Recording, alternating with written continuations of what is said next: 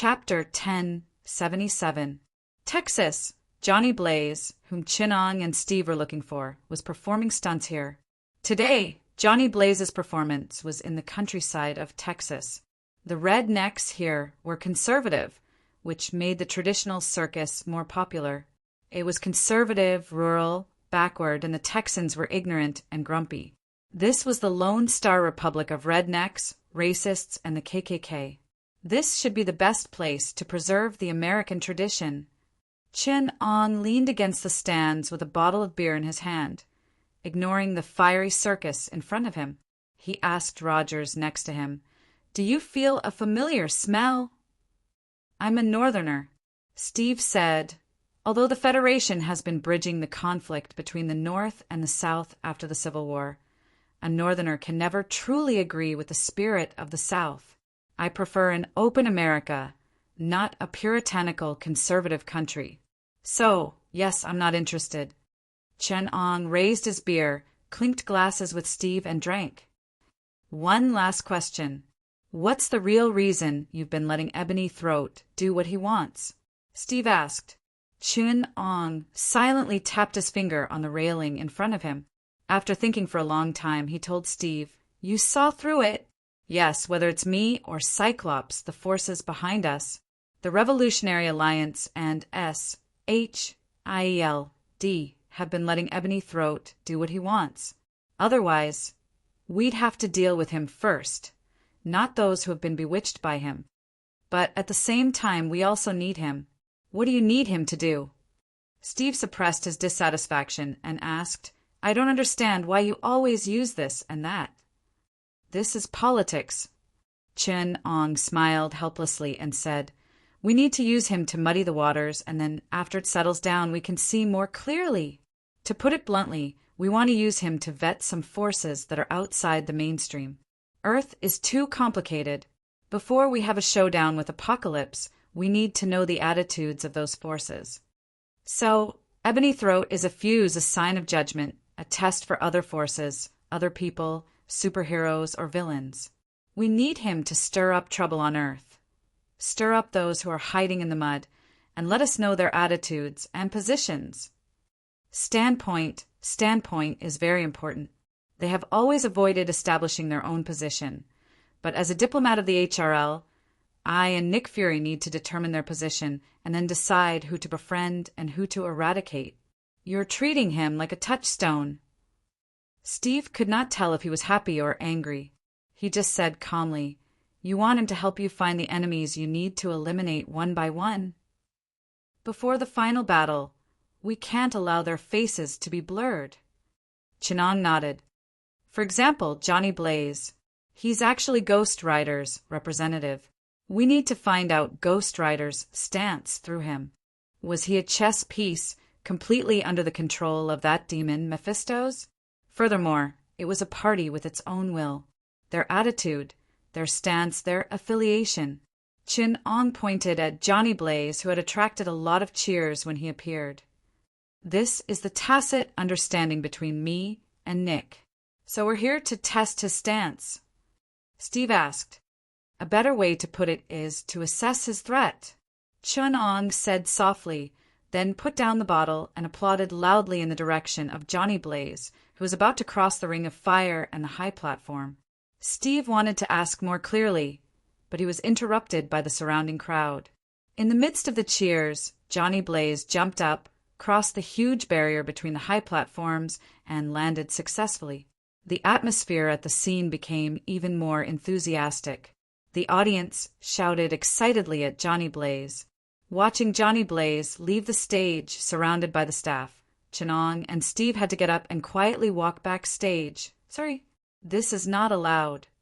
Before the staff could finish, he was forced back by two special IDs with eagle emblems.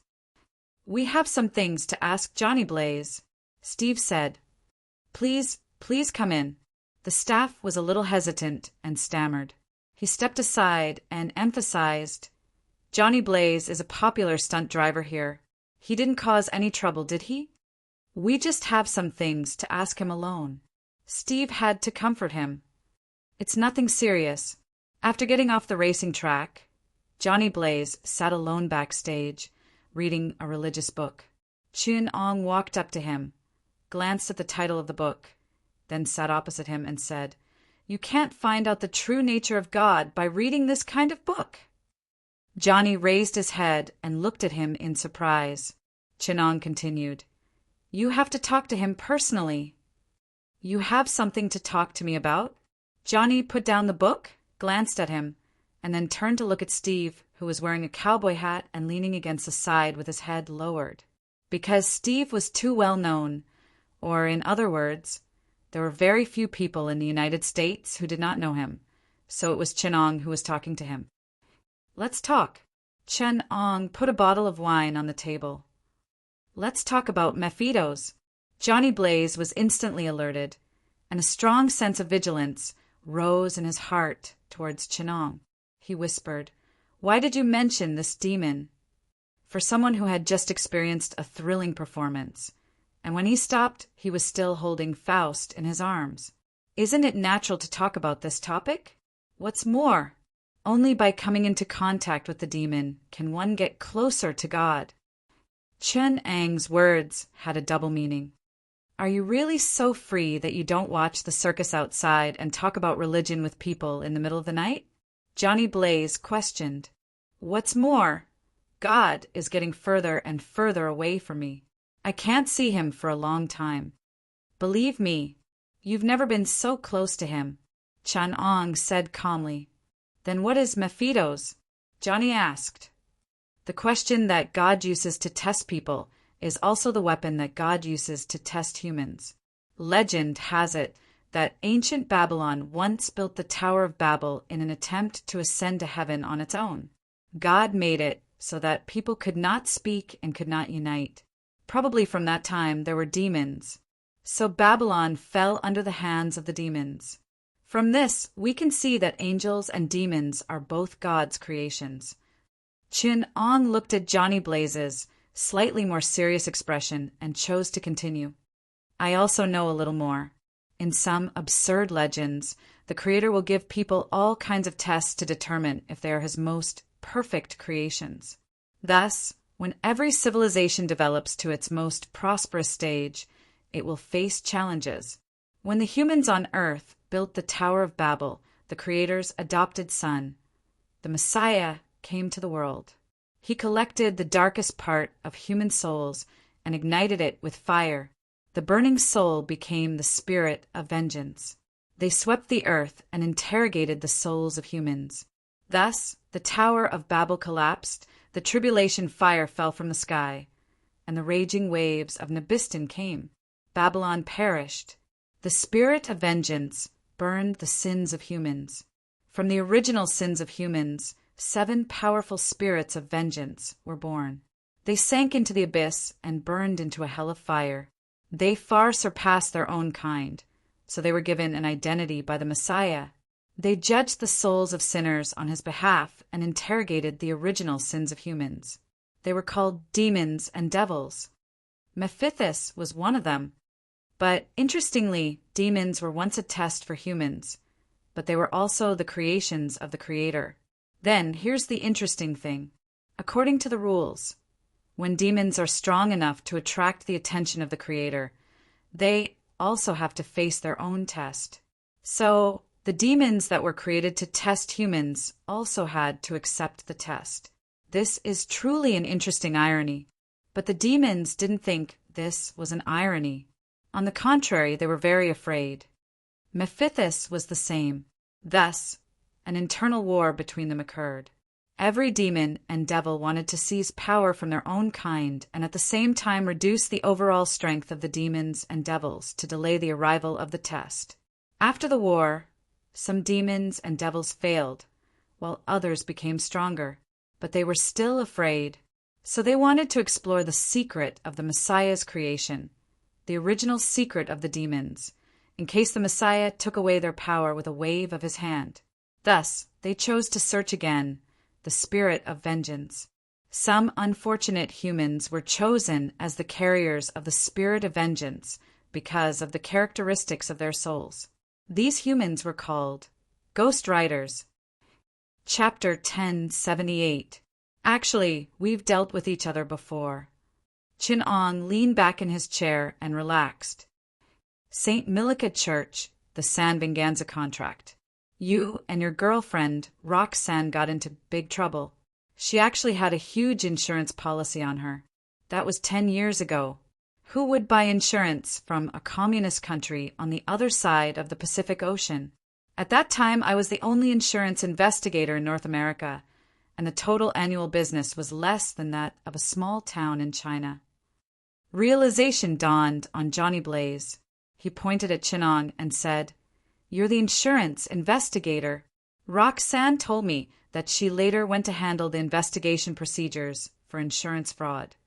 After all, the insurance regulatory agency in America doesn't accept compensation for being kidnapped by a demon. Chin Ong spread his hands. "She's been insured by your company," Johnny Blaze said, "but I don't remember meeting her." After all, our company recognizes compensation for mysterious and supernatural injuries. Many customers become our company's regular customers after coming into contact with that. No one wants to die without knowing why. When I arrived to investigate, you'd already gone to save her.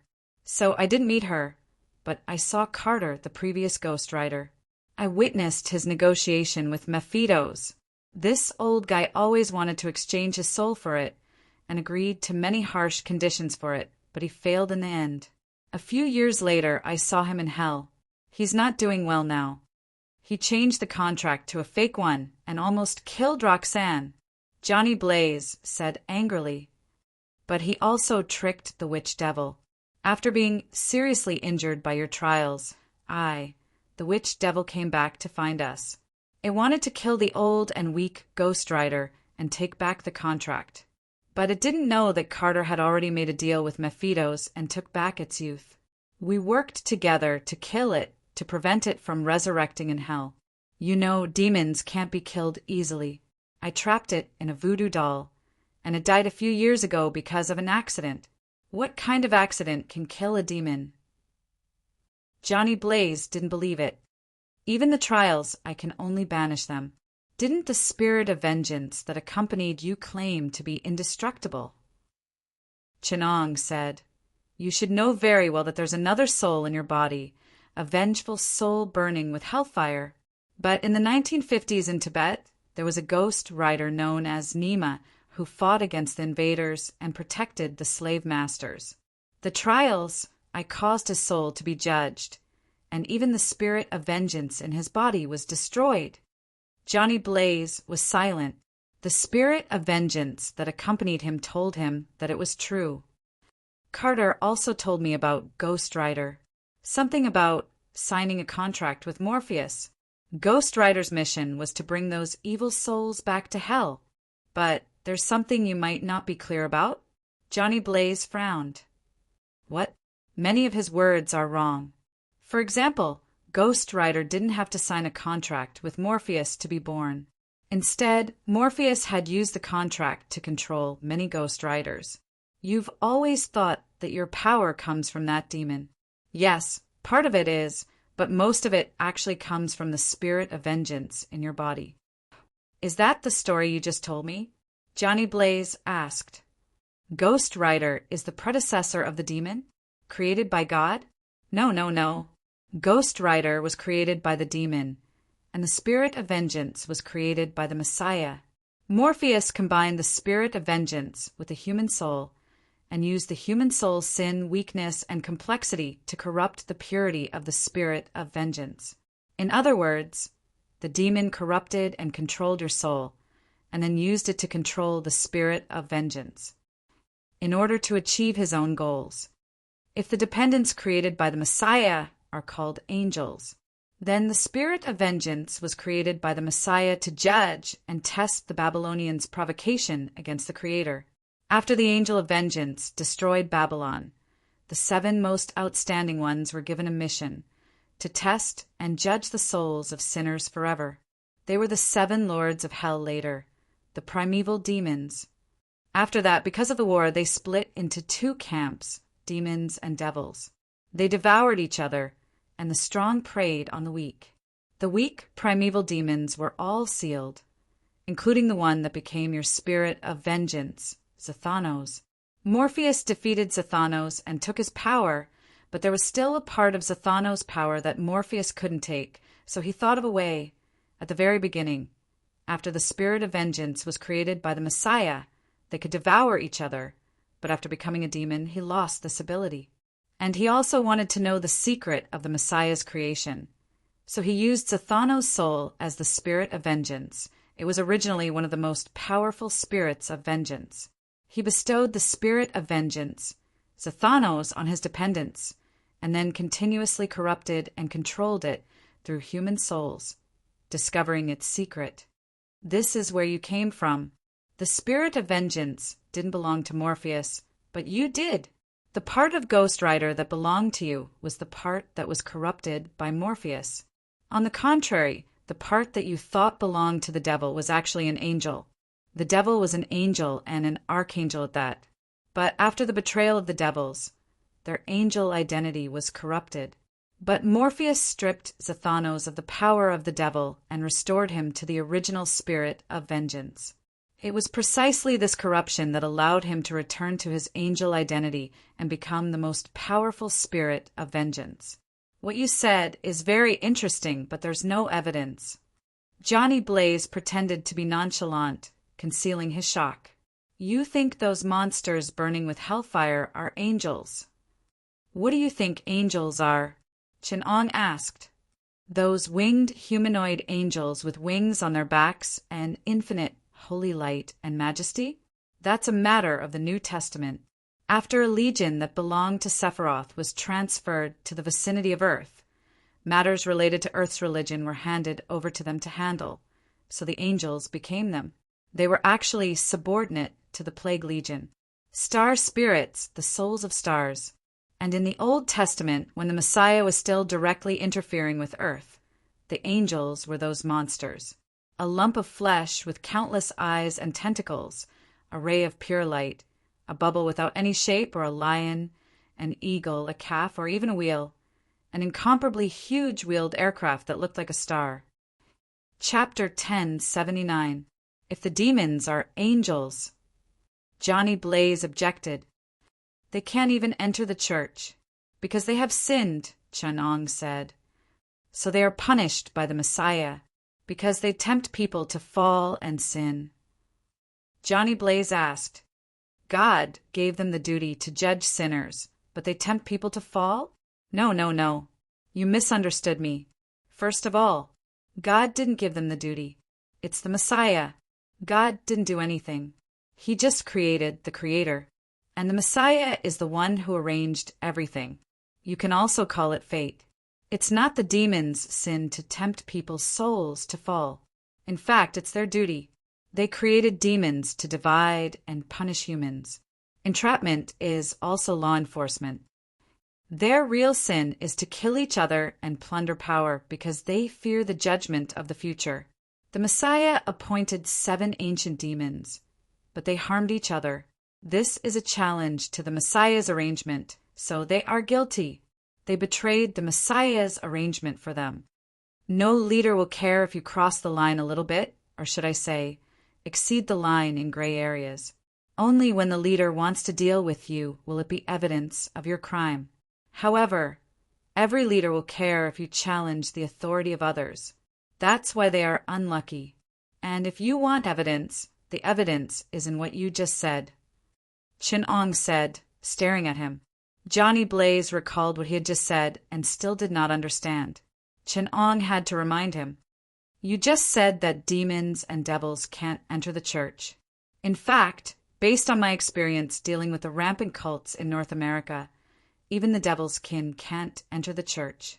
Only their worshippers, demon believers who have not been assimilated by their power, can enter. But you can come and go freely in the church.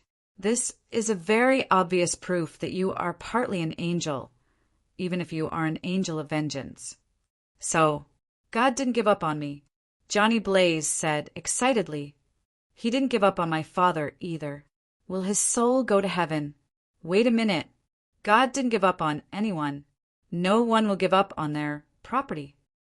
I guarantee that you will belong to him from head to toe, from soul to body. But he just doesn't care. You're just small amounts of money. He's not a saver either. He didn't store your souls in heaven. God is a financial manager who likes to invest and to constantly operate his assets. Therefore, your souls will generally continue to be invested into the operation. Continuous investment, savings, and whatnot, there is no such thing. This is not in line with the principles of financial management.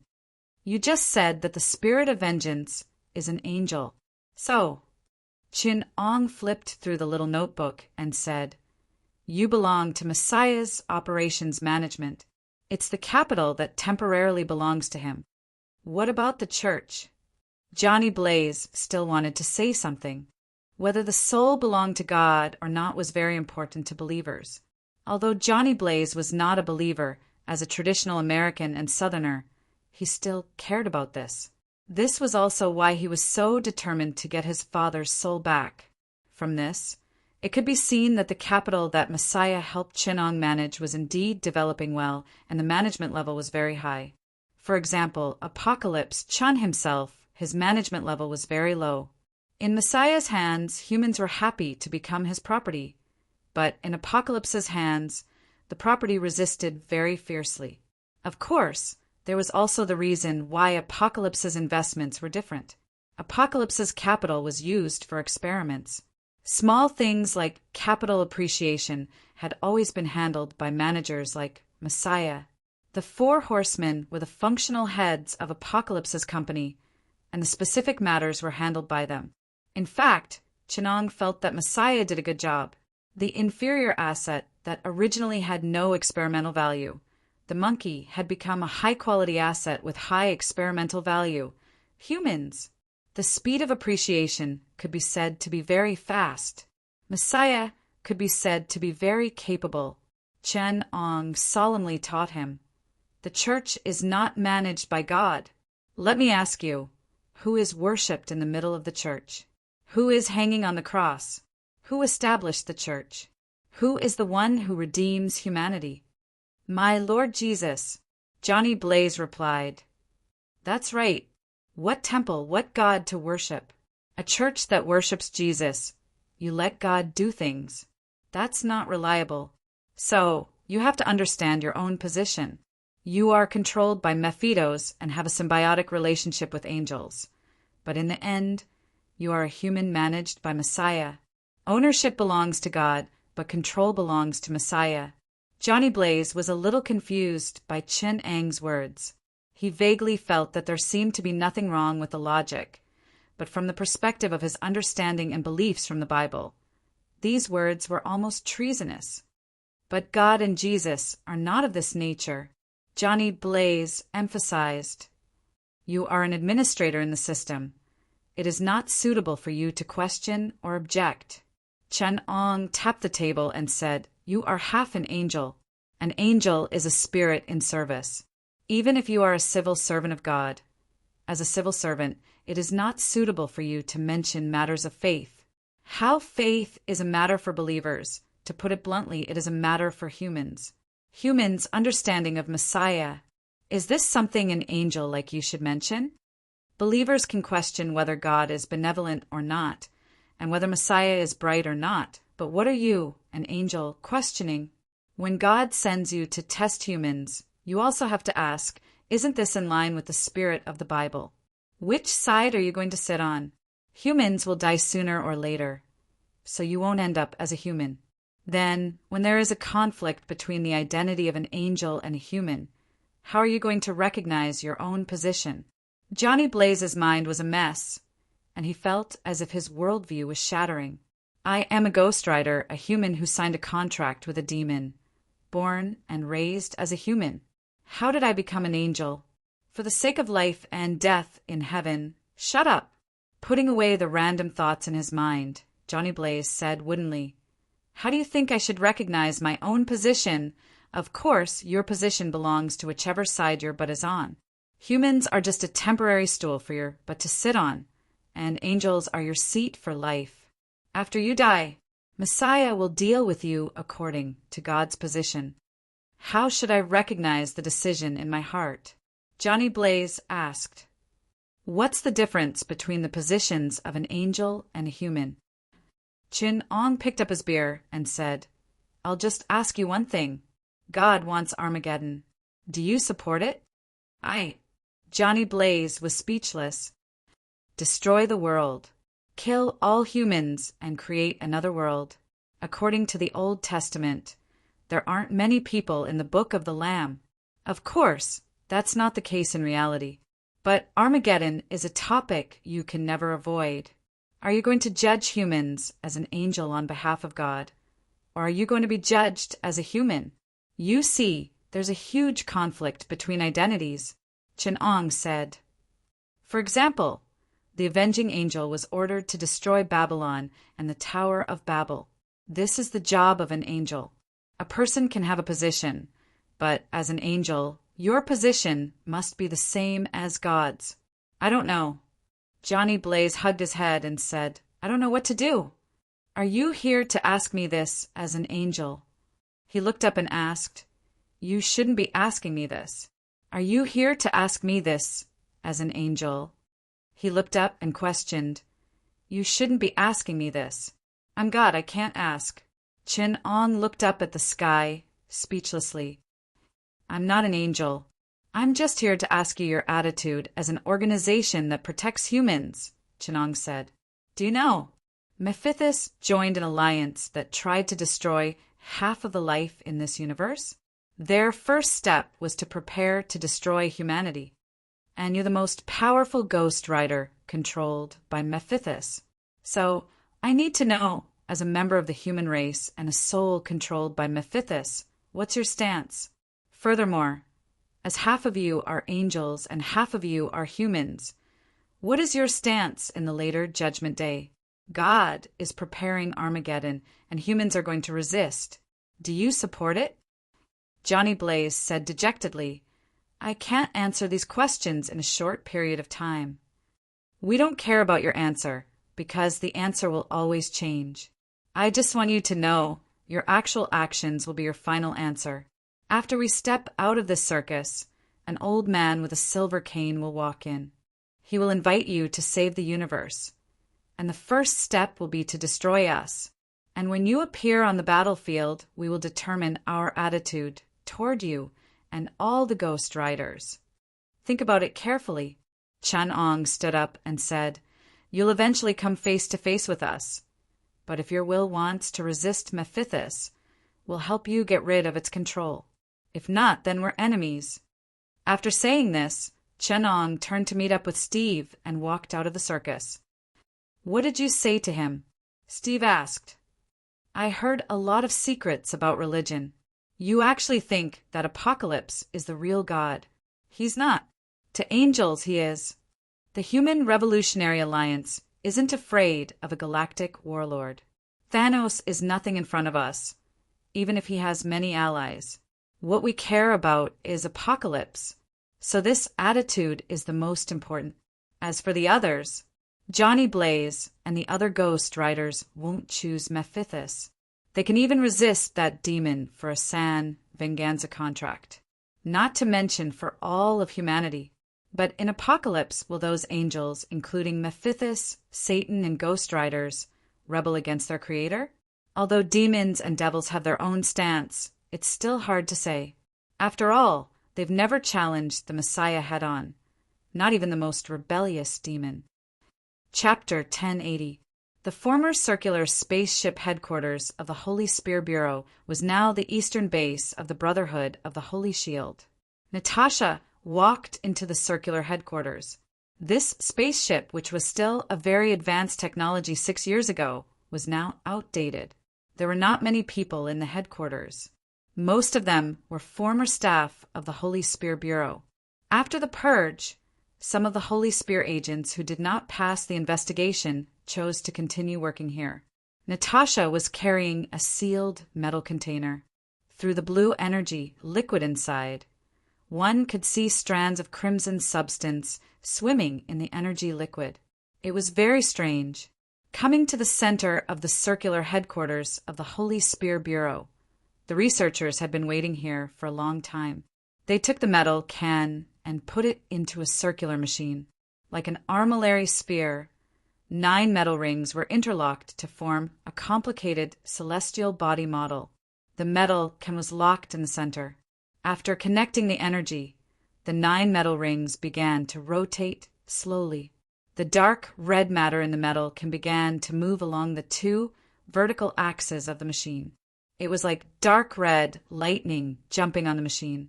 The researcher in charge of the experiment introduced to Natasha in a low voice.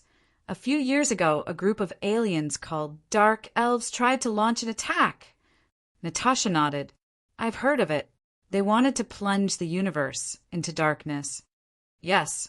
Later, our research found that they are a kind of modified dark matter creature. They only interact with a very small amount of matter in the world that humans perceive. Like shadows, they exist in a different world from us. However, the energy in the material dimension they live in has weakened. An entire dark world has begun to cool down. We measured the temperature of that dark dimension, and it has reached minus 150 degrees Celsius. That dimension can no longer provide the energy that life needs to survive. Natasha finally understood. No wonder they chose to invade our world. No. At that time, they were unable to invade our world. On the contrary, we helped them, because they were also a test subject of the apocalypse. They were dark matter creatures created by the apocalypse. The cold disaster of their universe was actually a disaster of the apocalypse. Out of sympathy, the 9 worlds at that time, including the ancient humans on Earth, worked together to use the reality gem to create a weapon that could interfere with the darkness of matter, ether. It transformed the dark elves and transformed the dark matter that made up their bodies into light, giving them the ability to interfere with our material dimension, forming the dark elves, the mystical form of semi-dark matter life forms. Although we suspect that this might be another one of the heavens' apocalypse's experiments, its positive significance is still great. It is a symbol of the 9 nations' united efforts to resist the heavens' apocalypse. It was the most glorious era of the 9 great nations. Although this era passed in the blink of an eye, it was destroyed in an apocalypse. But it's still meaningful. After the Republic came to this universe, they found us survivors and restarted our civilization. At that time, the remnants of the Dark Elves tried to use ether to darken the photons of our universe, plundering energy from our physical dimension to restore their homeland, the dark dimension, but they were destroyed by the Republic. At the same time in that war, we also seized that weapon, the ether particles. The Republic has always had rather advanced research on dark energy and dark matter. The ether particle is no secret to us, but the reality gem is a very valuable research material. This is because it can interfere with all matter. It can interact with any dark matter. Through this mystical material, the Republic finally began to delve into the dark matter of our universe, the dark dimension. This is the reality gem. Natasha looked at the mysterious crimson material she had brought. No, the researcher explained. The ether particles have no meaning to us. It might be a powerful weapon created by the 9 worlds to deal with the apocalypse. There are also similar weapons like the ice box, the eternal flame, the eye of Agamotto, the tesseract. To those civilizations, they are of course important. They were their strongest weapons at their peak. But to the Republic, they are all outdated. A cannon might be a divine weapon in a primitive society, but in the interstellar era, it can only be placed in a museum. The ether particles are now stored in the history museums of the 9 worlds. After the reality gem thoroughly researched its unique properties and found the essential connection between all matter and energy, perfecting advanced energy and matter physics, its value in research is limited to this. You mean the Republic has created a more advanced weapon? Natasha exclaimed. It's not a weapon, the researcher said proudly. It's a new field of physics, the dark energy of energetics and the dark dimension of space physics. This field is the study of chaos, which studies the fundamental relationship between all matter and energy. The application of a new subject to military technology is unimaginable. It is not a powerful weapon, nor is it a new type of weapon, but a whole new technological tree. The researcher turned to the armillary machine, and the crimson material spread out like a nebula, bound within the ring, and red and black lightning raged within it. That crimson material is a new element synthesized by the Republic. It is a catalyst and medium for changing the nature of matter and energy, darkening or photolifying them. It is called ether. Now, the Republic's new dimensional warships are equipped with a physical weapon that can change the nature of matter and energy, the ether spectrum, and a mathematical weapon that can interfere with the cosmological constant, the information modulation port. Of course, because the Holy Shield's authority level in the APC is too low, it cannot use the Republic's military weapons. But our researchers have modified a civilian version overnight. It is the armillary sphere in front of you. This name is used to commemorate the founder of the Divine Spear Bureau, Zhang Heng. The armillary sphere can use the ether material to change the nature of matter and energy within a certain range, and it is a weapon of laws. Because of the rush, the power of this armillary sphere can only cover the Earth and Moon system. Natasha smiled sweetly. I think this range is enough. I hope it can help you. The researcher pushed the glasses on the bridge of his nose and said with a smile. After returning to the floating pyramid base of the Holy Shield Brotherhood, Natasha found a dispirited Thor. He was holding the broken remains of Maione Moore, looking a little lost. When Natasha found him, she leaned over to Thor and said helplessly, "Thor, that's just a hammer." It's not just a weapon, it's also the symbol of Thor. I still remember the moment I picked it up in front of the people of Asgard, in front of my father. All of Asgard cheered. It recognized my power, and only Thor could pick it up. After I was blinded by pride, it rejected me. It witnessed my growth. Natasha frowned. Thor could not go on a mission with her in this state. She squatted down and said to Thor, "You keep calling him Maione Moore. What does this name mean?" Thor's hammer. Thor raised his head, a trace of pride still on his face. "So," Natasha asked, "because you picked up Thor's hammer, you became Thor?" "Yes," Thor said with a nostalgic look. "When I picked it up, my father, the king of gods, Odin, gave me the name of Thor. Then this hammer should be called. The one who picks up this hammer is the fated Thor of Asgard. I think the bards and dramatists of Asgard will give it a famous name, such as the Hammer of Blood and Thunder." Natasha shook her head. "Thor, this hammer became Maione Moore because of you. Because you are Thor, it is Thor's hammer. You are Thor, not hammer. If the one who picks up this hammer is Thor, then the real Thor should be this hammer. If you think so, it's an insult to you and even to your father and to Odin's theocracy. You are Odinson, you are Thor, and the hammer you pick up is Thor's hammer."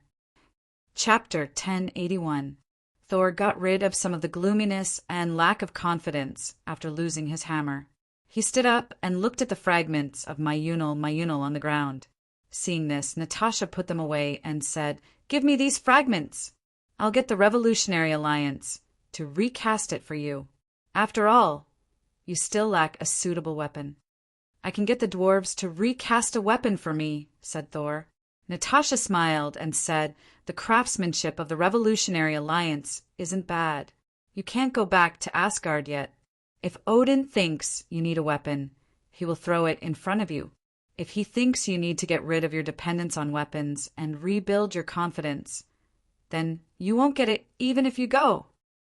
Thor thought about it and realized that it was true. He knew how disappointed his father would be if he lost Maione Moore. Thinking of this, he didn't dare to go back to see Odin. In an underground bar in Los Angeles, psychedelic lights flickered and intense, rhythmic, electronic music surged. In this underground bar located in a hidden corner of the night market in Chinatown, there were drugs, liquor, and an extravagant atmosphere. There were urban men and women in revealing clothes, as well as an underground rock band with extraordinary skills. Underground bars used to be everywhere in the United States, but after the cataclysm in New York, government regulation became stricter. Young men and women who grew up in this decadent era had nowhere to vent their inner confusion. Underground bars that were more hidden, more secure, and more powerful became places for them to express their unbridled youth. The men and women on the dance floor screamed one after another. Several tattooed men in black clothes who were watching the crowd from a hidden corner were watching everyone vigilantly. The women on the dance floor were dancing wildly on drugs. The men and women who were in close contact with each other, and sometimes these people would even greedily glare at the naked bodies with beautiful figures, but they would at most take a few glances before moving their eyes away vigilantly and looking at other places. Such quality was comparable to the elite agents of SHIELD. A black man wearing a windbreaker and sunglasses attracted their attention. Whether it was his behavior or attire, his temperament was different from the chaotic atmosphere here. Several men in black bowed their heads and said a few words into their headphones. Immediately, someone pushed aside the revelers who were blocking the way and came to the black man. They put their hands on the man's chest and whispered, "Come with us." It was difficult to understand the voice in the loud music, but they didn't seem to care whether the man heard it or not. They grabbed him and brought him out. They shuttled through the narrow and hidden passageways and came to an office. They brought him in. But, surprisingly, other than the boss who was sitting on the chair without saying anything, there were two other people in the office. One of them was wearing a suit, had long blonde hair, and looked like the male lead of the old movie Breaking Point. He was sitting on the desk in front of the boss, facing the boss. The other man was a red-haired woman with a hot and alluring figure, standing elegantly with her back to them. The four men in black who were escorting the black man into the room immediately went on alert. They reached into their chests to grab the guns in their holsters, but the red-haired woman simply smiled at them. Her body bounced up like a flexible rubber rod, and her hair left a trail of red afterimages in the air. A pair of astonishingly tactile thighs clamped around the neck of one of the men in black, and her other hand pressed against the head of another man in black. The men in black erupted with astonishing strength and speed, but it was useless in front of Natasha. Natasha broke the neck of one of the men, then used her bare hands to break the necks of the other two. Finally, with a flick of her leg, a long and slender leg, stabbed into the heart of the last man in black. The black man who was brought in was sure that this kick to the heart had definitely shattered the poor fellow's heart into at least 6 pieces. Natasha straightened her back and stood up. The 4 men in black who had fallen to the ground were surprisingly still showing signs of life and were even recovering. The 3 whose necks had been broken even showed signs of recovery when they turned their heads. Natasha took out a makeup box. She opened the makeup box, and the small makeup mirror inside emitted a bluish-purple, high-power searchlight beam. The 4 men in black on the ground trembled violently in the light, their skin covered in dense blisters. They opened their mouths wide and wailed silently. Natasha calmly looked at her watch to calculate the time. 50 seconds later, these people turned into a pool of ashes. Another 10 seconds later, the boss, who had been pressed into a chair by Thor and had all his bones broken, also trembled and turned into flying ash. Natasha closed the makeup box and looked at her watch. 1 minute. He's already an expert among vampires, but he can only last 1 minute under extreme ultraviolet light. Thor said, "Just don't get skin cancer from the sun." Natasha smiled. "This is weapon-grade ultraviolet light, a weapon specially designed for them. The penetrative effect is very strong, and even if it shines on the human body for a long time, it's only equivalent to weak sunlight. The biggest side effect is probably tanning. In fact, it's specially modulated according to the spectrum. For humans, it's harmless and even beneficial for sunbathing. But for these dirty beasts, it's a deadly weapon. The black man found a chair and sat down. It seems you came here specially to find me, and to do some experiments. Natasha said, Daywalker, Blade, a warrior who's hard to say whether he's human or vampire. When he was a fetus, he was infected by a vampire and mutated. You don't think of yourself as a vampire, but you don't seem to identify with humans either. Compared to those vampires, some humans aren't much better. Blade said, I don't hunt vampires to protect humans. At first, it was just for revenge, but later it became a mission. I make money and live because I don't know anything else except hunting vampires. So, I'm just a bounty hunter, not a hero. We're here to ask you for a favor. Natasha said frankly. Blade lowered his head and took a cigarette. I'm not a mercenary. I'm a bounty hunter. You pay the bounty, and if I bring its head, you pay. If I don't bring it, it means I'm not doing this business. There's no promise, only money and goods. We're not here to ask you to kill vampires. Natasha said, We're here to ask you to do an assessment. Blade was slightly stunned. He said, Assessment? No one has ever asked me to do that. I've already said, I only know how to hunt those monsters. You're the human who has had the most contact with the vampires. You understand them, hunt them, investigate them. You're the first to notice their every move and every conspiracy. Have there been any unusual movements from the vampires recently? Natasha projected a bank account, one that Blade was very familiar with. $10,000 for one question. Blade smiled. Frankly, I like the cleanliness of your S. H-I-E-L-D. By the way, didn't you defect to the Soviet Union? And this alien prince. Even the Avengers are doing this kind of work. Thor tilted his head and observed quietly, not responding to Blade's words. As an Asgardian prince who considered himself a god, he looked down on these vampires, or rather, the pride of the Asgardians made him disdain to answer Blade's words. Blade took a puff of his cigarette and slowly exhaled. They've been doing something big recently. A few families are getting restless. I found out that they've mobilized a lot of weapons and are wantonly developing their descendants. It's been a long time since they've developed their descendants on such a large scale. I'm here to investigate today. I don't need $10,000 for one question. Give me $1.5 million, and I'll tell you everything. Natasha's eyes moved as she looked at the projected account. Instantly, the number changed. Blade had no doubt and smiled. $2 million, that's generous. They're going to make a big news. Many new vampires have been transferred to Africa. Their funds, including the upper echelons they control, are putting pressure on S-H-I-E-L-D to support a new country called Wakanda. Those old guys think that after the New York incident, the pressure from humans is increasing, and the living space of the vampires is being squeezed. The law enforcement agencies are becoming less afraid of hunting down the lower echelons who don't follow the rules. They want to show off their strength and restore the balance. In short, it's to intimidate the upper echelons of the human race and give them enough living space, including blood farms and human trafficking, right? Natasha asked. They've become foragers. Blade said. Now, let's get down to business, Natasha replied. This question is worth $5 million, and we hope that you can give us a truthful and detailed answer from your point of view. First, we need you to provide a racial assessment of the vampires. Do they have humanity? What is their level of civilization? Their relationship with humans?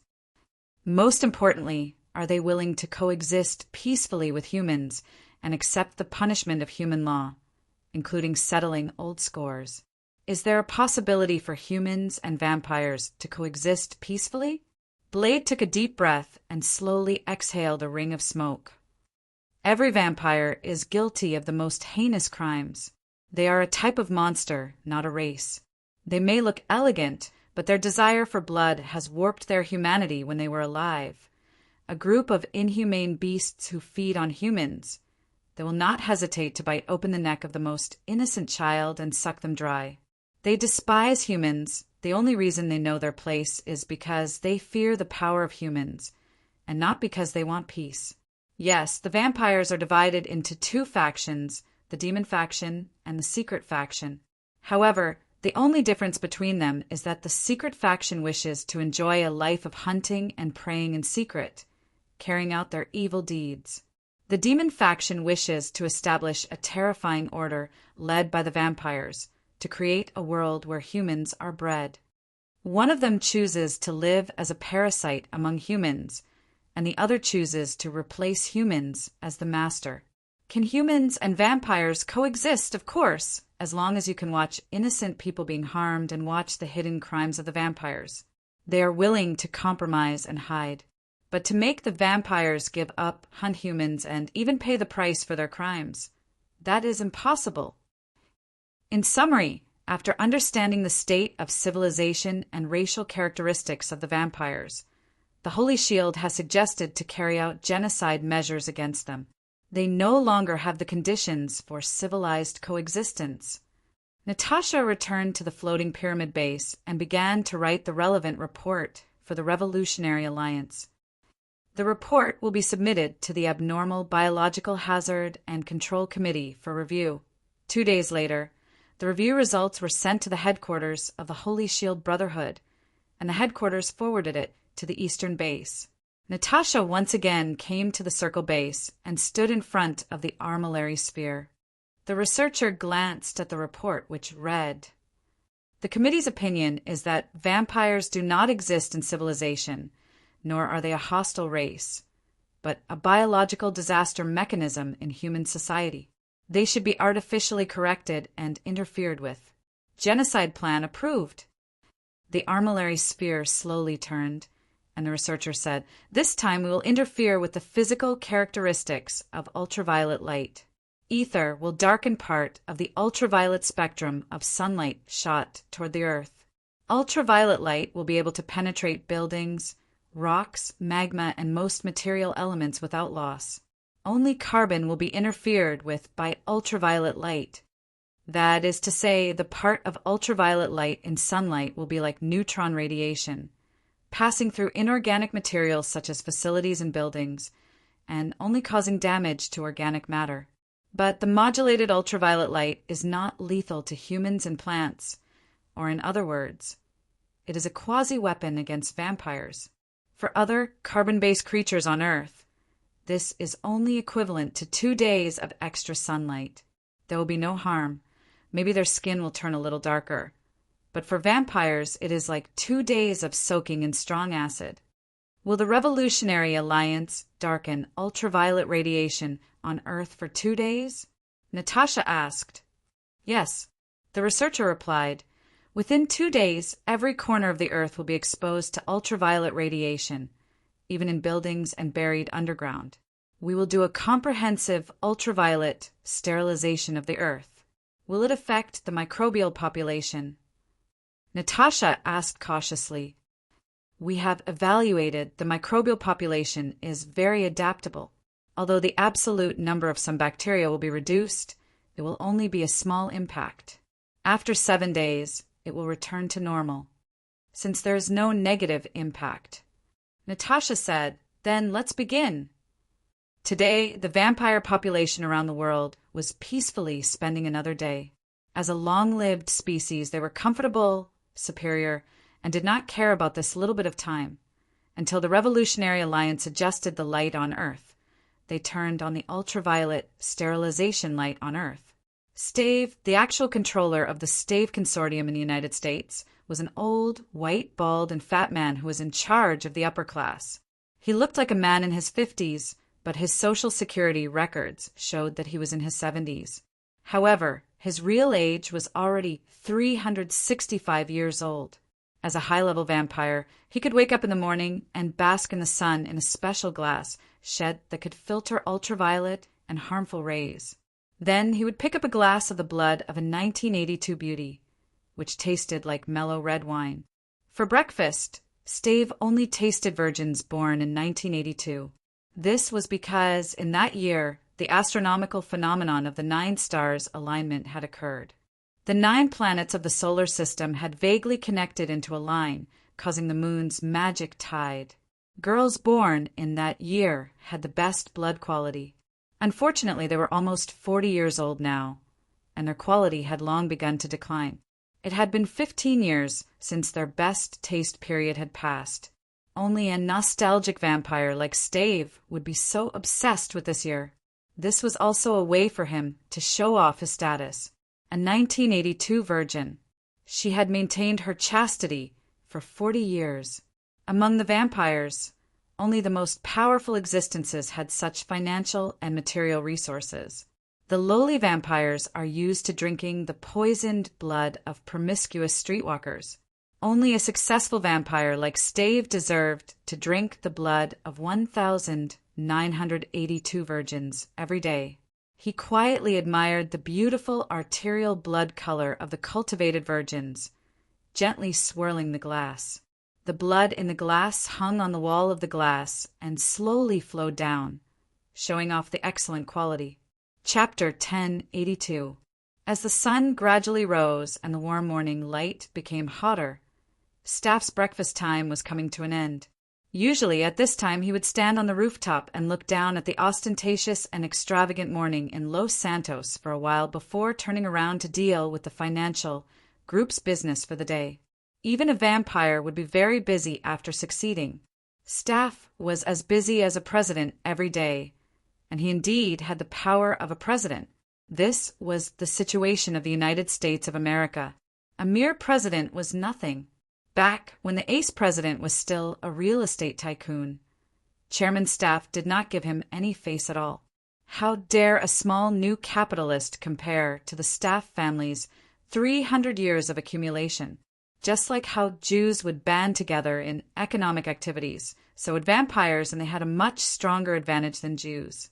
Before World War II, Jews were exploited by governments and capitalists, but vampires had already infiltrated the upper class of humans 5,000 years ago.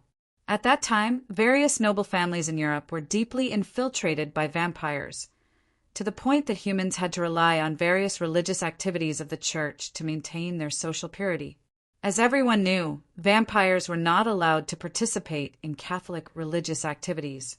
This could be traced back to the Egyptian pharaoh who was bewitched by a certain high priest and cursed by the Messiah, as well as a certain angel of the plague legion who fell under the tricks of humans and was dismembered by the angels. There were also vampires created by the ancient evil gods, and the unique mutation of the primitive virus of the Ebola tribe. In a sense, they were all targets of the Messiah. The evil gods were the enemies of the Messiah. They were created by the Creator and were the complete opposite of the Messiah. The angel of plague was a traitor of the Messiah and was ordered to be dismembered. The hatred between a certain Egyptian high priest and the apocalypse was as deep as the sea, and he swore to resist the fate imposed on him by the apocalypse. Although the primitive virus of the Ebola tribe was a part of the plague knights, when the angel of the plague legion betrayed them, he stole some of the power of the primitive virus and induced the vampire virus. The 4 origins of vampires in this world, the evil gods, the Egyptian curse, the angel virus, and the decaying parasites, were all hated by the Messiah. Therefore, it might not be groundless to say that vampires were hated by God. After all, God had once modified many types of vampires, and Adam had personally created the radiation blood clan, which used radiation as a source of power. But the fact that Christ the Son of God detested vampires was not entirely baseless gossip. After Rome, the Western world became a Catholic Christian civilization. Perhaps it had something to do with the threat of vampires. In the Roman Republic era, many chief citizens were related to vampires. In the Roman Empire era, many Roman emperors chose the embrace for the sake of immortality. At the very least, Nero had a close relationship with vampires.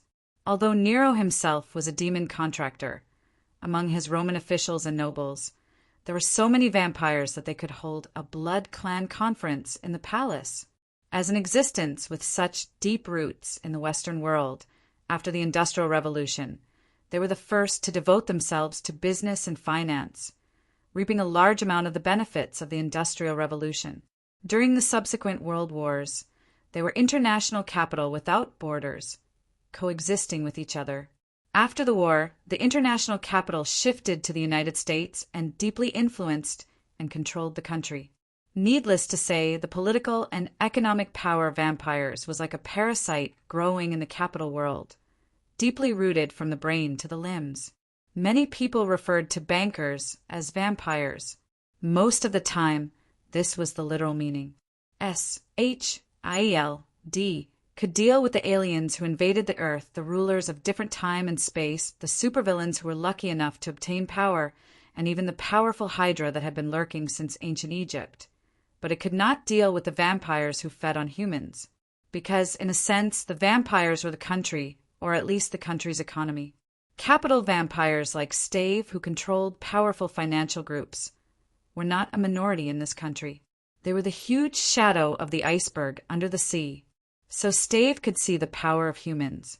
He saw how the Avengers fought against the Thanos, who were thousands of times more powerful than their race, but he was not worried that they would attack him.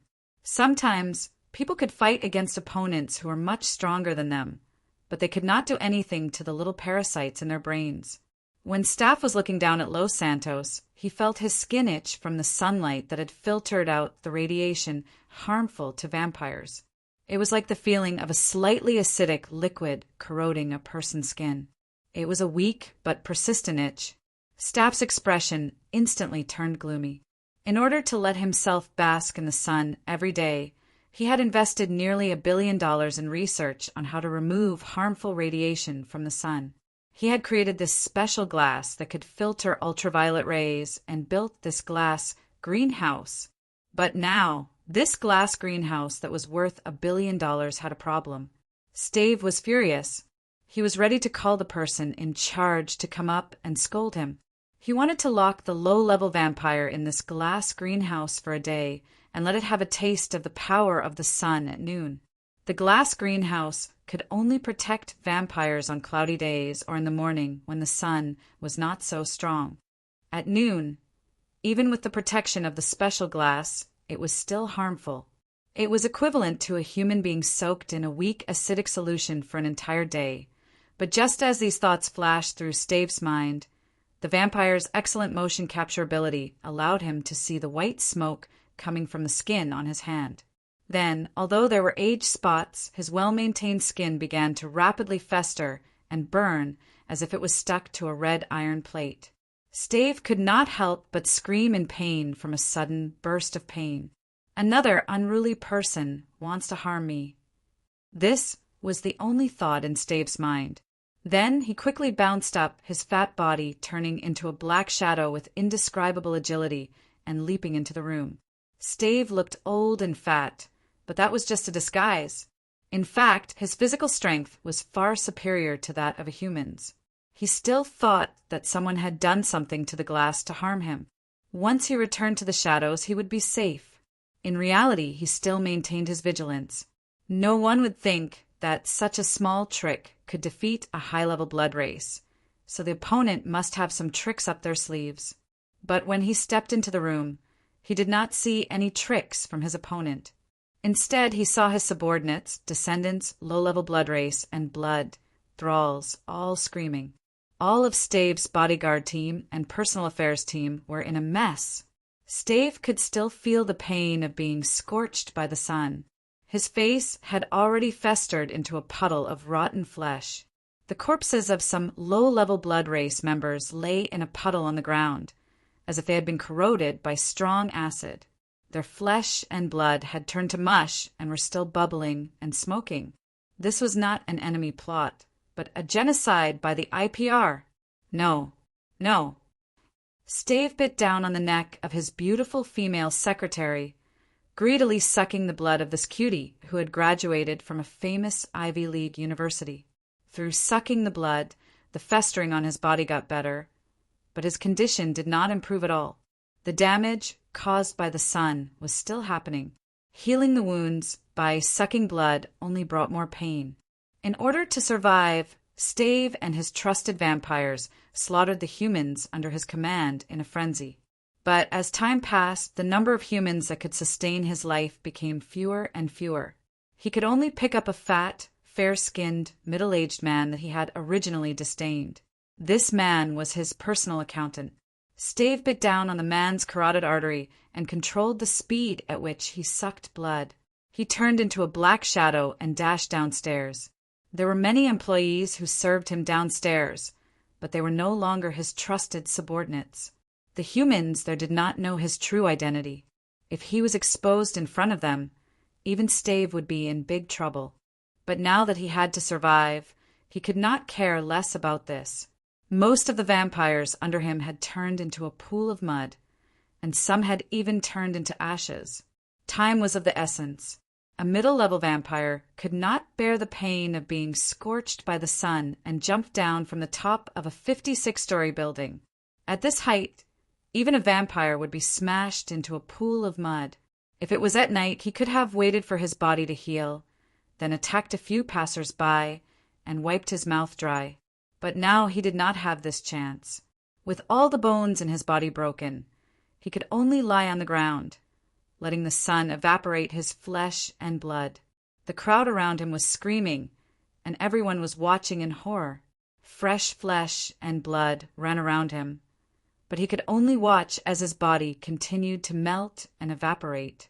Finally, amidst the horror of the passers-by, he melted and evaporated, leaving only black ashes where he stood. Stave, who had jumped down to the staff office on the lower level, had already melted into a bloody pulp. His flesh and blood were mixed together, hanging on his skeleton like wet mud. When he jumped out, his appearance was second to none in terms of horror and disgust. The weak employees screamed and desperately tried to get away from him, but Stave could no longer move. He stretched out his hand and grabbed at the fresh bags of blood. It was only a few meters, but it was like a heavenly moat unreachable. His legs had already melted, and his whole body was paralyzed on the ground. He stubbornly reached out towards the person who gave off the smell of fresh blood that he desired. Finally, Stave's body emitted sparks, and he turned into ashes in front of everyone. The terrified employees took out their phones with trembling hands and recorded this short video.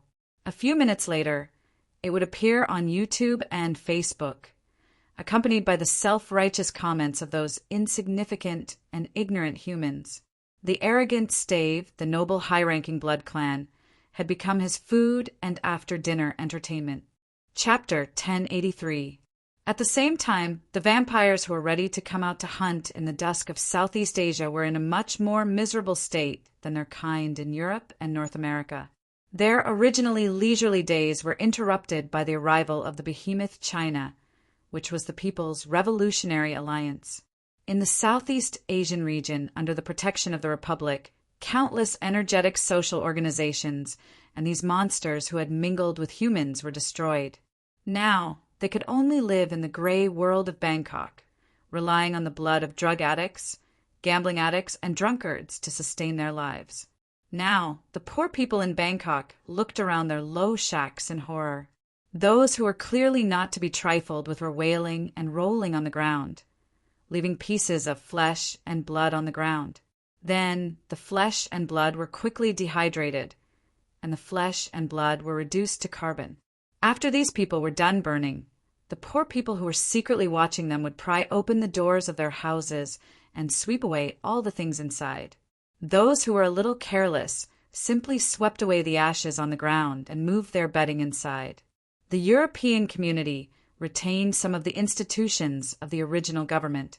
They borrowed from a structure known as the Political Consultative Conference in the Republic and put all these monsters in it.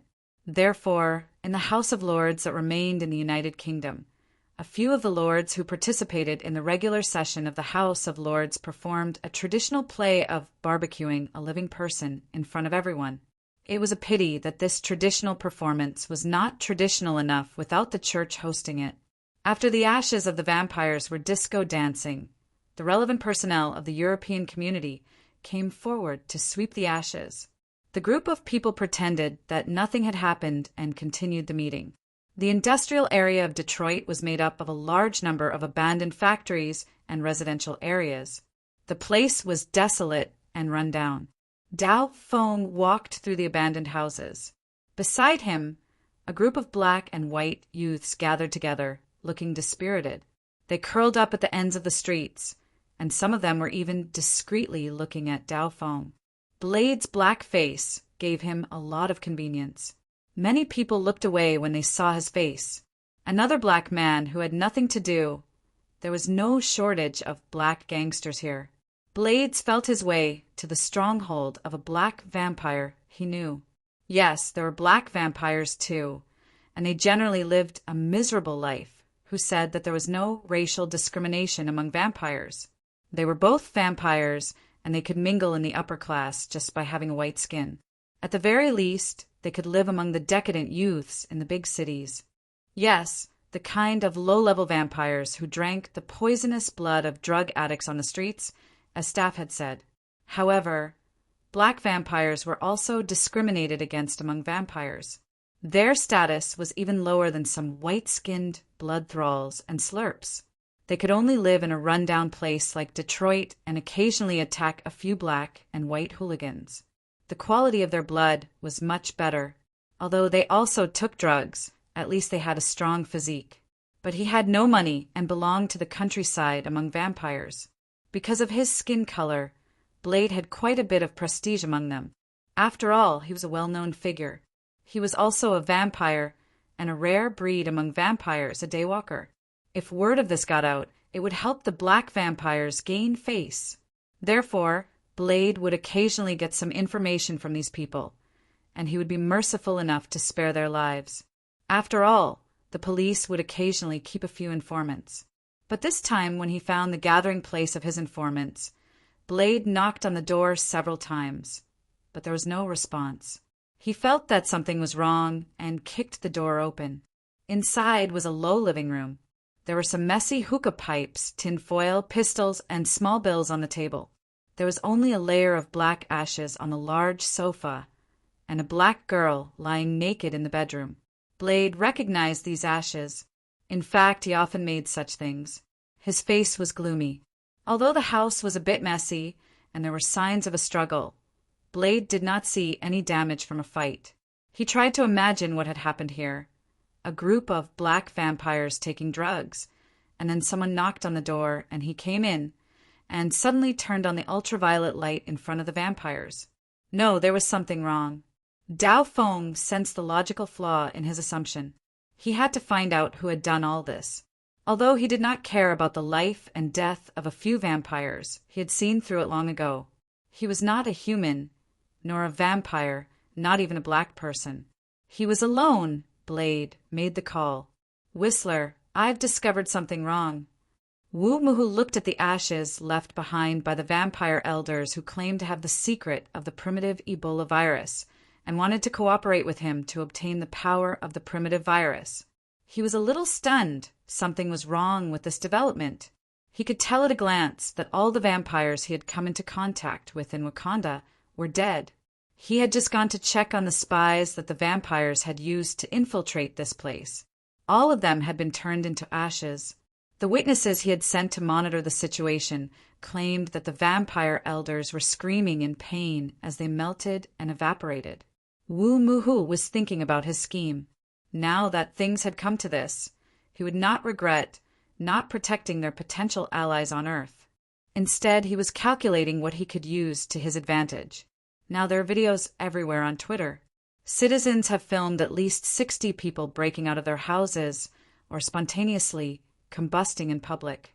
The president even saw an aide turn into ashes in the White House.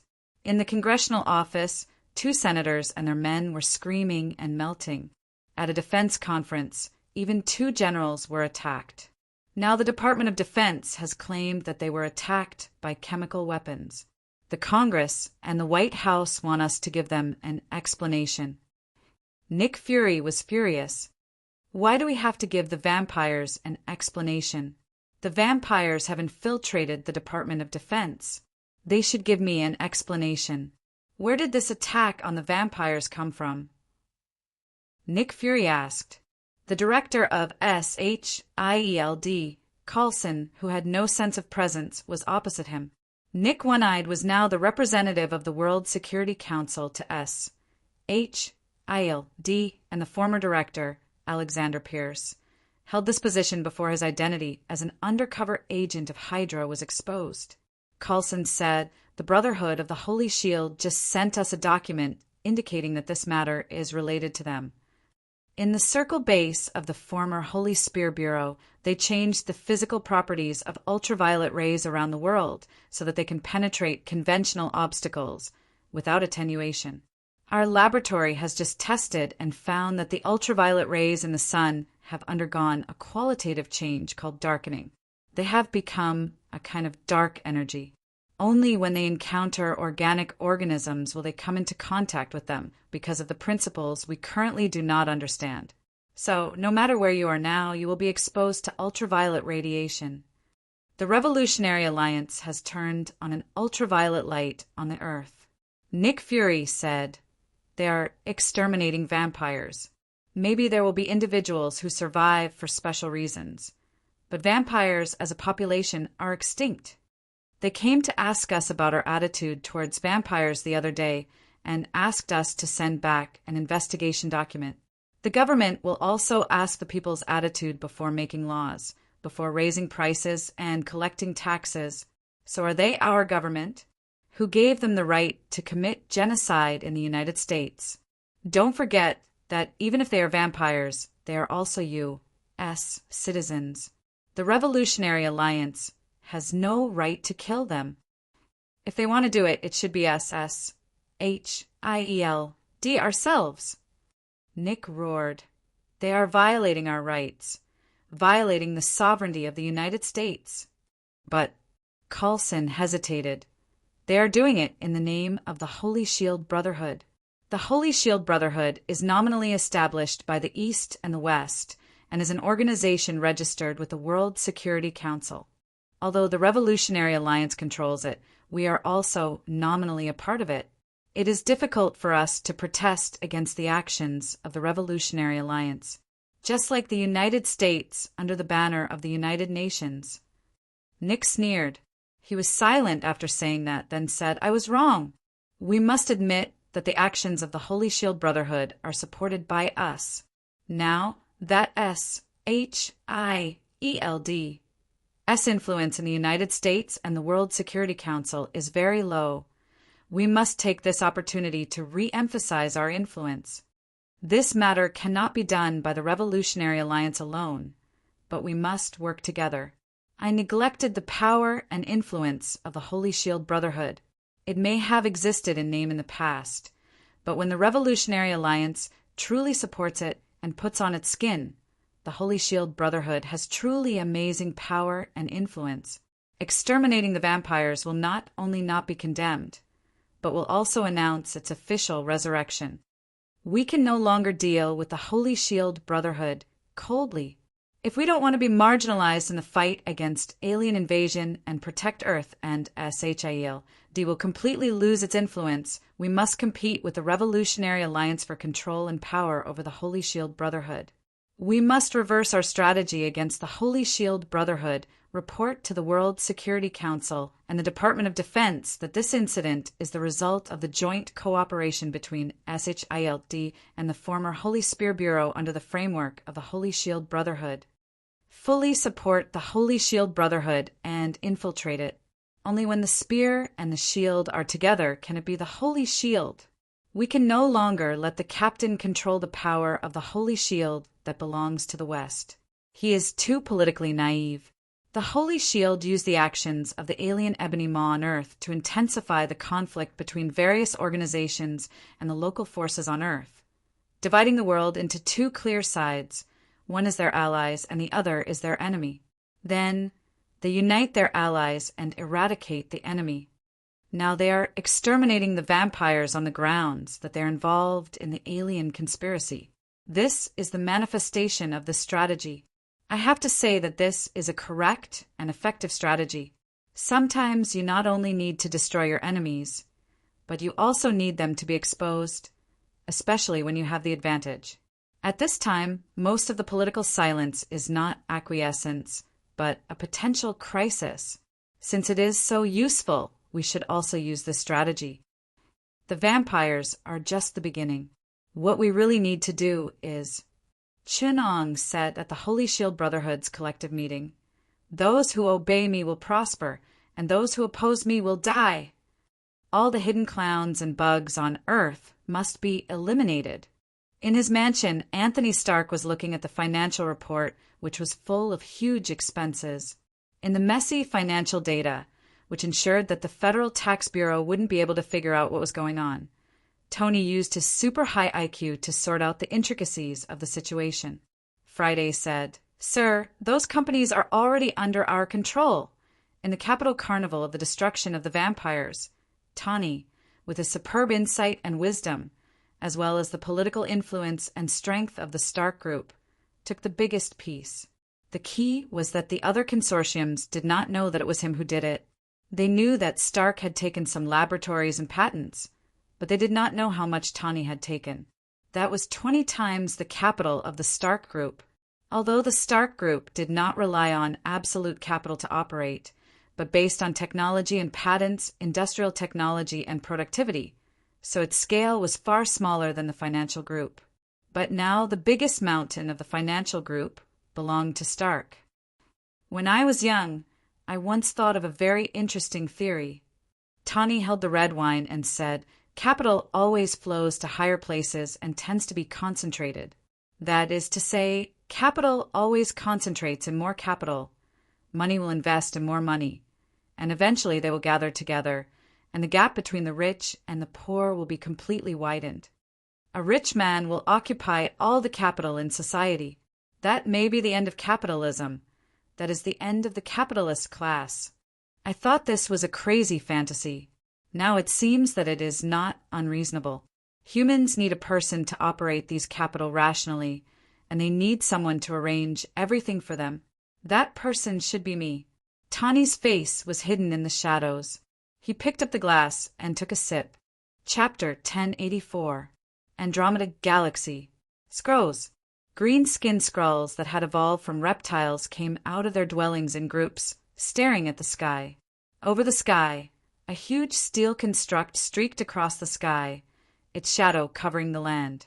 In the outer space of the Skrulls' homeworld, a Kirov-class interstellar cruiser with a 5-pointed star emblem hung on its bow slowly sailed past. Further away, the wreckage of countless Skrulls' starships floated in the dark, cold space. The entire Andromeda M31 galaxy had been reduced to a huge battlefield, with the wreckage of metal warships showing signs of being torn, twisted, and melted. In the vast vacuum of space, the battlefield was both small and vast, and compared to the M31 galaxy, the wreckage was as insignificant as a grain of sand in the vast ocean. But from a human's perspective, the wreckage was no smaller than the surrounding planets, orbiting a star as large as a planet. One could imagine that after millions of years, the microorganisms and bacteria that mimicked the ecosystem in the wreckage would flourish on the Skrulls' corpses. An intelligent life, they would evolve and would develop a new civilization in the wreckage's homeworld. The Skrull Emperor looked at the fleet in outer space with a complicated expression, his expression struggling for a moment before he ordered the activation of the palace's remaining defensive measures. After the Scap's fleet had torn through most of the defenses of the Skrull's homeworld, his palace's main defensive system as the Skrull Emperor no longer held any meaning. The green-skinned Skrull Emperor's skin squirmed as he turned into a bearman with a high nose and deep eyes. The Skrulls evolved from reptiles, and in the process of evolution, like the chameleons on Earth, the Skrulls had also developed advanced shape-shifting abilities. Each of them could be said to be a natural spy, and in the history of the Skrull civilization's rise, they would often imitate the appearance of aliens from other planets and infiltrate their civilization to steal technology or destroy it, gradually growing into one of the 3 great alien empires of the galaxy. The Skrulls had a unique imitation civilization, and their technological system was built upon a series of aggressive behaviors, such as imitation, invasion, and digestion. The The Skrull Emperor sent out a clear code communication signal, which was received by General Zhukov on the flagship of the Soviet fleet.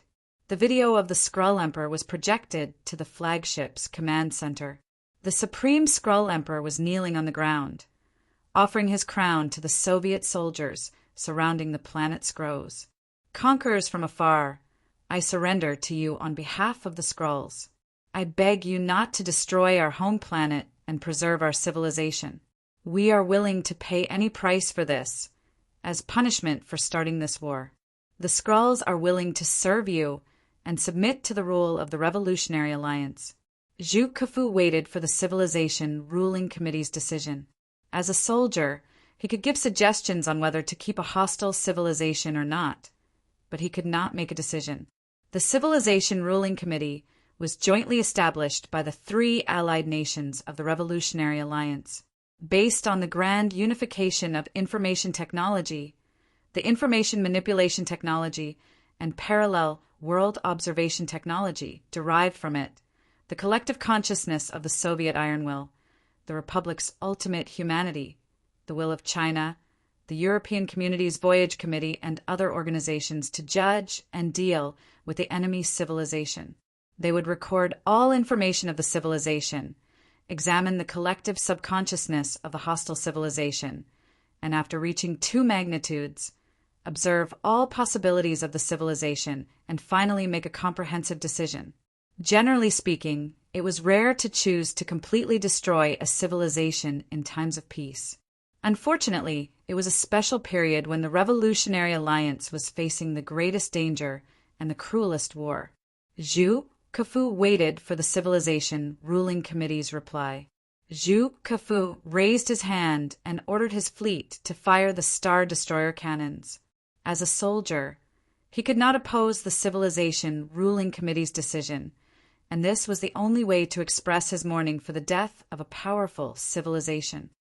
No, the Skrull Emperor wailed in despair as he saw the Soviet fleet readjusting their battle lines. I beg you, don't destroy us.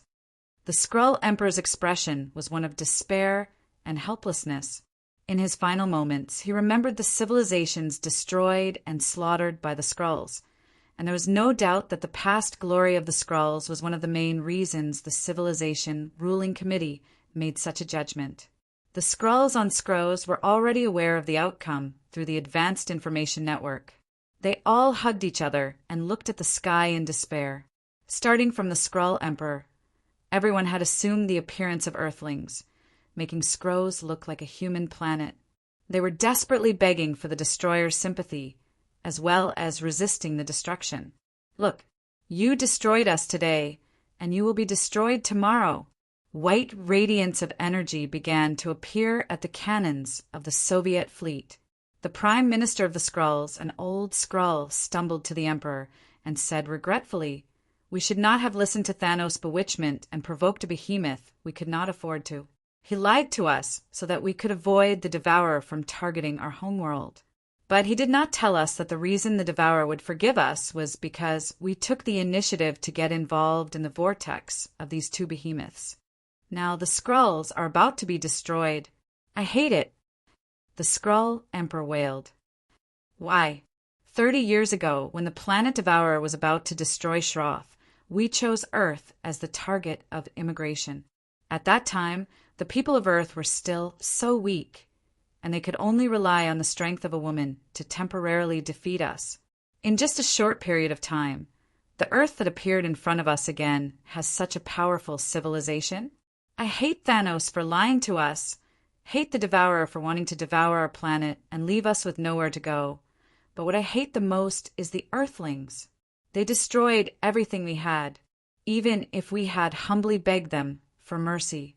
I had also mercilessly destroyed those planets that begged us for mercy, using their homeworlds to delay the Devourer. But even if we were once guilty, it should not end like this. Convey my last order. Prime Minister. The Skrull Emperor calmed down and stood in front of the cannons of the Soviet fleet and ordered, "Convey this to those who are still lurking on Earth. The Skrulls have been destroyed. For the Skrulls, take revenge on Earth." They are the last avengers of our civilization. We will drag you into hell with us." The Soviet fleet's cannons fired in unison, and in the white torrent of destruction, it was like a magnificent scene of a white hole exploding.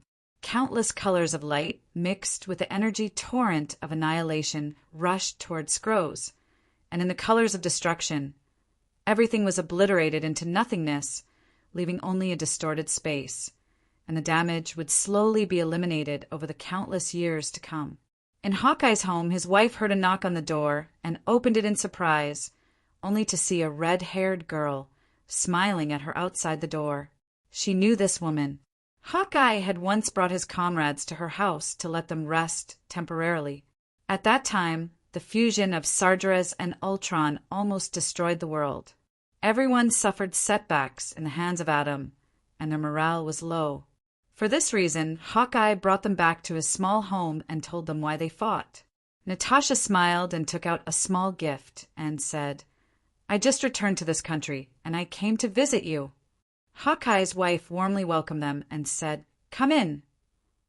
Nick Fury pushed open the door, and what appeared in front of him was the eyes of Hawkeye's wife. The remaining brilliance in the glass body and the look of disbelief on her face made Nick Fury's heart tighten. "Who did it?" Nick said angrily, "Who did it?" Coulson came to him with a heavy face and whispered, "The security equipment in the house has been cleaned, and the technique is very professional. But our big data system calculates that the man appeared in the satellite of HRU before he entered the safe house of Hawkeye. Hawkeye's home is confidential, and the 2 agents who protected them were killed before they could send the signal. Not many people know about this place, and there are only 3 people in SHIELD. However, the Avengers have been here, and Natasha later rebelled. No one knows if she reported the situation here to the PELD.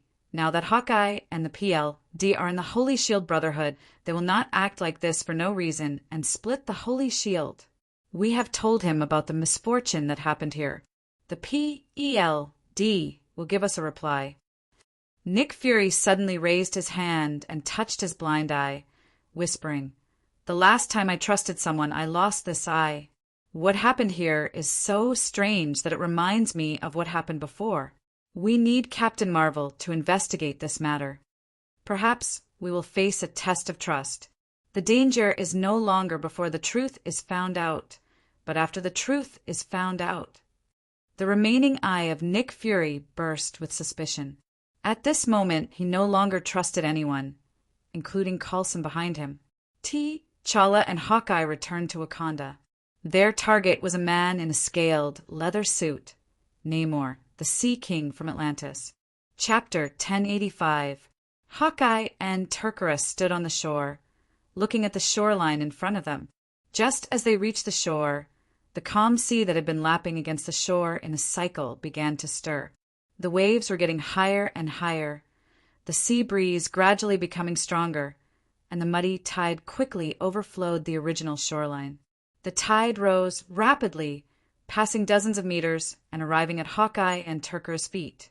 They were standing on a cliff by the sea, about 4 or 5 meters from the shoreline, but now the waves were beating against the cliff, and the water droplets were already splashing on their faces, the salty seawater assaulting their nostrils.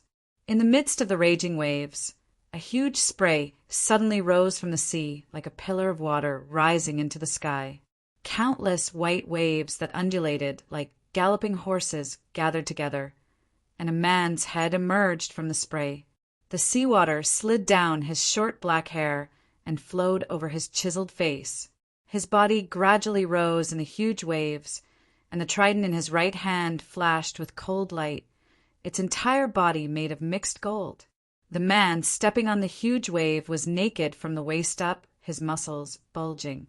He only wore a pair of scaled leather shorts, and the foam from the spray slowly slid down his calves. He floated on the water with his arms crossed, and the huge wave under his feet surrounded him like a throne. The huge wave lifted him even higher than Hawkeye and the others, so that the Sea Prince could look down at them with a sarcastic and disdainful smile. "I am the Prince of Atlantis, the future master of the 7 seas, Namor. The Sea Prince said arrogantly, "You bunch of stupid monkeys. Did you come here to beg for mercy?" "Prince," Turkara whispered into Hawkeye's ear, "looks like this heir hasn't taken the throne yet. When I was a prince, I was much more well-behaved than him. According to intelligence." Hawkeye replied quietly, "This Prince Namor is a mixed blood of Atlantean and human. You know how much the Atlanteans discriminate against humans. He is probably the most unpopular prince of Atlantis, so he has to show the most hostile attitude towards humans. Other princes can be arrogant and ignore them, but he has to show his disdain and hostility towards his own human bloodline. This I know, those who are discriminated against and oppressed are often the vanguard of discrimination and oppression. The second Japanese are usually more brutal than the Japanese," T'Challa said. "This guy is very mindful of his bloodline, so he'll talk to you with his nose in the air. I think my identity should be able to make him behave. After all, I'm still a king." So T'Challa took a step forward and said, "Prince of Atlantis, I, the King of Wakanda, the new Black Panther, the protector of vibranium, I came here to find you, to question, why did you ally with the people who invaded my country? A stray dog that was chased out." Namo said disdainfully, "The king of the monkeys dares to question the true king." Turkara was infuriated by his contemptuous tone. He could hear that this Atlantean prince was blatantly expressing his discrimination against humans and other civilizations, even hostile attitude. How could T'Challa accept such an attitude? Not to mention him. Even Hawkeye was so angry that he wanted to laugh. Hawkeye said, "I don't think we can communicate with him, and he won't communicate with us. Therefore, we still have to use the universal method. We always use this method with the aliens before we can communicate." "What method?" Turkara asked curiously. Hawkeye beat him up. What the two did not expect was that Namo would make the first move. He rode the huge wave and pounced forward, hundreds of tons of seawater crashing toward the two. Namo was wrapped in the huge wave, his trident driving the seawater to create a huge kinetic energy. At the same time, he could attack flexibly in the water. Faced with the impact of such a large amount of seawater, most people would be at a loss. At this time, Namo could use the trident to take his life by surprise. But the Black Panther's body shook, and he put on his battle suit. Hawkeye drew his bow and shot an arrow, aiming at Namo, who was shuttling between the gaps of the seawater. The huge kinetic energy hit the Black Panther, filling his battle suit with energy. The Black Panther was also very agile in the water. His legs seemed to be rooted to the ground, and he faced the impact of the huge wave calmly. His sharp claws accurately grabbed Namo's trident. Hawkeye's arrow pierced through the waves. The arrows that were specially prepared for this mission were streamlined, and they swam as nimbly as a silver fish in the water. They swam toward Namo. Atlantean technology was very advanced, but Namo did not like to carry high-tech items on him. Therefore, even if Namo discovered these arrows, he could only use his trident to manipulate the seawater to form a whirlpool to restrain them. The Black Panther grabbed the golden trident, and its claws left deep marks on the trident. This caused a flash of pain in Namo's eyes. The seawater around him pushed him, forming a powerful force that pressed down on Turkara. But Turkara's battle suit had already accumulated hundreds of tons of seawater pressure. He suddenly exploded with this kinetic energy, and the huge force lifted Namo up. The arrows took the opportunity to approach. Hawkeye used the anti-gravity equipment to float in the air, constantly shooting these arrows. Although most of them were washed away by the current, he kept adding arrows to Namo's side. There would always be an opportunity. An arrow that looked like a silver fish, driven by the magnetized seawater that was constantly ejected from its tail, moved at an astonishing speed underwater. It rushed to Namo's side and only slowed down when it encountered the high-density seawater around Namo's body. Namo caught it in his hand, but the arrow flickered twice and immediately exploded. These arrows were actually miniature torpedoes that looked like arrows. Namo cried out in pain. He clutched his arm, and red blood seeped out of his palm, spreading in the water. Hawkeye murmured at a low altitude, "I thought there was something different about the Atlanteans. Turns out that blood is red too. How dare you hurt the Prince of Atlantis?" Namo clutched his arm and said crazily, "You've committed an unforgivable crime." "What are you trying to do?" Black Panther punched him in the face. The vibrating gold battle suit continued to vibrate, and the high-frequency vibration cut through the seawater around him, making his movements as agile as on land. Moreover, it could easily break through the high-density seawater that protected Namo's body. The vibrating gold could also provide Black Panther with underwater oxygen supply. The battle suit in the Holy Shield had been modified by the Human Revolutionary Alliance, adding an underwater function. Unfortunately, Namo was the first experimenter. The Human Revolutionary Alliance was trustworthy. In the underwater battle between Black Panther and Namo, generally speaking, Namo always had the upper hand based on his rich experience and his bloodline to adapt to the underwater environment. But this time his experience did not work. The newly added underwater sensing of the vibrating gold battle suit was like the two lines on the side of a fish's body, sensitive to the vibrations in the water. With the sensory organs of a fish, Black Panther could sense everything underwater by the fluctuations of the water. This was more reliable than his eyes. Namo, who did not have the battle suit to increase his strength, and the trident in his hand that controlled seawater was not useful in close combat, had already suffered a few punches. If Black Panther did not care about his identity and did not use the vibrating gold claw, he might have been seriously injured. But even so, Namo's situation was still very bad. He felt that he had lost face, so his attacks became more and more frenzied. This was a little troublesome for Takara. He could not really kill him. Namo did not represent just himself. For Wakanda, he did not want to offend the Atlanteans. Just when Black Panther was a little hesitant and ready to capture Namo, a few Atlantean warriors in armor swam over.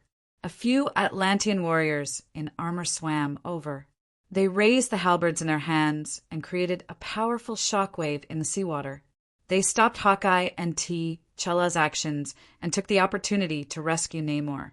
Chapter 1086. Chun-Ong looked through the new documents sent by the UPA and saw the video attached to the documents. The satellite observation of the UPA was extremely accurate, and it clearly captured Natasha knocking on the door of Hawkeye's house. Even the color of her red hair was accurate. He handed the documents to Steve, and Captain America hurriedly flipped through the documents, showing his anger. He still remembered that when the Avengers lost their fighting spirit, Hawkeye took them to his home and asked his wife to entertain them and tell them what the Avengers were fighting for. But now, that party had caused irreversible consequences. Steve felt very guilty. There seemed to be a fire burning in his heart. "We must give Hawkeye an explanation," Steve said angrily. "We must avenge them. I will get to the bottom of this, even if it turns the world upside down." "Natasha didn't do it," Chun-Ong said. "She was in charge of dealing with the vampires at the time, and the UPA submitted a detailed investigation report to prove her innocence. And there are reports that 3 days ago, the Soviet fleet destroyed the Skrulls' home planet and destroyed the Skrull Empire in the Andromeda Galaxy. The Skrulls invaded Earth as early as the 1990s. They have very advanced technology, and they are best at imitation and transformation. They can copy almost all the abilities of the imitated." Chun-Ong handed over a SHIELD file and said, "This is the relevant file of the incident in the 1990s. We applied to SHIELD for access. This may be the revenge of the remaining Skrull spies on Earth, in retaliation for the destruction of their country." "Why did the UPA destroy the Skrulls?" Steve asked. "Slaughtering the women and children of an entire race should not be the behavior of a civilized country. In the 90s of the last century, the home planet of the Skrulls was occupied by the Star Devourer, a cosmic god that feeds on living planets. The Skrulls could not fight against this terrible existence, so they chose to invade other planets. The planets of other races that they conquered were all in the Andromeda Galaxy, which was too close to their home planet. They feared that the Star Devourer would shift its target to their new home planet after devouring their home planet. So they decided to choose a planet that was further away. They chose Earth. Do you know how the Skrulls will treat the indigenous people of Earth if their invasion succeeds? I have a document here, Chenong said. It's part of the information that the Revolutionary Alliance consulted before they decided to destroy the Skrulls. It's their military plan for invading Earth and their follow-up plan. Steve opened the translated document. He glanced at it and immediately covered the folder. The smell of blood between the lines made it difficult for him to contain his anger. Steve was not a good Samaritan. Otherwise, how could he have killed those German lads who had families and loved ones on the battlefield of World War II? He knew that there was a price to pay for war. War was killing. Therefore, after learning that the Skrulls were all soldiers and that aggression was second nature to them, he did not think that the lives of the Skrulls were more important than the safety of humans on Earth. Moreover, the Skrull Empire had committed many crimes. On Earth, because the water on this planet was too deep, they did not succeed. Instead, they suffered a big loss. But on the planets of other weak races, they caused genocide and planet destruction. They were used to fill the stomach of the Star Devourer. This race is not worthy of sympathy. The Revolutionary Alliance may have their own considerations, Steve said. Chun Ong took over the conversation. The Human Revolutionary Alliance has been working hard to protect this planet. The lawless lands are suspicious of us, but we have the same stance. You mean this tragedy may be a conspiracy of the Skrulls? Steve asked. Chun Ong nodded, and then Steve formally negotiated. I will help Hawkeye control his emotions, but you must give us an explanation as soon as possible. I believe that what Hawkeye needs is the truth, not to vent his emotions and pain. But the condition is that it must be the truth. If you hide even the slightest bit, we will investigate it ourselves. Moreover, the safe house where Hawkeye's family is located is a very high-level secret. After we went there last time, they had already moved the location of the safe house, but now it has been exposed. In the entire SHIELD, only Nick Fury and Coulson know where Hawkeye's family is. In addition, only a few Level 10 agents have the ability to investigate the location of the safe house through the previous residents, and Natasha is one of them. Where did the Skrulls get this top-secret information? Steve questioned. You need to give us the truth about these questions. Just then, Steve received a call from T'Challa. Steve, you should know the news. T'Challa said anxiously. Listen to me. After Hawkeye found out, he has already lost control. He is now rushing to the headquarters. You must stop him. This is obviously a conspiracy of the enemy. You can't let him make mistakes on impulse. He is losing his mind now, which is what the enemy wants. I will go back to stop him. If he wants revenge, I will accompany him. But I will also stop his irrational behavior. The Revolutionary Alliance has already informed us. They have evidence to prove that Natasha did not do it. Natasha! T'Challa was shocked. This has something to do with her. Hawkeye returned to the floating pyramid. In his anger, he did not even abide by the security regulations. But no one dared to stop the completely crazy Hawkeye. He put an arrow on his bow and shouted to the surroundings. I have bled and sweated for you, and this is the result. I have retired. For you, Steve, for you I came back to fight again, but you let my family suffer. Steve rushed over and saw Hawkeye's desperate and crazy face. He felt very guilty. He walked over and said painfully, I'm sorry, brother. Hawkeye punched him in the face and knocked the captain to the ground. Steve did not resist. He let himself be knocked to the ground. Hawkeye held his bow and arrows and said to the surroundings, Natasha! You come out. Natasha, I'm going to kill you. Steve got up and stopped him. Natasha didn't do this. Hawkeye continued to punch him in the face. This punch was full of strength, and the unprepared Captain America was stunned. Even with his strong recovery ability, it took him a while to recover. At this time, Natasha turned into a red shadow and kicked Hawkeye, who had his bow drawn and was aiming at Captain America. She used a set of close combat skills to force Hawkeye to block repeatedly, and the bow in his hand was basically useless. Natasha said, "You are very wrong, Hawkeye. The Hawkeye I know would never let his emotions get the better of him." "You killed my family, and you still want me to be polite to you?" Hawkeye said. "A debt of blood can only be repaid with blood." Natasha did not argue. She wanted to capture Hawkeye before talking. After the strengthening of the Soviet body, Natasha's strength had changed qualitatively. In the past, Natasha relied on the combat skills she learned in the spy training camp, which emphasized skills, agility, and various small equipment on her body, such as electric shock devices or poison needles. So in the past, when Natasha encountered a strong enemy, it was always difficult for her to deal with them. She would either use the strength of her thigh, which was the strongest part of the head, to attack the carotid artery, which could make the enemy lose the ability to fight for a short time, or use poison needles, which was the assassination method she learned in the spy training camp. Or she would use the electric shock bracelet, a high-tech device made by SHIELD. But now, with one punch, Natasha could punch a pile of meat into the high-strength special concrete. Her own fist, her strength, was very strong, which allowed her to have the power of a lion fighting a rabbit. Natasha's streamlined muscles began to expand and contract. Her arm rushed forward and smashed on Hawkeye's alloy bow.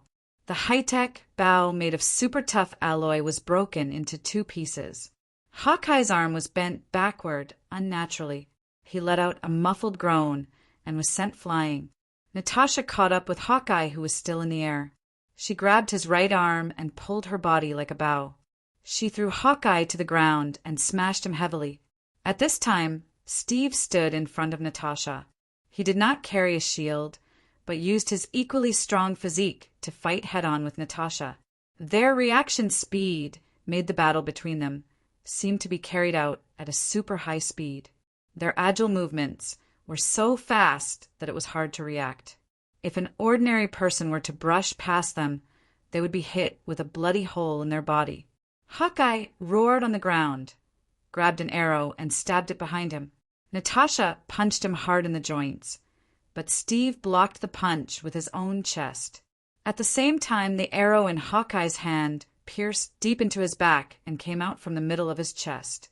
"Falcon," Sam cried out in alarm. "Captain!" Natasha was also stunned. Hawkeye's mouth was wide open. He was shocked by his own accidental injury.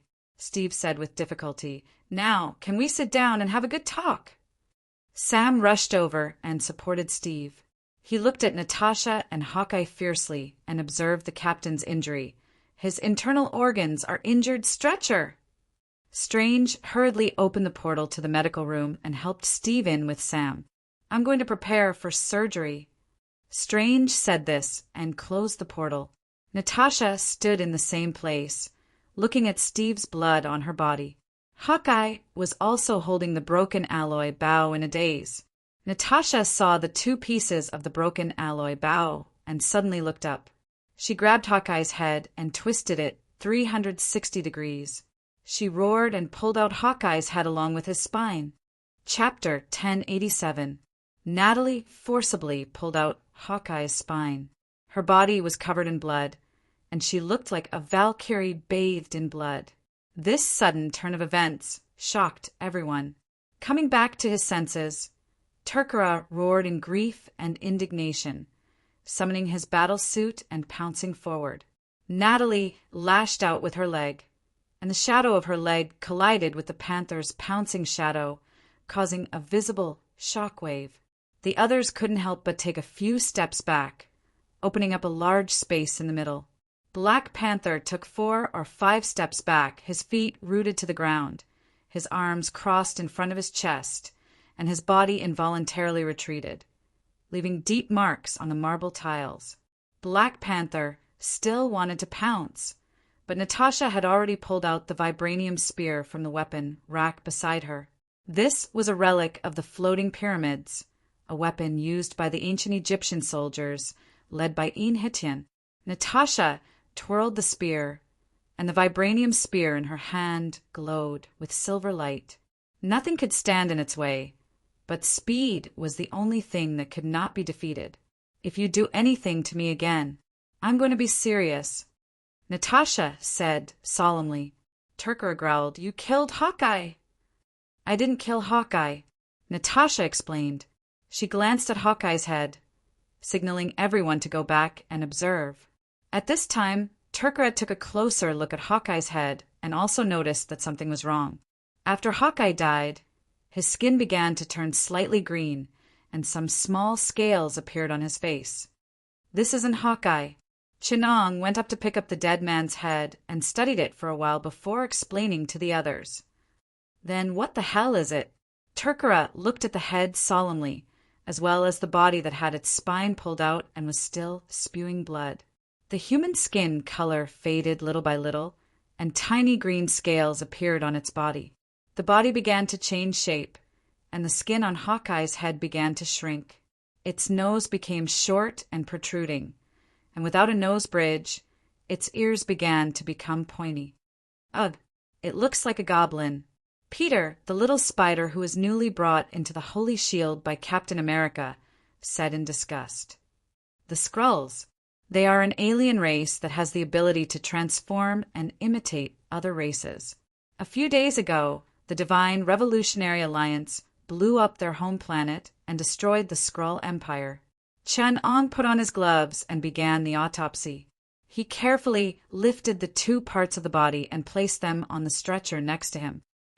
"I was going to ask for a few Skrull corpses from the IPL and dissect them for you to see, but now that I've seen them, there's no need."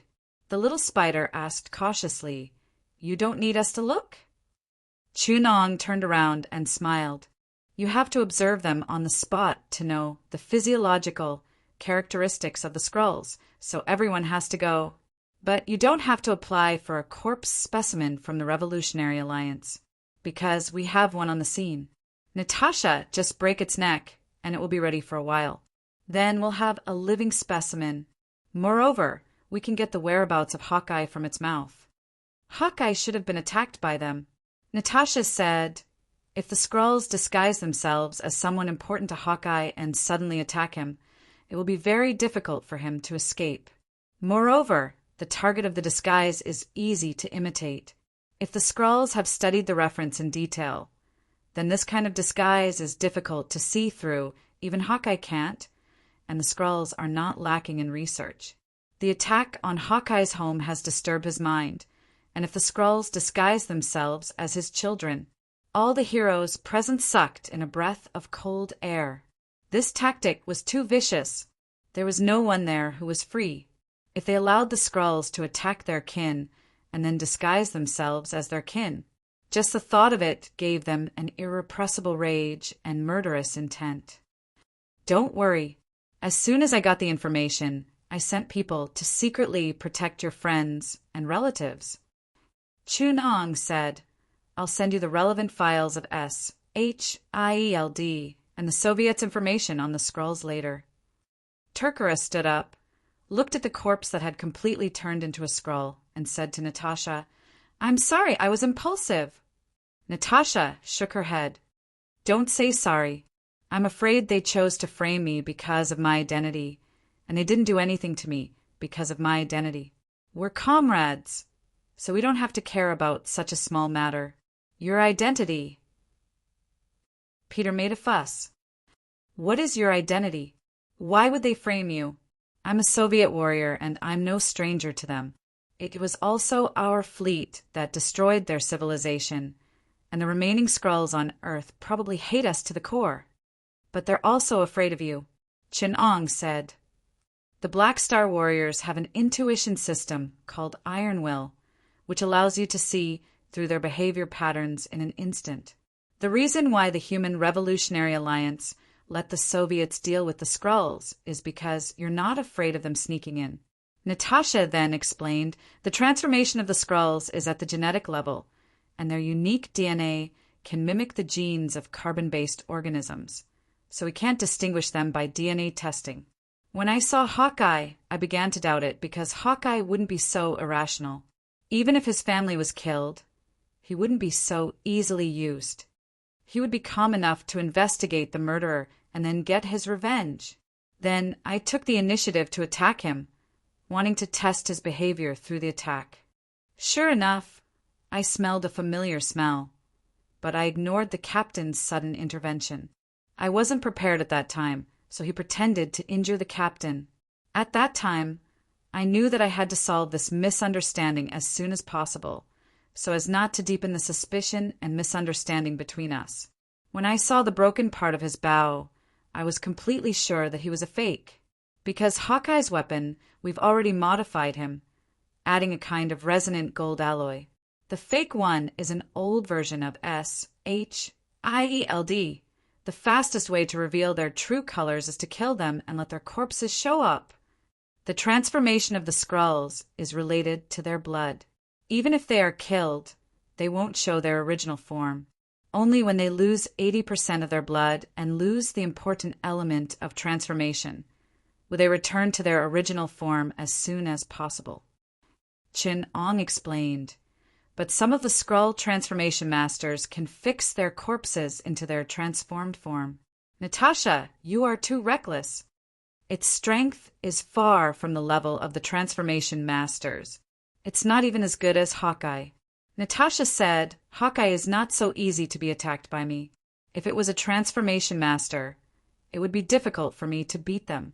Fortunately, these elite Skrull tactical masters have been killed by our Black Star troopers. There are definitely no more than 3 of them on Earth now. Chin-Ong picked up the broken bow and looked at it carefully. SHIELD may have a Skrull mole. In fact, they are very good imitations, exactly the same as Hawkeye's bow. The reason why they haven't changed to a new version is probably because they don't know the formula of this new resonant gold alloy. The Soviets have destroyed many Skrull fleets, and they have weapons specially developed for the Skrull transformation ability. I'll apply. Natasha said hurriedly. Natasha! Chin-Ong stopped her. We can't do that. Natasha was puzzled. As long as we get that kind of weapon, we can make all the Skrulls on this planet show their true colors. This is a political issue. Of course, we can do this on the territory of the PRL, but no Skrull would dare to act wildly on the land of the PRL. But if we use weapons on the territory of sovereign countries like the United States, the PRL will certainly not allow it. They have concerns.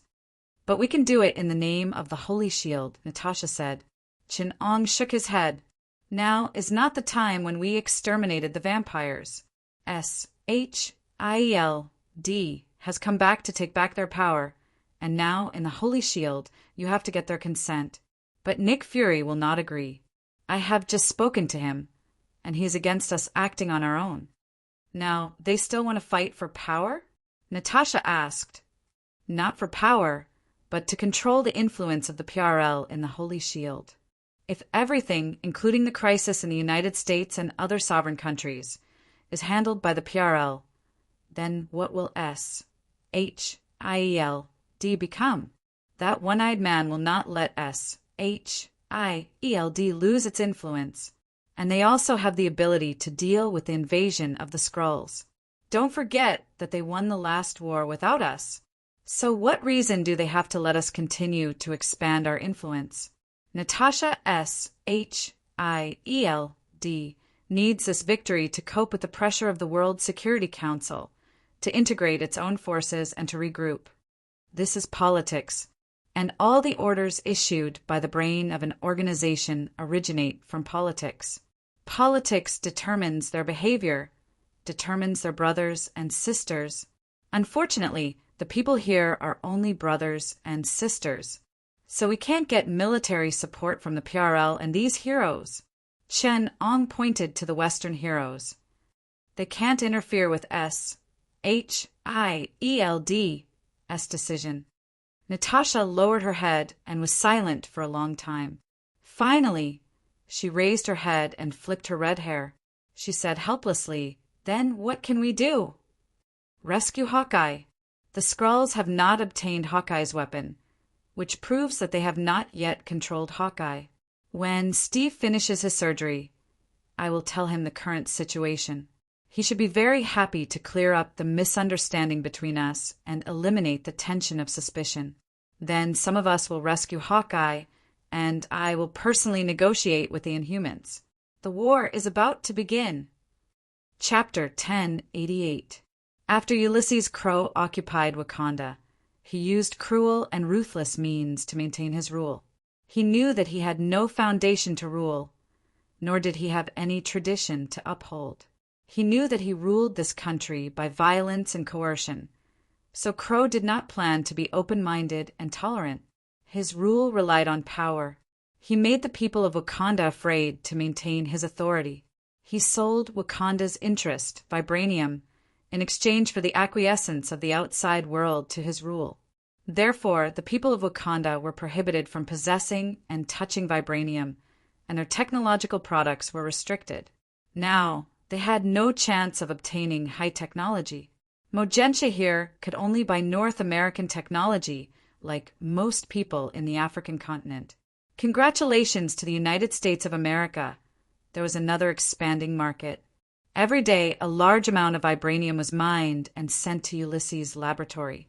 A huge vibranium tower was built here.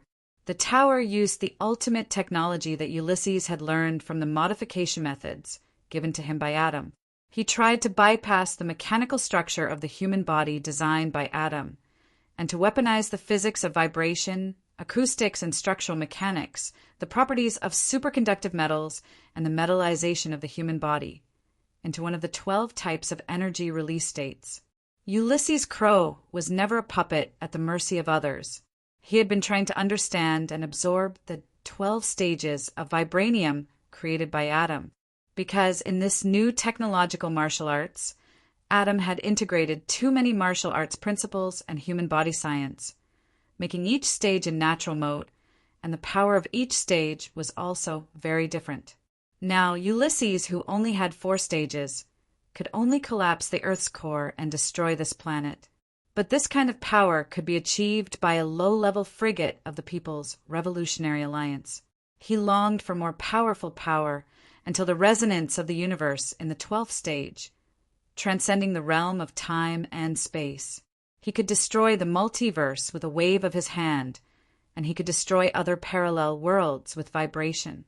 However, the 12 stages of vibrating gold left behind by Adam was too difficult to comprehend, and the principles contained in it were something that Crow would never be able to comprehend in his entire life. However, he believed that the most difficult part was the principles of martial arts and the human body.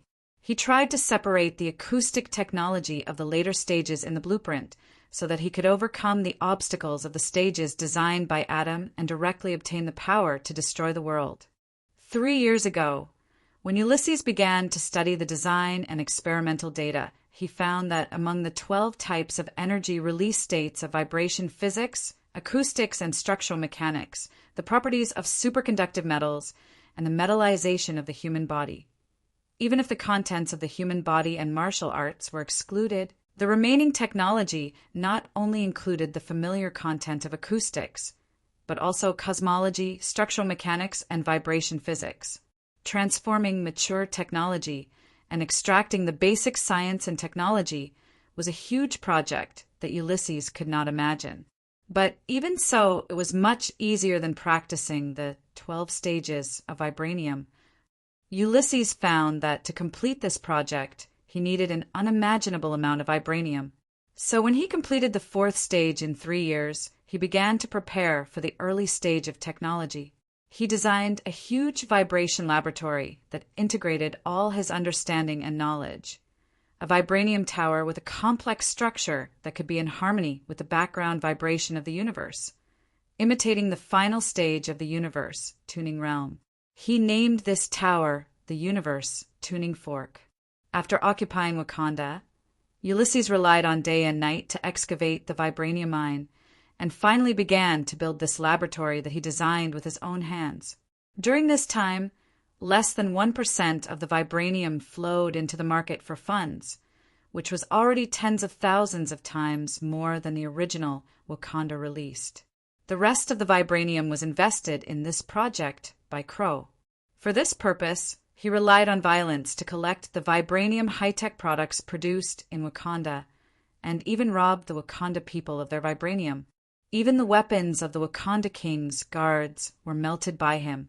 Today, Crow finally finished building this laboratory, the Universe Tuning Fork. Standing at the top of the laboratory tower, Crow felt fear in his heart. He seemed to be talking to himself, but also seemed to be talking to a black shadow next to him. You know what? There's a big problem with my design, and it's impossible to succeed. At least it can't be like this, exquisite and wonderful or even perfect. This laboratory perfectly repeated my vision, creating the power of the 12th stage. But it is precisely because of this that I feel sincere fear. I'm not creating this giant tower, but it's growing by itself. Now, I firmly believe that the black kitten was right. Vibranium was alive. When I used it to create that damn 12 stages, it was like it began to communicate with my brain. Countless ideas, countless inspirations were stuffed into my brain. Then I designed it like I was possessed, but I can't even fully understand it. Although it's something I created with my own hands, it's more like it created itself through my hands. Vibranium is a huge, perfect life. Compared to it, I'm not suitable for the design. This feeling, it's like it obtained the 12 stages of vibranium for me, and then easily cultivated this technique that seemed to be tailor-made for it to the 12th stage. As for me, I'm just a tool to make it a cultivation tool. Ulysses looked at his hands, as if he had returned to the shadow in front of Adam, the shadow that he was deeply afraid of. I even began to fear it. It was fear that made me impatiently create it. But when it appeared in front of me, that unknown, urgent fear became it. The Universe Tuning Fork can monitor the background sound of the entire universe. It can know everything in the universe, feel every bit of energy moving in the universe, every vibration. It can also amplify your strength and energy. It's a perfect weapon. With it, you can destroy a galaxy with the volume of a single word, as simple as breaking a bubble. But it's not just a weapon. Ulysses turned back and said, I don't know what prompted you to help me create it. Now you can use its power. This is my promise. But those who play with fire will burn themselves. Be careful of its power. Don't do anything dangerous. I allow the master behind you to temporarily use it to carry out some conspiracy, but this can't hinder my interests. Ebony Throat laughed in the shadow. You've kept your promise, of course. We won't go back on it. Only I can use its power perfectly. Klaus murmured. So this won't be a wrong choice. He was very afraid, and he kept repeating in his heart, he's already gone, left this universe. In this world, only I understand it the best. You won't come back, Adam. He whispered in his heart, his voice very low, as if a slightly louder voice would be perceived by an existence that he deeply feared. Ebony Throat said softly, after you destroy the war weapons created by the Kree people on the moon, we hope that you can support Maximus. At that time, he will represent the Inhumans and stand on our side. I need the Black Bat King as a test subject. A few years ago, I happened to hear a voice from the moon. His power is not stronger than mine. Although he can destroy a planet with his voice and destroy an interstellar fleet with a whisper, he can't control this power at all. When I heard his voice, I understood. My chance to break through the 5th level lies with him. But at that time, I was still alone, until you came to me and promised to help me fulfill these wishes. Then I promised to repay you. Now that I have the Universe Tuning Fork, I can easily destroy those so-called Inhumans. Your previous support will be rewarded. Give me Maximus information. You will get what you want. After the two colluded for a while, Ebony Throat went to inform Maximus of their decision, and Ulysses came to the Universe Tuning Fork. He stood at the highest level of the tower and said softly to the moon above his head. In the city of Atlan on the moon, a sound wave swept through the entire city. Amidst the violent tremors, the mutants were extremely terrified. Many people had lost their lives to that whisper, and their king had fallen into a deep sleep. He was extremely terrified in his dream, but he could not wake up. Just 3 minutes ago, that destructive sound wave had swept through everything. After the tremors subsided, Maximus led his people into the palace. Facing Queen Medusa, who stood in front of him, Maximus said, "What are you doing? Do you want to let this monster destroy our country?" Medusa screamed, "This monster is your brother! He can't control his power. He killed my parents and brought disaster to the Inhumans. If we don't stop him, are we going to wait for him to destroy us?" Maximus said sternly. He had his supporters behind him, as well as other powerful families and elders of the Inhumans. He has already controlled his power. Ever since that incident, he has not spoken again. You can't treat him like this. Could it be that everything that happened just now was my brother talking in his sleep? Maximus looked gloomily at Medusa and the other supporters of King Blackbat. He raised his hand and said, "Banish them. Banish them to Earth. Let that monster wreak havoc on mankind." The people who supported him behind him shouted loudly, "Banish this monster who hurt us! We don't have a king who kills his father. Chase them to Earth, or they will destroy Atlan City and our home." Medusa trembled in the face of this tsunami of cheers. She did not know what to do. King Blackbat was not an authoritative king. He accidentally killed his parents and did not say a word all year round. Such a king could not be supported. His brother was ambitious and eloquent. Under his provocation, the Inhumans finally rose up and demanded that their king be banished. It was believed that soon his brother Maximus would be crowned king under the support of the people. Chapter 1089. What a pitiful creature! Chun-Ong stared at King Blackbat, who was struggling in the wilderness. He could see that this king, who had lived alone since he was young, was quite incompetent after leaving his throne. Now he, who knew nothing about the truth of the matter, naively thought that he could not control his own ability and caused harm to the Inhumans. So now he was afraid of his own ability and rejected it psychologically. In order not to hurt anyone, he had essentially chosen to exile himself. That was why Chun-Ong saw a man like a tramp struggling in the wilderness of Wakanda. Little Chili Pepper Potts, who was standing next to him, stood there with him for a long time.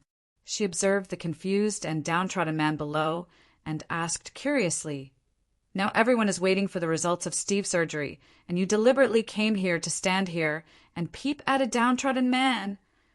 The Holy Shield's observation equipment detected a spatial fluctuation, and a group of people sneaked into Earth from the moon. This man was specially sent to Wakanda. You know how sensitive the aliens who have appeared in Wakanda are now. We must come to see if he has anything to do with Thanos' alliance. Chun-Ong had a legitimate reason. "So, what have you observed now?" Potts asked. "Why is he here? Should we arrest him and interrogate him? Or pretend to meet him by chance and test him?" "No need." Chun-Ong said, "I know who he is." Potts carefully looked at King Blackbat and said, "He should have a very noble identity." Looking at the surprised look in Chun-Ang's eyes, Potts explained, I have seen a lot in the upper class. It is not common to see a man with his temperament. Cultivation is something that is rooted in the bones, and it will not change because of temporary circumstances. So, after seeing so much of Stark, do you want to change your taste?" Chun-Ong said, "I can arrange a mission for you to come into contact with him." "There's no need for that." Potts said, "I don't want Tani to go crazy. Although I've broken up with him, you should know that he's not the kind of person who will be free and easy after breaking up. In a sense, he's a narrow-minded man." If Stark knew what you thought of him, he probably wouldn't be satisfied with your evaluation of his masculinity. In your eyes, he may be successful Humorous, witty, and smart enough, but in my eyes he's like a boy who hasn't grown up yet. He's calculative and overly concerned about what the outside world thinks of him. He likes to show off and he's sharp and weird. He's the kind of man who can date supermodels while treating me as his appendage. To say that he is self-centered is definitely not an exaggeration, but an understatement. He thinks of himself as the man of the world. Potts complained, as a change in life, or should I say a target for flirting, he's good enough. But as a boyfriend, he's such a jerk. I can see that, Chen Ong said sympathetically. It's hard for you to put up with him. That's because he's good enough. Potts said frankly. He also has a lot of good points. I've never received his trust from anyone else. If he had just a little more sense of responsibility, I would be able to put up with his temper and willfulness. The one down there is the king of the Inhumans. The Inhumans are a race of mutated humans who live in a city on the moon. As far as I know, they're related to the Kori people. But the Kori people are just a cover. Behind them is a branch of the ancient humans, the mutated humans who built the astral civilization. Chenong began to introduce. After the ancient humans were brought to this universe from a parallel universe by the Creator, the ancient humans who were enemies of the Creator had a branch that was born with powerful abilities. They created a powerful astral civilization in other galaxies. But in this process, the star souls that evolved from the mutants lost their most powerful ability. Their new generation was born with extraordinary intelligence, extremely strong physical qualities, and terrifying psychic abilities. But they lost their miracle. There was a variety of miraculous superpowers that appeared among them. Those superpowers were known as the Omega level. They had the miraculous ability to subvert the basic rules of the universe. One of the leaders of the mutated humans, the Dark Inquisitor, the leader of the Brotherhood, believed that the technology and psychic abilities of the Astrals could not fight against the Creator. Everyone knew that only Omega had hope of defeating him. This was because the leaders of the mutated humans and Astrals believed that the Creator was the most powerful Omega. So they decided to continue experimenting, to recreate an Omega. Potts was deep in thought. They created the Inhumans. Yes, because of fear, they did not dare to come close to Earth. So they used the Kree people, mind control, or something else. The Kori people could not withstand a single blow from the Astrals. They used the humans recreated by the Creator on Earth as test subjects in an attempt to replicate the special abilities of their race. In the end, they created the Inhumans. So, in front of us is a noble king who is in distress. Potts exaggeratedly made an "I'm very surprised" expression and said, "Is this the daily life of a superhero? And an alien prince in distress, there won the bid, or an alien prince who wanted to invade Earth. Asgard won the bid again. Loki expressed regret, or an alien king's Earth illegitimate child. Star-Lord looked innocent, or a former alien king who was exiled to Earth. Are the Inhumans aliens?" Potts asked, "Deal." No wonder Tawny can't forget about this profession. It's really cool. What kind of king are these? Chenong snorted. They're just mouse kings. In a large sample of experiments, they are indeed meaningful and natural control group. Let's go and get in touch with them. Chan Ong looked at King Blackbat, who was already approaching Bonanzana, and gestured. It seems that he has decided not to use his superpower anymore. We'd better get in touch with them, lest this inhuman king who rejects his own abilities dies because of the reckless actions of some Earth gangster or tribal armed forces. That would be a diplomatic dispute. He was exiled to Earth by his own people. What does his death have to do with Earth? Potts said casually, "The son of an African chief smuggled into the United States and was shot and killed by a local gangster. Even the U.S. government has to give an explanation." Chin Ong shrugged. "Especially when the current king of this emirate wants to conquer the United States." Potts laughed so hard that he could not stand straight. "Is there such a stupid emirate?" Chapter 1090. King Blackbat was in a sorry state.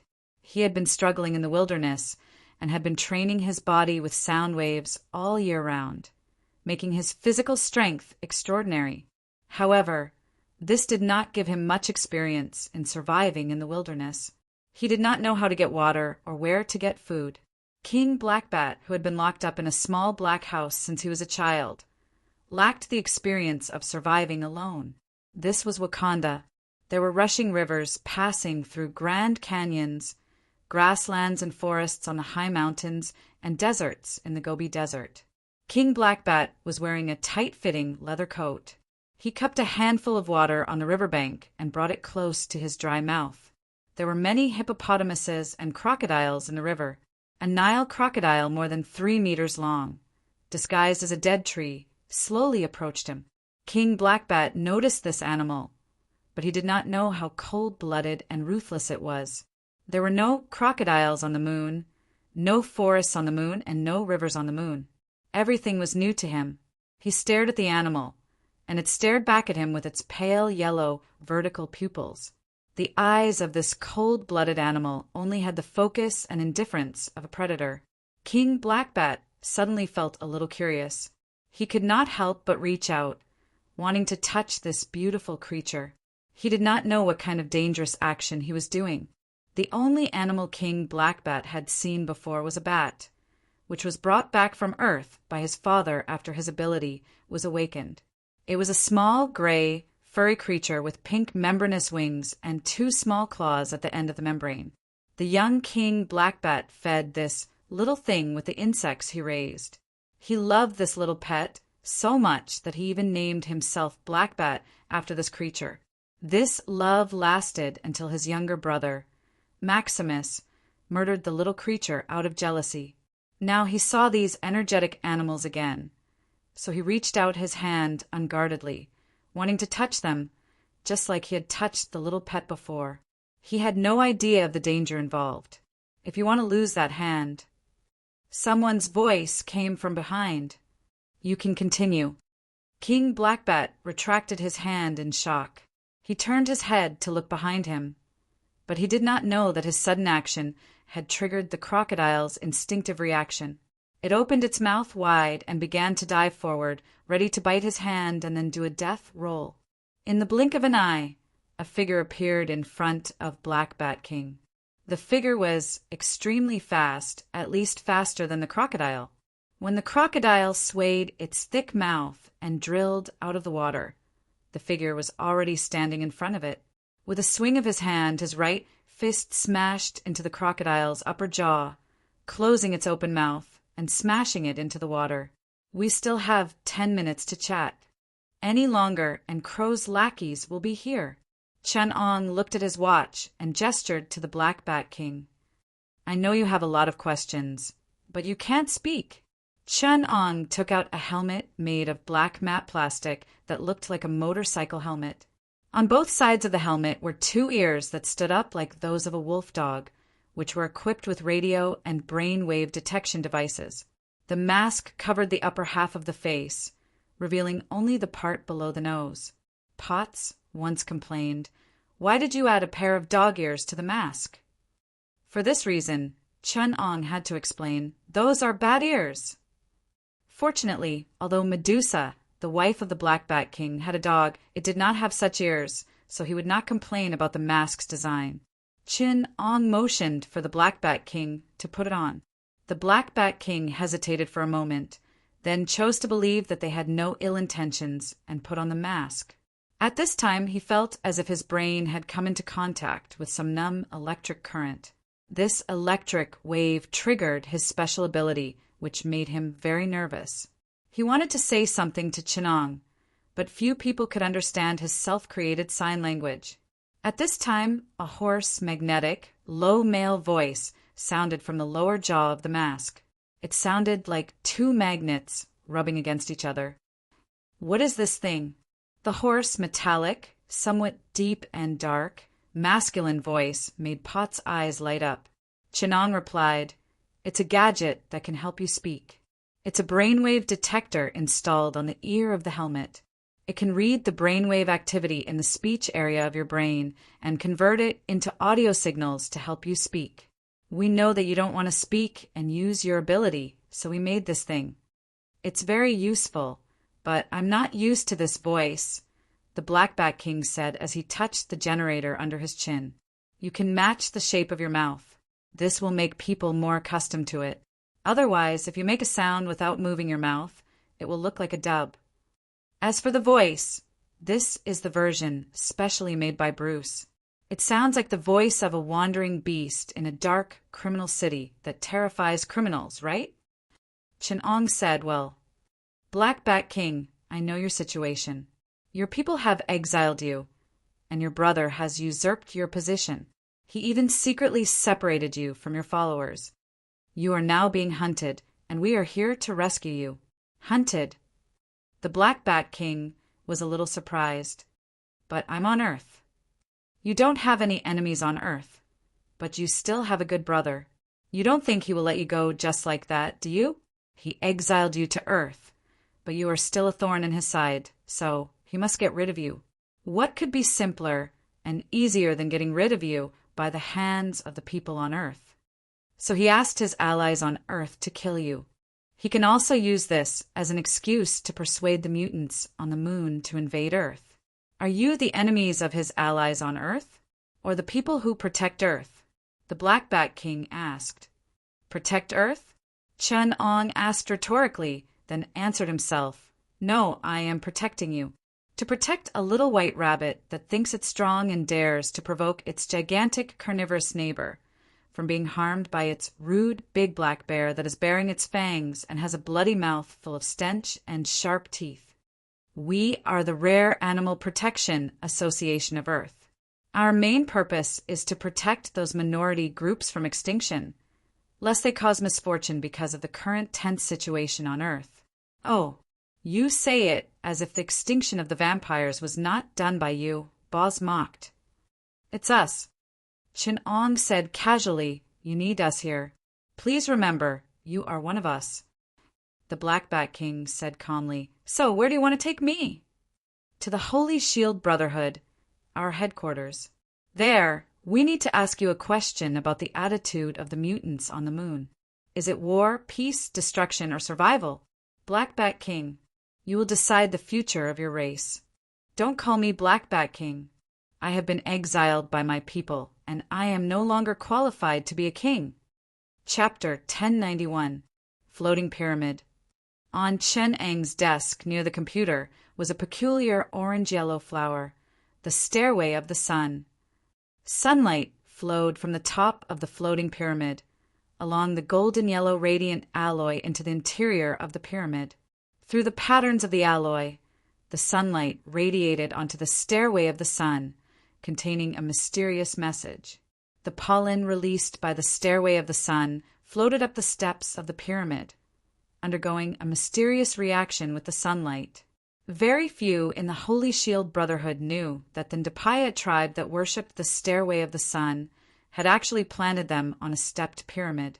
Now that the Ndapaya tribe had been destroyed by the Atlanteans and Namor had submerged that pyramid, very few were aware of this matter. Apart from Chin-Ong, perhaps only Steve knew a little about it. As for Namor, who had submerged the Ndapaya tribe and knew the most about this mysterious ritual, he would definitely not reveal what he knew to the Holy Shield Brotherhood. He also wouldn't be able to guess the relationship between the Holy Shield Brotherhood and this strange plant. In the ancient Ndapaya tribe's mysterious ritual, their successors would be infected by a sealed artifact, like the Black Panther. The Black Panther would consume a heart-shaped herb, while the Ndapaya successor would ascend the Stairway of the Sun pyramid on a sunny day and be infected by the pollen. They would undergo stringent checks and procedures to ensure there weren't any wounds on their bodies. The pollen would infect the mucous membranes of their lungs through breathing, and the viral pollen would alter their DNA. However, the successor had to ensure there weren't any fresh wounds on their bodies. Otherwise, the pollen infection through the bloodline would be too intense and uncontrollable. The slow transformation, an infection that originally required 3 days and 3 nights, would be accelerated to a mere few minutes due to the blood infection. Then, the transformation ritual would completely fail, and the violent transformation would kill the infected. Then the resurrection from their corpses would be a monster with only hunger and bloodlust. The name of the Stairway of the Sun originated from this mysterious ritual. The Stairway of the Sun represented that when the sun shines on its flowers, it would emit a pale golden pollen that floated upwards in the sunlight. As for the stairway, it represented the unique characteristic of the Ndapaya tribe. The stairway pyramid was a ceremonial structure created by the Ndapaya tribe. The stairway pyramid utilized the energy of sunlight to gradually congregate the pollen released by the stairway of the sun from the bottom of the pyramid to the top. Then, it utilized the mysterious information of sunlight to activate the viral vitality within the pollen. What the other members of the Holy Shield Brotherhood didn't understand was that, in ancient times, the reason why Inhitian chose the step of the pyramid as a war fortress was because he needed to use the Stairway of the Sun to repeat the Ndapaya ritual, utilizing the corrosive properties of pollen to create powerful warriors. Now, the hall at the top of the pyramid where the Brotherhood of the Holy Shield was used as a meeting hall was the location of the warrior's transformation. Time gradually approached noon. The pot of Stairway of the Sun that Chinong placed on the table was only a small and insignificant plant. In the laboratory at the bottom of the floating pyramid, in a hall that had been transformed into a plantation, large patches of Stairway of the Sun that had been rescued and cultivated for observation were releasing large amounts of golden pollen. The pollen was like a golden stream of air, passing through the laboratory's heavy defenses as if there was nothing there. There were vibranium energy conductors reserved for the ritual, as well as vibranium conductors for the pollen to rise to the top. These lines, which were seen as ancient Egyptian decorative patterns, turned into a pure gold luster after being contaminated with the pollen, and the activated pollen was energized and conducted to the top. As the flowing golden energy gradually converged to the top, there were still traces of the tragedy that had just occurred. The head of the fake Hawkeye, which had been pulled out along with its spine, was placed in the operating room. His body had just been dissected, and Captain America, Steve, who had just undergone surgery, was lying on a hospital bed in a ward not far away.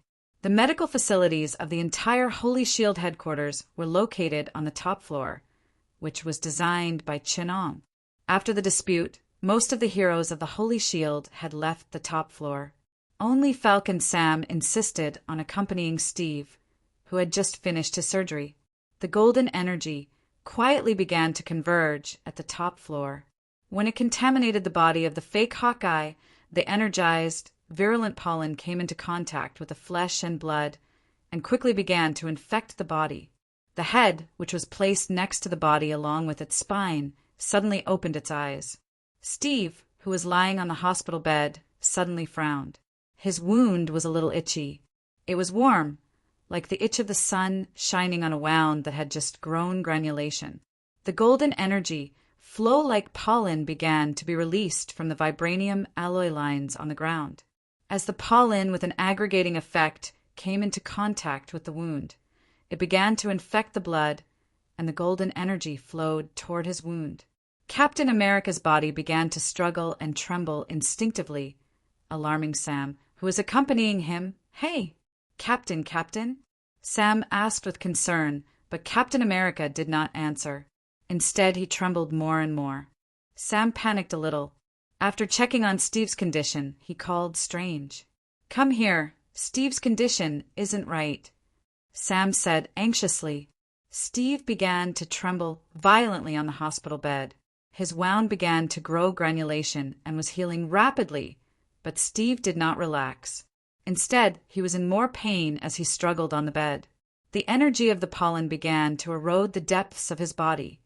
In the operating room, a large number of granulation sprouts grew on the body of the fake Hawkeye. These densely packed granulation sprouts crawled all over his body like tentacles. His head began to change back to the appearance of an Hawkeye. He was connected to his head, and his spine was exposed to the air. A large number of bone spurs grew on his vertebrae, like a human skull centipede. The bone spurs trembled and began to move like the limbs of an arthropod. At first, they only shook twice, but soon they all began to move, crawling on the ground. The centipede-like spine crawled back to the back of the body, and pale bone spurs clasped the ribs. The huge wound on the lower jaw, which had been torn by the Black Widow, began to be covered with granulation sprouts. The face that resembled a hawkeye was extremely hideous. His jaw was wide open like a deep-sea fish. His mouth, which could open and close 180 degrees like a python, was full of sharp teeth. A fleshy, snake-like tongue could shoot out at any time and pierce through the head of his former companion. Dr. Strange quickly teleported to Steve's ward. He found Sam pressing down on Steve, who was struggling nonstop. Steve's whole body was red, and he struggled with all his might. The arteries in his neck were bulging, and the veins on his face were popping out. He had completely lost consciousness and kept screaming. After a simple examination, Strange said with a solemn expression, "It may be a virus infection. We don't know what the source of the infection is yet." Steve suddenly sat up against Sam's pressure. Only then did Strange notice that the wound on Steve's back was constantly eroding the wound with a golden energy flow. Steve's wound had completely healed, but golden blood spots began to spread from the wound to the rest of his body. Strange was stunned for a moment and shouted, "Quickly help the captain transfer the infection. The source of the infection is from the ward. We must leave quickly." Sam had to carry the captain on his back. They pushed open the door of the ward. There was a monster waiting there. It was a zombie that vaguely looked like an eagle. Dozens of bone spur-like appendages pierced through the skin on its back, and the fingers of its hands and feet had suction, disc-like organs that allowed it to lie on the wall. Its bloody mouth was open more than 180 degrees, and behind the 2 rows of sharp teeth, a fleshy snake-like tongue was ready to shoot out at any time. Strange stood in front of them. He opened his magic shield and faced the monster.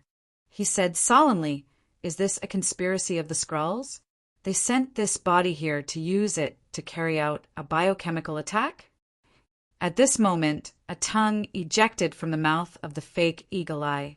The monster climbed on the wall like a spider, and as it ejected the tongue, it leaped forward. The bone spurs on its back tightened and suddenly shot out one by one. Several bone spurs, and a tongue flew towards Strange. Strange could only use his magic shield to protect Sam, who was carrying Steve on his back. Then he took out the crimson energy belt and threw it at the sticky tongue. The magic belt wrapped around the tongue, and the magic shield blocked the bone spurs. But at this time, the tip of the tongue suddenly ejected a dagger-like bone spur. The whole process was so fast that there was no time for Strange to react. The bone spur stabbed into Strange's shoulder. In order to cover Sam and Steve behind him, Strange did not dodge. He was carried up by the bone spur and nailed to the wall behind him. In a moment of desperation, Sam wanted to go up and help, but Strange covered his shoulder with his hand and stopped him. "Take the captain to a safe place. I'll deal with this." Sam knew the importance of the situation. He sincerely thanked Strange. "Be careful, Dr. Strange. I'll call for backup right away." Sam sprinted towards the exit leading to the lower level. But at this time, Captain America on his back suddenly opened his eyes. His eyes were completely black, and there was no white in them. Captain America's twitching face was extremely ferocious. Sam didn't even turn his head. He whispered, "Hang in there, Captain, it's almost done." Steve bit down on Sam's throat. His teeth, which were already sharpening, tore open Sam's unguarded carotid artery. At this time, Black Widow, who was on the lower level, sensed that something was wrong. She rushed over and saw everything with her own eyes. She raised her leg and kicked Captain America's head. Steve, who was biting a large piece of Sam's flesh, windpipe, and esophagus, was kicked away. Sam's throat spat out blood. He looked at Black Widow in horror. He wanted to say something, but his leaky windpipe could only make hissing sounds. Black Widow rushed over to stop the bleeding. Steve, who was behind her, was still struggling. Black Widow turned around and kicked his head, But he didn't react at all. Who was following closely, saw this scene and did something that Natasha couldn't believe. Chapter 1092. Before Crow's lackeys arrived, Chinong and Potts had already left with King Blackbat and headed for the headquarters of the Holy Shield, the floating pyramid. They boarded the remodeled Sun ship. The original semi-open hull had been remodeled into a closed one.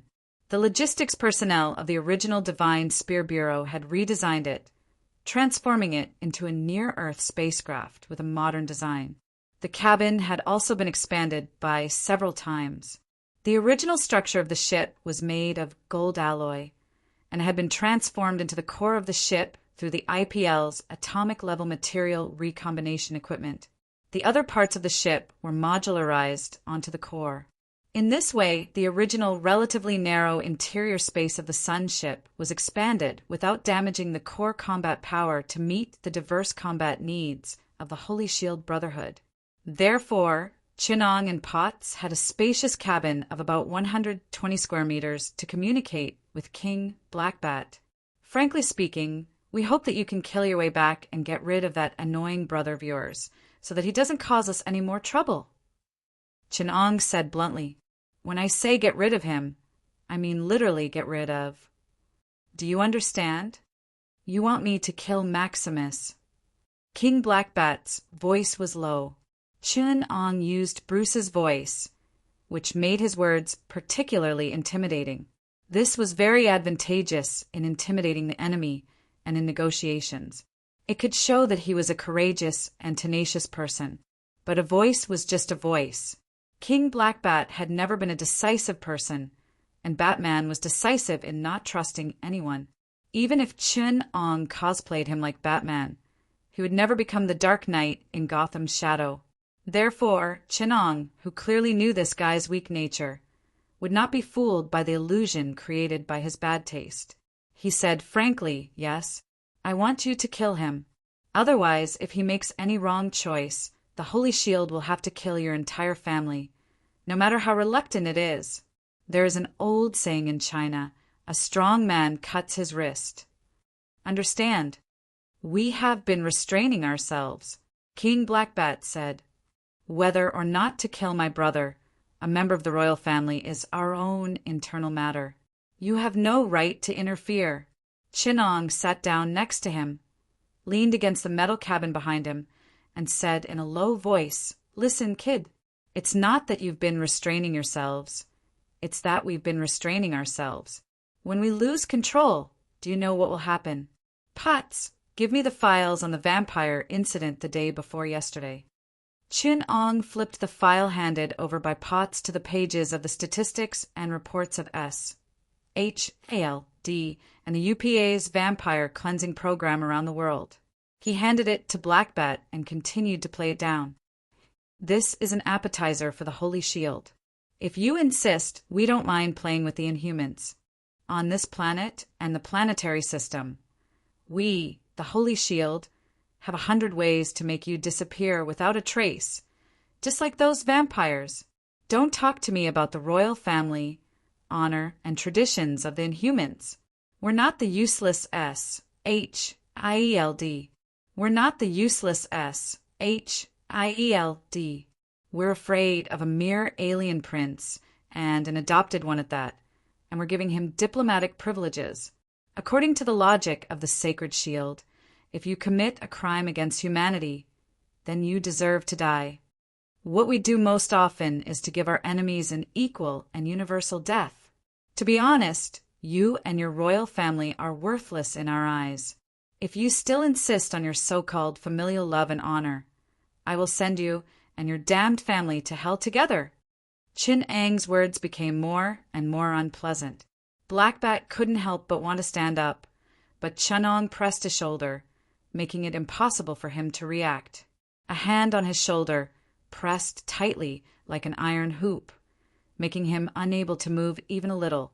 Chinong said very seriously, "I always like to say the ugly things first, lest you young people make irreparable mistakes because of a moment of impulse.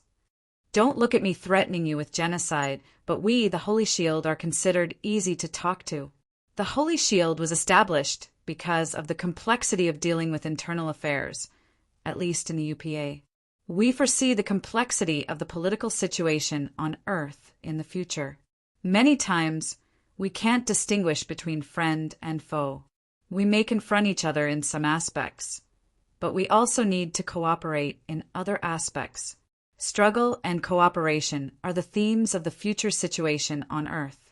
So we are gentle, mainly responsible for determining friend and foe, and then using this international organization as a platform, we deal with the complicated parts that are difficult to determine friend and foe, forming a united front.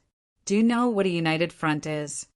Now that we are in contact with you to discuss the problem of the Inhumans, you think my words are unpleasant, but this is how we make friends. If you don't want to make friends, then the Soviets won't talk to you.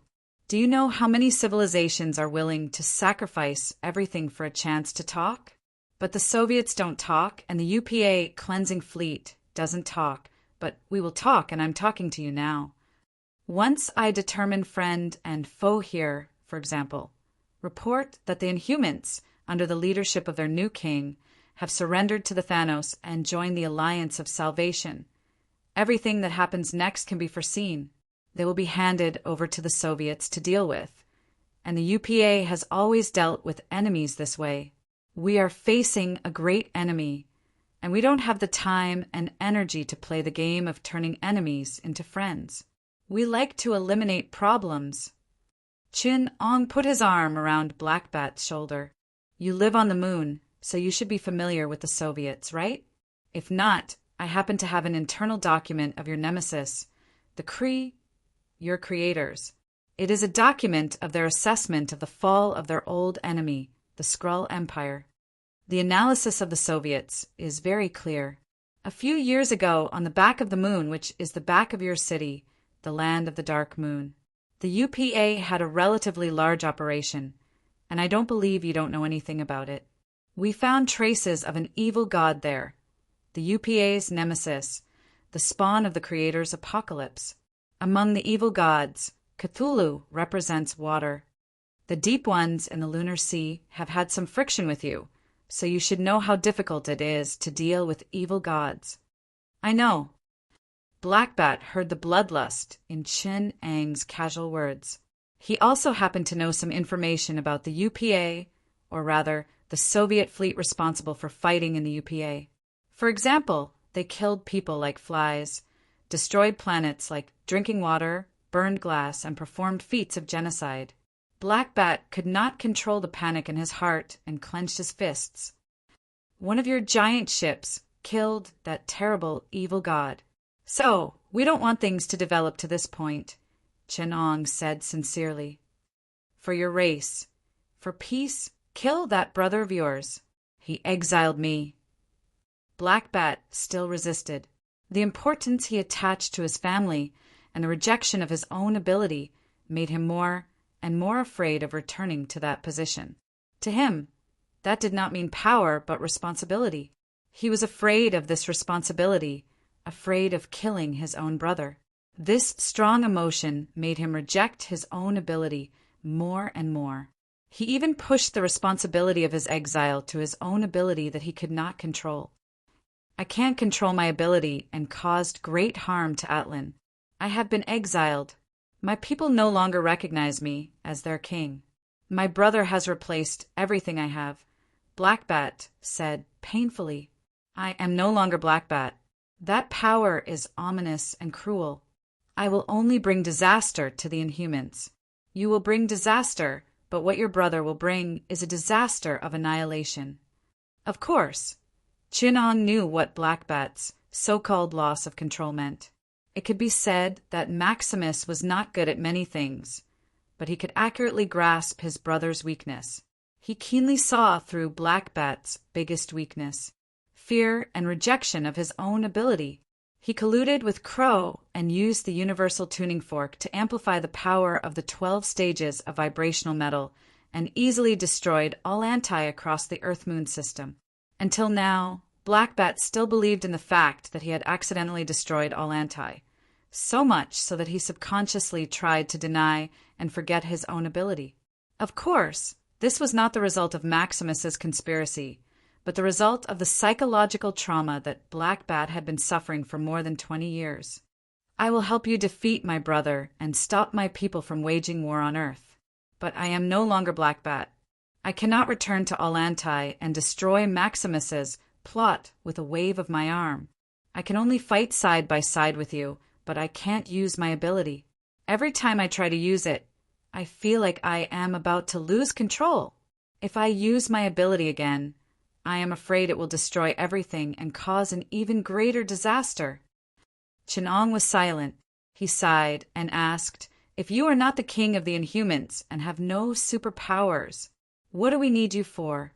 We can find a cosmic mercenary group, such as the Guardian of the Galaxy, and send them to the moon to stop your brother's plot. I will not use the identity of Black Bat for anything." Black Bat continued, "Give me a new identity. This mask is very good. I can use it to make a sound, and no one will doubt my identity. I need a new name. The Batman you mentioned before is very good. Batman." "The Black Bat King. No, the freshly minted Batman announced." Chin-Ong glanced at him as if he was sizing him up. Relying on the last bit of mischief he had left, he maintained his interest in the Black Bat Monarch and said, "So be it. We will train you, give you some equipment, and you will be responsible for beating up that suicidal younger brother of yours. For the sake of your entire family. If you fail, I will be the one to kill you. I will reunite your family." Potts said excitedly, "Looks like the Holy Shield has another member. I'll design a new uniform for him. I haven't been a superhero backup in a long time.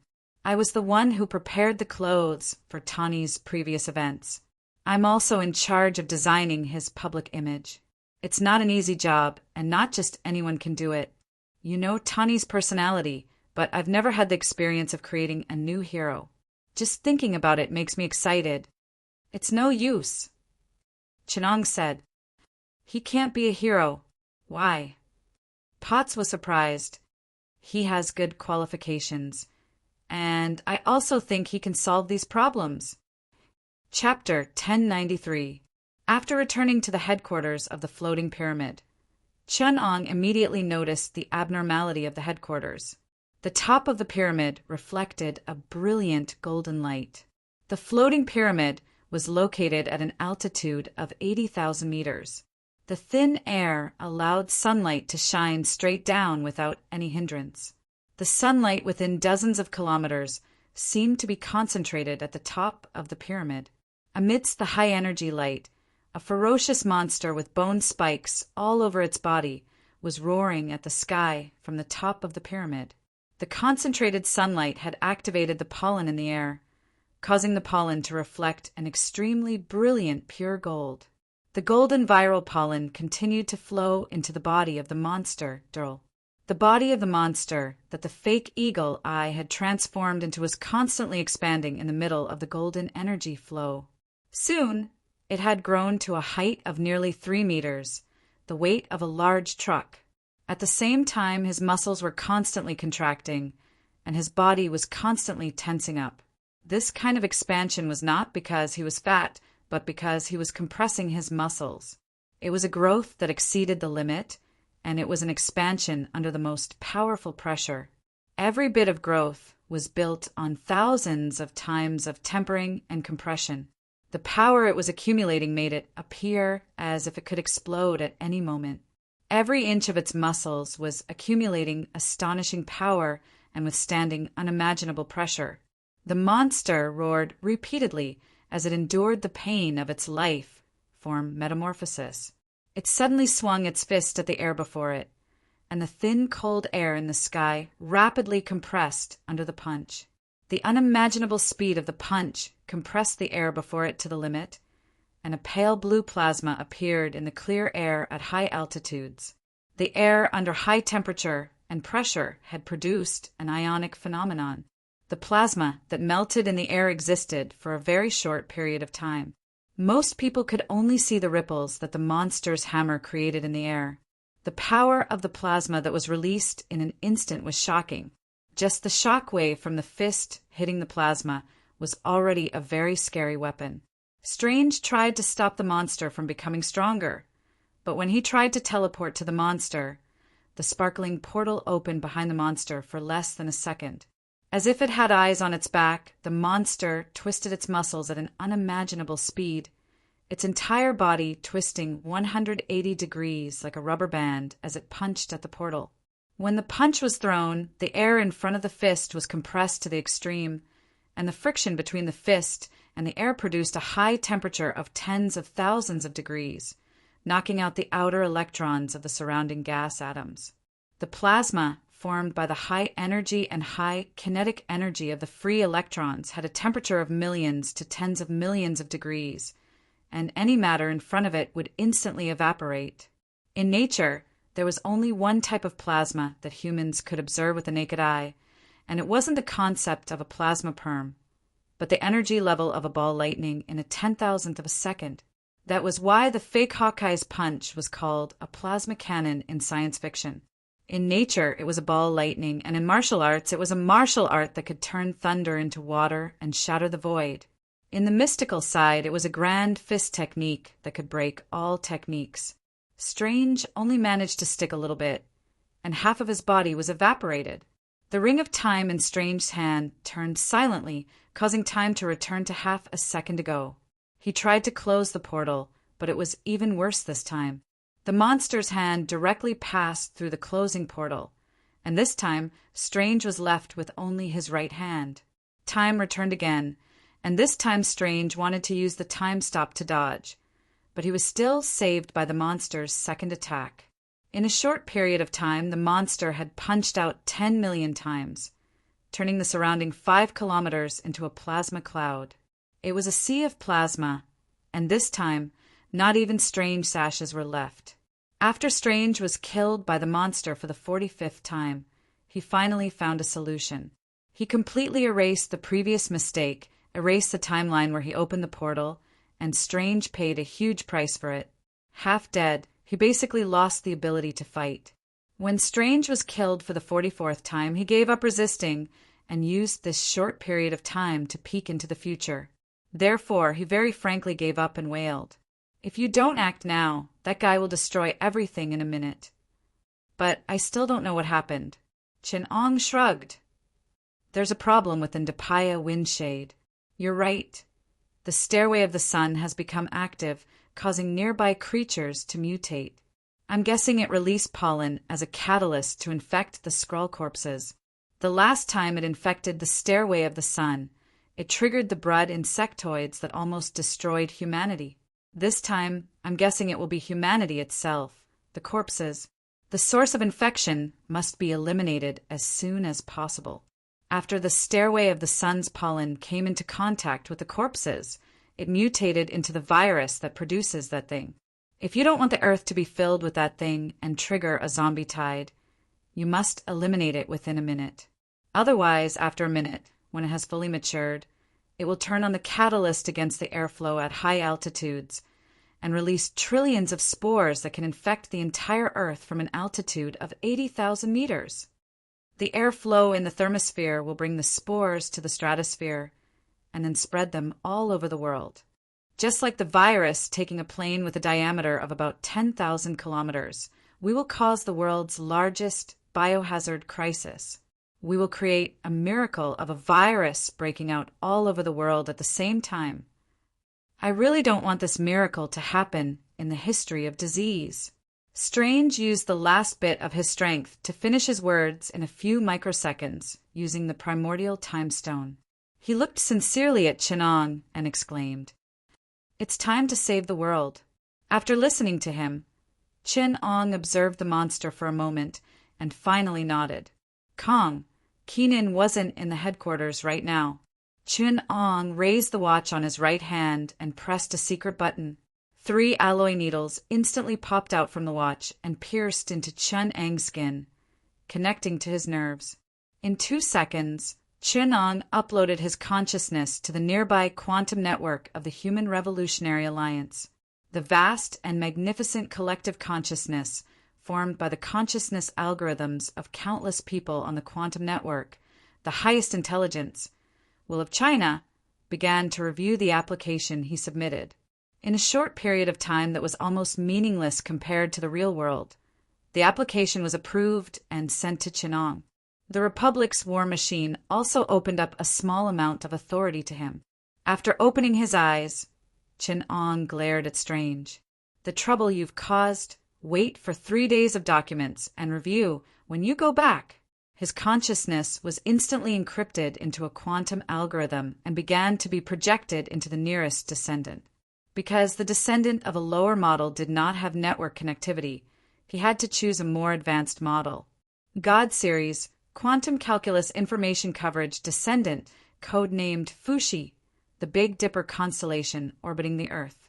In the arsenal of one of the armed satellites near the location of the floating pyramid, it was called an arsenal, but it was actually a spatial bubble controlled and maintained by a group of light radiation. In the middle of the spatial bubble, countless high-energy substances formed the chaotic state of matter in the early days of the universe, and these substances were like nebulae surrounding two intertwined figures that looked like fetuses.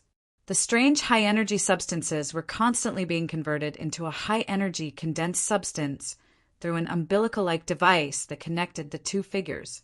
It was a substance unique to the God Series and the most glorious crystallization of condensed matter physics in the Republic, a strange condensed substance between information and matter, divinity, which provided the material foundation for the creation of the God Series. These were the high-end forces that the Republic was developing. Fuxi and Nuwa. The two embryonic figures were nearly 4 meters tall. Their upper bodies were either handsome or beautiful, and their lower bodies were intertwined dragon and snake tails. The male and the female's tails were intertwined, and they were sleeping with their foreheads against each other, like a pair of sleeping twins. But in the quantum network, the moment Chenang's consciousness algorithm was transmitted, Fuxi opened his eyes. He released his entwined tail with Nuwa and left the core of the spatial bubble. He came to the satellite outside, where the automated equipment surrounded him and quickly completed the armor covering.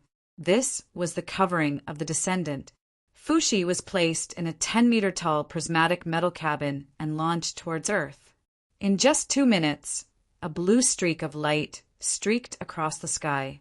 Everyone in the floating pyramid saw a blue light rapidly approaching in the sky. A moment ago, it was still far away, and the next moment it was right in front of them.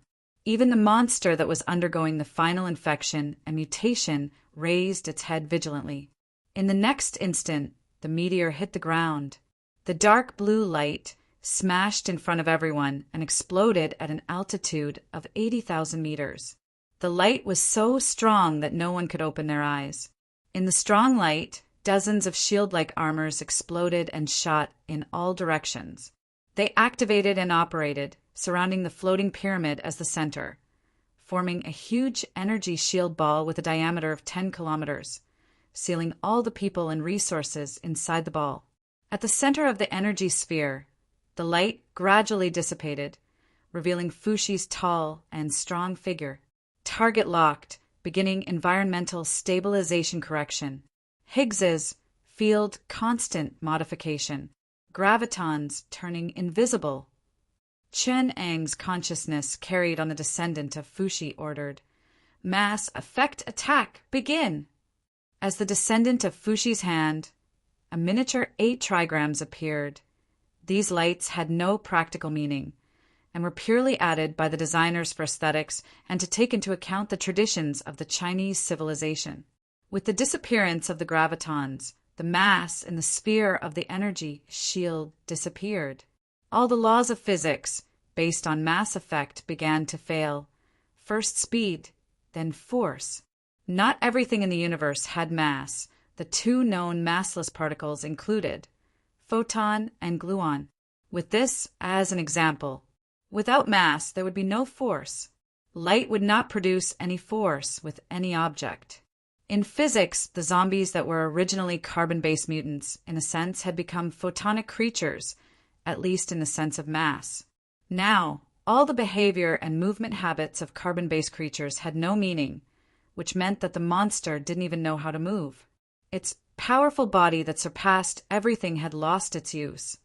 just like how even the strongest Hercules couldn't kill his own shadow. But now that the Hercules had become a shadow, the strength he was so proud of was completely meaningless. The zombie monster couldn't even kill an ant. This was the law weapon. By eliminating some of the physical parameters, it achieved the effect of temporarily eliminating the objective laws that made the enemy's attacks effective. Everyone saw that the almost invincible monster was powerless before the arrival of the Fushi level, turning into a meatball that floated in the air. Without mass, there would be no speed. Fushi carefully modified the physical constants of the zombie monster. Through the basic information manipulation ability, it completely eliminated the mass attribute that Higgs's field constant had been modified, and then Fushi gave it the first driving force. Once a massless matter has speed, it must be the speed of light. So the monster shot out in the form of light speed radiation. It became a beam of light that shot out from the Earth into the vast universe. Being in the light speed frame of reference, it was no longer in the same material dimension as all non-light speed matter in the universe. It would always be in the light dimension, independent of the universe in terms of time, space, and matter. It was still in the universe, but already in another dimension. May it achieve the great evolution of life and become a light speed life. The apocalypse would definitely be interested in researching a life that entered the light speed dimension. When time and other meaning no longer existed, when it no longer had any meaning of life, it would break through the almost insurmountable barrier, rethink, and achieve the transformation from carbon-based matter to light speed matter, and then to light speed life.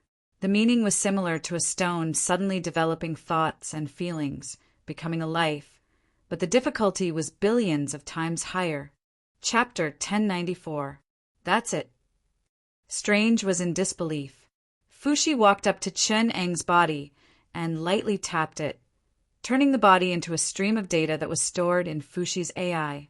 Fushi, who was clearly twice as tall as everyone else, turned around and asked, "Is it hard to believe? What did you see in the parallel world?" "In the parallel world, we did everything we could." Strange said, "We used every method, magic, technology, even if someone could heavily injure that monster. The monster would recover at an unimaginable speed after that, and that method would no longer work." Strange said, "I used the power of the time gem to try and destroy it during the time stop, but no matter how much damage I caused it during the time stop, it would recover in the next instant after the time stop was released. Then, during the third time stop, it learned telepathy and entered the time stop to kill me. After that, I chose to sign a contract with Satan, wanting to drag that monster into hell at the cost of my soul. But 3 days later, hell was destroyed, and what came out of hell was the zombie Satan, who would destroy Earth in 3 minutes. I then tried to form an alliance with Mephitos, borrowing the power of Thanos to activate Wakanda's weapon known as the Universal Tuning Fork. You know its name. Seems like your cooperation with Crow isn't bad." Chenong smiled. Crow couldn't kill it either. Wakanda's dangerous weapon had once completely destroyed its body, but it soon evolved into a pure spiritual form, then used vibranium as a body to be reborn. Strange hesitated for a moment, but still asked, "You removed its mass and shot it out at the speed of light. I thought it would evolve into a photon creature. Then it would come back to destroy the world. Will that be the case in the future?" Chenong asked. Strange pressed his index finger against his temple, gazed into the void for a while, then shook his head. "There is no such future. It's a famine infected, not famine. It's not as powerful as you think," Chenong said. "In fact, this infection is a part of famine. The stairway of the sun pollen has mutated into carbon-based life forms, a weapon of destruction that specifically targets carbon-based life forms. It can be said to be a carbon-based life form killer. It has all the evolutionary potentials and possibilities of carbon-based organisms. At the same time, it also has infinite vitality. Even the Human Revolutionary Alliance, after its spores spread out, could only abandon the Earth and destroy this life form along with the Earth. Otherwise, it will evolve endlessly or adapt. Infected, let's just call it a zombie. Infected zombies were able to adapt to any environment at an extremely fast speed. In order to use the unique evolution and adaptability of these carbon-based life forms to achieve the effect of being able to deal with extremely high variables of intelligent life forms, they had to use it in battles with endless variables. That is why it has to increase its efficiency and speed, which is why it can also learn, in other words, imitate, learn, and evolve from its enemies. It could be an instinct that the famine mutants absorbed from the Skrulls' genes when they mutated. The zombie virus, cultivated from the corpses of the Skrulls, has the ability to imitate and learn the characteristics of the life forms it knows, and because of its amazing ability to evolve and adapt, it learns from you, evolves, and adapts. That is why your abilities will not have a second effect on it. It may not be ready the first time, but your tactics will be meaningless the second time. But because all of its abilities originate from the unique life form of carbon-based life forms, it can only adapt and imitate carbon-based life forms. The fact that you can master those abilities means that they are suitable for carbon-based life forms. That means you will never be able to defeat the zombie virus because it can learn everything you know and even surpass it. That is why famine created it, a natural predator against carbon-based life forms. It can learn all your skills in the first round and then get rid of you in the second round of evolution. In the end, it can easily eliminate you. With this kind of self-learning and self-adaptation ability, there is only one way for carbon-based creatures to die with it, and that is superhuman mutation. By creating a non-carbon-based creature and reaching the superhuman mutation point, it can destroy that monster. Strange, however, did not believe it and asked doubtfully, leaving aside how you know all this, if the mutated monster is so terrifying, why is it that the greatest damage it could do to the Revolutionary Alliance in all parallel worlds was to force you to abandon Earth and destroy it along with it? It is the natural enemy of carbon-based creatures, or rather, it is invincible against carbon-based creatures, even the intelligent individuals of carbon-based creatures. However, that is only a weapon against individuals. It cannot deal with the other level of carbon-based creatures' intelligence, civilization. Civilization is the multiplication of all individual variables, or even exponential growth, and no learning ability could deal with such a large number of variables. To a civilization, it is not an invincible enemy, nor is it a weapon created by famine to fight against civilization. It is just a piece of cake. Famine and the other three horsemen are the real weapons created by the apocalypse to fight against civilization, the universe, and everything. It can be said that the seemingly terrifying killer of carbon-based life forms, the zombie virus, is just an insignificant weapon produced by the plague war system. The original intention of producing this weapon is not to destroy civilization in the future, but to eliminate some individuals. Chenong said, "You know nothing about the horrors of our true enemy. It may be the apocalypse to you, with the zombie virus multiplying and turning countless people into the ultimate killer of carbon-based life forms. It may be a calamity to your civilization, but to the Revolutionary Alliance, it is but an insignificant challenge in this war. The enemy we are truly facing is beyond imagination. Open your eyes and look at the multiverse. Under the shadow of the four horsemen of the apocalypse, all universes they wanted to destroy have never been spared. And the resistance of those universes has included everything you can imagine, but it is all useless. That shadow is not a world-destroying crisis, nor is it a dark force that wants to destroy the universe, but an ending, a fate that you cannot resist. This is the corner of the war we are currently in. To the Republic, this crisis is but an insignificant part of the war, something that happens and repeats itself every day. Our situation is just that dangerous. Everyone's lives are hanging by a thread. You think that the peace you see is all we have, but the truth is that the Republic and the Revolutionary Alliance exist in every parallel world. We are being destroyed every day as the universe is destroyed by the apocalypse. Every day we die, a warrior of the universe dies. The peace here is just an illusion of a bubble in the multiverse." Chenong said with a heavy heart, As for why I know so much about the zombie virus, you can't be thinking that you are the only one who can observe parallel worlds, right? Quantum observation, chaos magic, and parallel world observation are not advanced technologies. This Fushi descendant belongs to the quantum calculus information coverage type, and is the model used by the Republic for information warfare. Quantum observation, reading Akashic records, and directly reading and modifying the underlying information of the universe are basic operations. This type of model is called the God series. The God series is based on the authority of God, the result of trying to create a God with technology. The Republic includes the concept of God from all humans and non-humans, intelligent and superintelligent beings. It gathers the understanding of God from all civilizations to create the originals, because the originals are too powerful. So they have no choice but to divide the authority of God, using different models to carry the different abilities of God.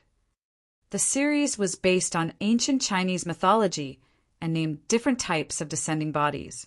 Fushi is the carrier of information that represents God's omniscient ability, and his sister Niwa is the carrier of God's creation ability. So the past and the future, the known and unknown, your thoughts, the changes and unchanges of the universe are no secrets to Fushi, because he is indeed omniscient. The zombie originals that were launched into space in the form of light radiation can't come back. Chenong said, even if they do come back, it will be famine. When that time comes, we shouldn't be worried about such a trivial matter. Take me to see Steve. Famine's mutation will change, depending on the carrier.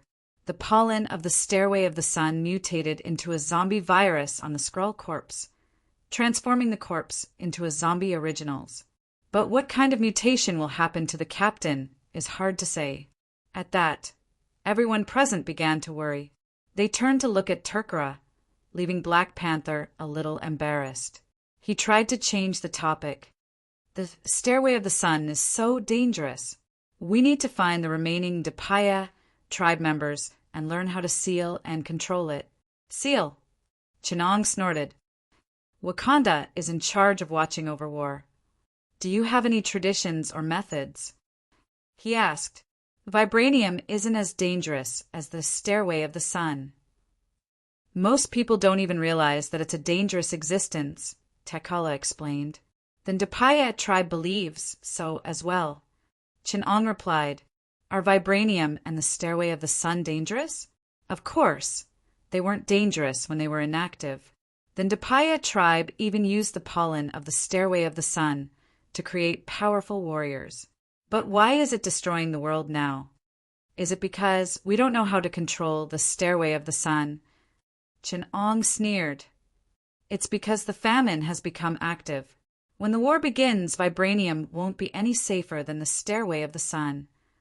Turkala said in shock. You're saying that Wakanda is in a very dangerous situation right now, and that my people might be living next to monsters like the Stairway of the Sun. The Stairway of the Sun created the zombie virus. If we hadn't dealt with it properly this time, it would have been a disaster not inferior to the one Ian Hatin faced. What would vibranium have created then? Strange said solemnly, think about it. What did Klaus create with vibranium? Chenong prompted, the cosmic tuning fork. Strange muttered in horror, but that's something Klaus created himself. Then who created Klaus? He's a life form made of vibranium, Chenong said. Whether his thoughts were Klaus or vibranium, it's hard to say. It's more likely that when vibranium made him Klaus, he was Klaus. Make him another Klaus, and he'll become another Klaus. Did Klaus' thoughts originate from himself? Who knows? The 5 guardian tribes have never been able to seal or guard the 4 horsemen and the Messiah. It was the 4 horsemen and the Messiah who are guarding them. Do they think they're guardians? In truth, they're just a bunch of prisoners, controlled by the 4 horsemen and used to wake them up. They're a bunch of living alarm clocks.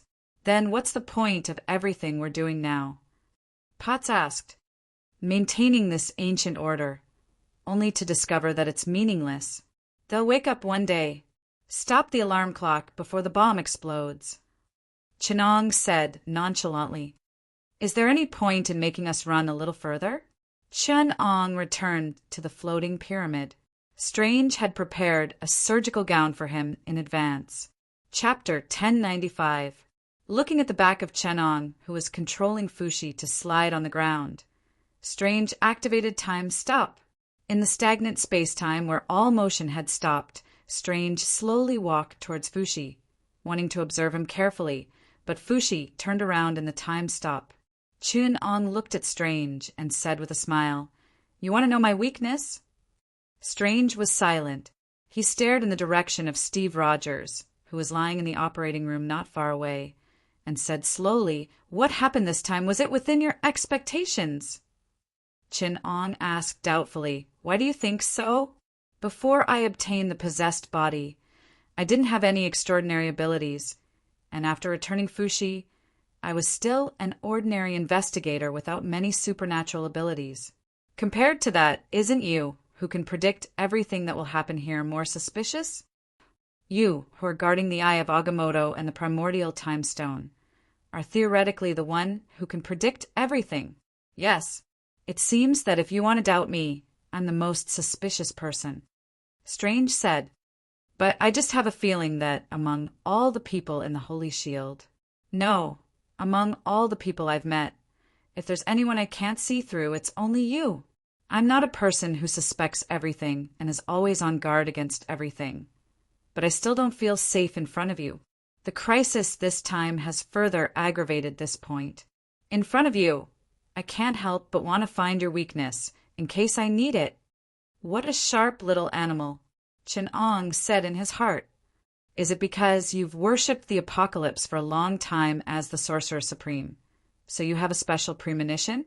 That's not a bad thing. Chenong replied, You're very frank, which is a good thing for our team. In fact, none of us should trust anyone, and there's no harm in using a little more brains. We can form a group to gather all the heroes on this planet who have the ability to bring hope and destruction at the same time, like you, me, Hulk, or a certain professor in Iron Man. We supervise and suspect each other and help each other build a system to deal with us. Once someone loses control, the others can use their own wisdom and abilities to control him, Chenong said. This can be considered a balance of terror that ensures mutual destruction and control. Good idea. Strange laughed. What should we name it? What about the balance of beings association? Chenong suggested, This looks like an organization established by Thanos. Or are we planning to rely on Thanos to maintain the balance of the universe? Strange thought for a moment. Guided by the will of the universe, he suggested jokingly, Why don't we call it the Illuminati? The light illuminates everything. I feel like I'm just an ordinary investigator, and I seem to be dragging down the entire balance of terror. Chenong smiled. I don't have the ability to destroy the world. Without the authorization of the Revolutionary Alliance, I have no ability at all. The two of them chatted and laughed as they left the State of Time Stop and walked into Steve's ward. Chenong controlled Fushi to come before Steve. Fushi, who was almost twice the height of an ordinary person, had the lower body of a serpent like a dragon's tail. He actually slid before Steve, reached out his hand and lowered it a little, his palm hovering right above Steve's chest. As Fushi slowly lowered his palm, Steve's body became transparent. Countless nerve electric signals glowed faintly as they moved through the transparent body, allowing everyone to see it with their own eyes. The normal nerve signals were shown as silver, but a large golden haze of light could be seen slowly spreading through Steve's body. The situation is not good. The virus's mutation process has become closely connected with his life force. Steve's body has been modified by the Superman serum, and the mutation of his genes is inseparable from him. The virus has easily infected the Superman serum in his body. After so much time, the virus has long become inseparable from him. His mutation process can no longer be interrupted. His body is rapidly mutating under the infection of the virus. Can you see what the effect of the virus is? Strange asked worriedly. After the pollen of the Stairway of the Sun infected him, he came into contact with the zombie-infected body. So the virus in his body communicated with the zombie original body, and he lost control and bit Sam. But after all, the zombie virus is only infected by the pollen using the corpse as a catalyst, and he is still a living person, so the mutation process and results of the pollen on his body will be different. The pollen catalyst of the famine mutant will imitate and learn the ability of the Skrull genes when it encounters it, so it can evolve to restrain the opponent in battle according to the characteristics of the opponent's ability, to adapt to all environments and enemies, to resurrect after being killed, and to evolve the ability to deal with it. And because the catalyst has become a corpse and zombified, the Superman serum in Steve's body is completely different from the Skrull genes, and he is not a dead person. Fushi began to analyze the information on Steve's body. Steve's mutation must be related to the Superman serum. The energy of the Superman serum comes from gamma rays. Dr. Banner repeated Dr. Erskine's gamma ray enhancement experiment and transformed into the Hulk. So after the mutation, Steve's power must come from radiation, and his body and strength will surpass the Hulk. The enhancement of the serum will affect the spirit of the person, making the kind more kind and the evil more evil. This is analyzed from the data collected from the 2 successful experiments of the Superman serum. Steve and the Red Skull are like 2 extremes. The Superman serum is a miracle, and the mutation of the famine mutant is also a miracle. When the 2 miracles meet, the energy that erupts is unimaginable. This will create a perfect carbon-based life form. If the previous zombie virus is a perfect carbon-based life form killer, then he will be a truly perfect carbon-based life form, with a stronger body and strength than the Hulk, but a perfect person mentally. Perfect person? Strange frowned and asked. Yes, Chin-Ong analyzed. The mutation of the famine will evolve the potential of the test subject, and the potential in Steve's body is the Superman serum. You can see it as the mutation virus first evolving the Superman serum, and then using it to transform Steve, so the characteristics of the Superman serum will also be magnified. Steve became the symbol of the American spirit because he had the potential to be kind. He was influenced by the serum and became the symbol of the American spirit. After the evolution of the serum, his character will also be strengthened, and he will continue to develop in the direction of kindness. He will become a perfect person with a perfect personality. In other words, he, who is already a model personality, will be so perfect that he will not be like a person. Strange looked at Steve and felt a little sad. The most precious thing of a person should be his free will. Even if his personality becomes more perfect because of external forces, I still feel like I have lost a comrade. A person's personality is constantly changing under the influence of external forces. Even if we resist, fate will still change us.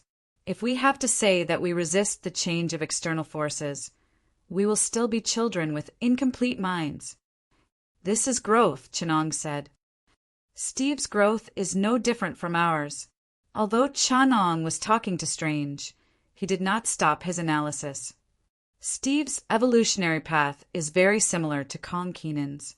Kong Keenan's descended body is the most perfect carbon-based life form created by the Republic, while Steve's is a perfect carbon-based life form created by the Apocalypse's transformation path. His data has extraordinary significance to the Republic. Chin-Ong recorded the data, and at the same time, Fushi extracted a sample of Steve's blood. With a faint flash of white light, Strange saw a test tube slowly forming on Steve's chest, and inside it was an unknown blue liquid.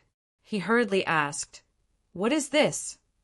Chin-Ong replied, "I recorded the data of Steve's body transformation and extracted the evolved Superman serum. No, it should not be called the Superman serum anymore.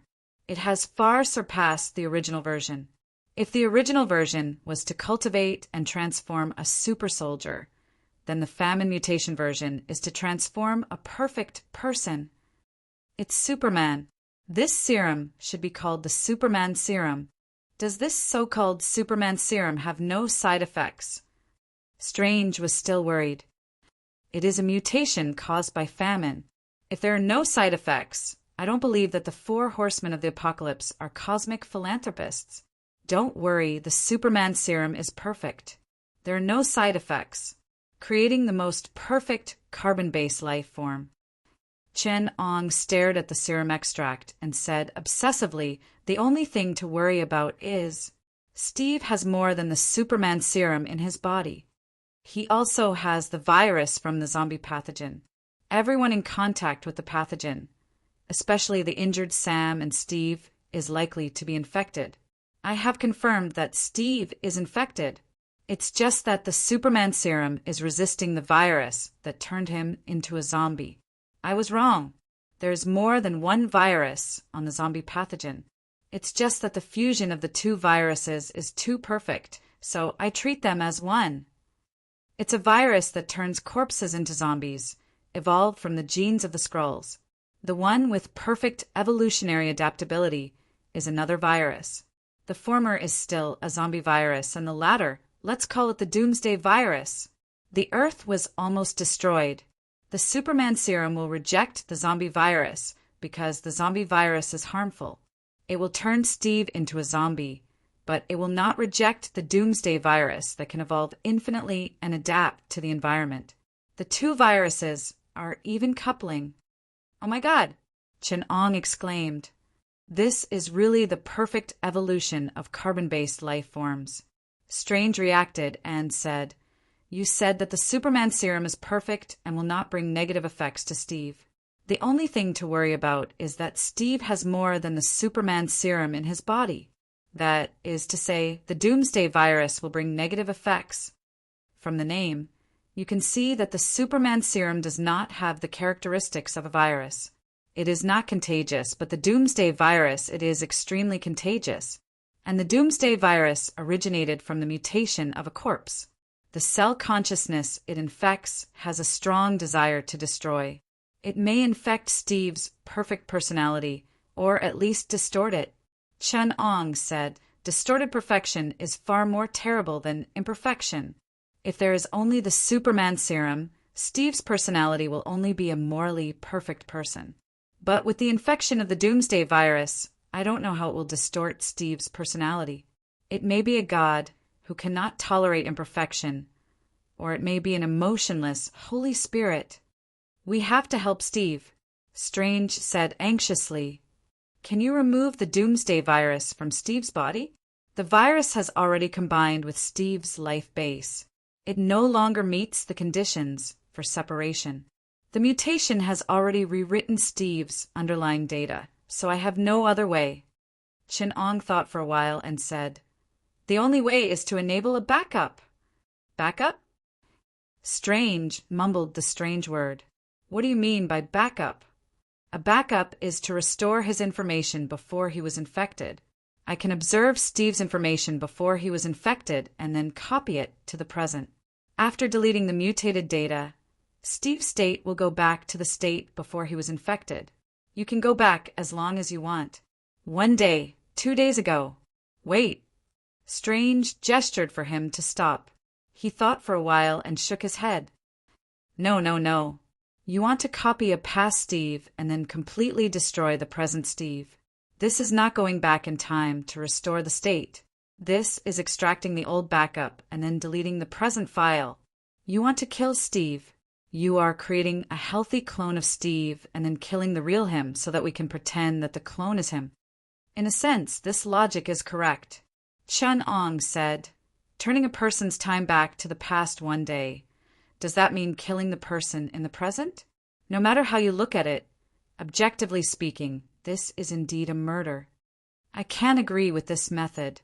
Strange, who was familiar with the relationship between space and time, felt his hair stand on end.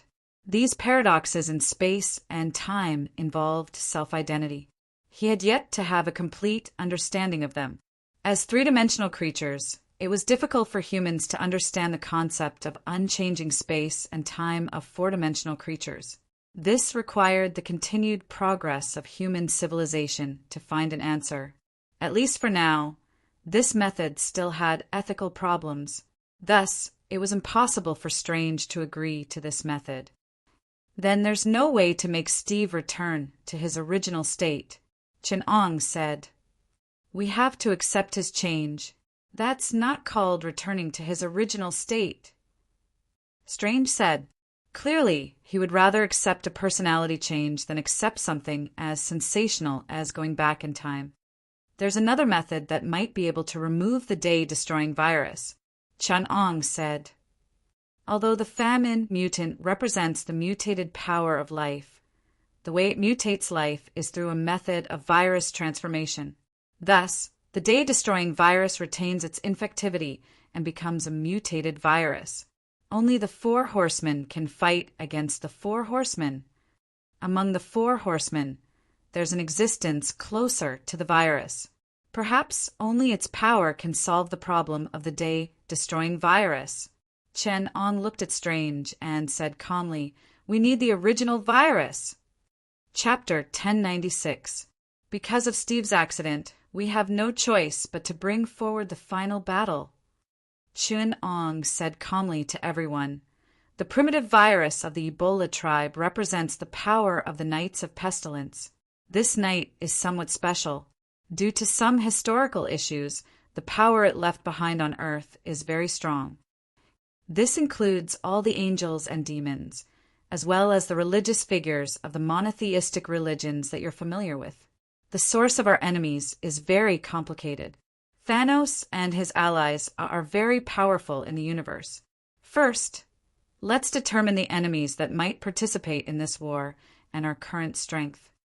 Thor didn't have a hammer to carry, and he always felt that his hands were empty and insecure, but he still promised, if the Thanatos allies come from outer space to join the war, then Asgard will stop them in time. I want to hear how you assess the strength of our enemies. Little Pepper Potts propped his chin on his hand and leaned on the conference table. Our enemies are mainly divided into 3 parts. The first is the Atlanteans who are roped in by the black-tongued counselor. The second is the demons under Mephitis and the humans he controls. In this world, there are too many people who have sold their souls to the devil. So we might be facing an army, and we have to be prepared to face some of the ghost riders. The third is the local villains that Laura has roped in, such as the supervillain Lord Man, the Ten Rings Gang, Hydra, and Leviathan, who are against us. There might also be dangerous people from outer space. I can't calculate the enemy's strength too carefully. I need to leave room for any ambiguity. So, Chin-Ong said, Liberators. Kong, Keenan, Natasha, Arthur, and Merlin stood up. Yes, you will be responsible for facing the enemies from outer space. According to the intelligence, the remaining 4 of the 5 Obsidian generals, the leaders of the Thanos army under Thanos, will all attack. The messengers under the planet Devourer, Fallen, Stardust, Silver Shadow, Flame Emperor, Tyrant, Redshift, Destroyer, Skywalker, New Star, and Dazzle may all attack under the orders of the planet Devourer to protect the balance of the universe in their hearts. Compared to the messengers of the planet Devourer, the 5 Obsidian generals are not worth mentioning. Chin-Ong smiled, but I still need you to intercept them outside Earth. If possible, destroy them. Chin-Ong said solemnly, although the Human Revolutionary Alliance will take action after the Holy Shield is thwarted. I don't want to see this moment come, understand? Intercept all the extraterrestrial visitors and annihilate all the enemies. Yes, you will receive temporary authorization as Dimensional Warriors. Generally speaking, Dimensional Warriors will follow the army to fight in parallel worlds and participate in the destructive war against the apocalypse. This time, because the enemies are subordinates of the 5 great gods and are more difficult to deal with, and the Dimensional Warrior Army is unable to spare any manpower because 52 parallel universes will be destroyed in the near future, so you are granted temporary authorization to carry descended bodies to fight. Among the 3 main armed forces of the HPRA, The dimensional warriors were responsible for maintaining the safety of parallel universes and timelines. Generally speaking, they performed interdimensional combat missions. Due to the logistical pressure of traveling through time and dimensions, various descended bodies were used for combat. The ones responsible for interstellar combat in the universe were the Soviet Black Star Troopers and the HPRA Defense Forces of the European Community. They used interstellar battleships and various technological weapons for combat. That was why the universe was filled with the Soviet Black Star Troopers burning glass everywhere. The defense forces of the European Community were generally responsible for the defense of the HPRA, while the Dimensional Warrior Army of the Republic had long been deployed to fight in other parallel worlds. Not every parallel world had the HPRA's descent. In worlds without the HPRA, in order to prevent the apocalypse from closing the timelines, the HPRA had no choice but to send the Dimensional Warrior Army into these parallel worlds to fight. Chun-Ong continued to formulate the battle plan. Turkara, we will support you with a batch of vibranium technology weapons. When the war begins, you will be responsible for infiltrating Wakanda and gathering the warriors in Wakanda who are willing to resist. Strange will go with you. The HBRA is currently transferring over the Primal Spirit Stone, and Turkara will help you control it and remove Ebony Throat's mind control over the people of Wakanda. Turkara said excitedly, I've been waiting for this day for a long time. A trace of deep-rooted hatred flashed through his eyes. Chun-Ong had to remind him. Crow is very likely already under the control of the War Knights of the Vibranium. He's very powerful, and we need to deal with him together. You can't destroy Wakanda because of a moment of impulse. The cosmic tuning fork is too dangerous. If Crow controls it, he can easily destroy Earth, let alone Wakanda. So I will deal with Crow myself for this. I will use a descending body that can restrain him. Strange. Chun-Ong turned his head again. Ebony Throat is yours. Strange nodded. I've found a way to defeat him. He won't be a problem. The Atlanteans will be dealt with by the former Divine Spear Bureau and S.H.I.E.L.D. They are all Holy Shield now. I've just contacted Nick Fury, and he said that it won't be a problem. They will deal with those Murlocs. Chun-Ong continued. I've contacted the Vatican. Although they don't dare to make a move against the 4 Armageddonites, nor do they dare to get involved in their Lord's mess, they still dare to attack those demon worshippers. So the Kamartaj mages will deal with those demon dependents together with the Vatican. As for the villains that Laura has gathered, Lord Man doesn't dare to show up. As for the others, some of them have been eliminated by us first, and the rest won't be a problem. Nick said that the Fantastic Four and other heroes will join the battlefield as reinforcements. So we just need to hold on until they come to help. We also need to guard against the remnants of the Skrulls. Potts added, They may imitate us and join the battlefield, which will instantly destroy the trust between us and make the whole plan fall short of success. Yes, we also need to consider this. Chun-Ong said, But fortunately, I only need to decide the general direction. These things, including the enemy's intelligence and tactical settings and the recorded plans in case of accidents, are all handled by the combat department. Now, they are down there analyzing the intelligence and making plans. Because the time of the decisive battle has been brought forward, I don't know how many of them are cursing. Chun-Ong shamelessly shirked the responsibility. The little spider, who was listening at the side, asked in confusion, Are we going to snatch that primitive virus? It can cure the captain, right? Ugh. Chun-Ong coughed and said, We are going to protect the primitive virus from falling into the hands of the bad guys, to protect the safety of the last seal of the 4 horsemen.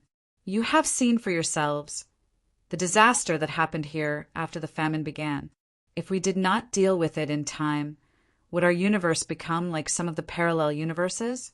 In some of the worlds destroyed by the apocalypse, there are many universes where everyone was turned into monsters by famine and plague.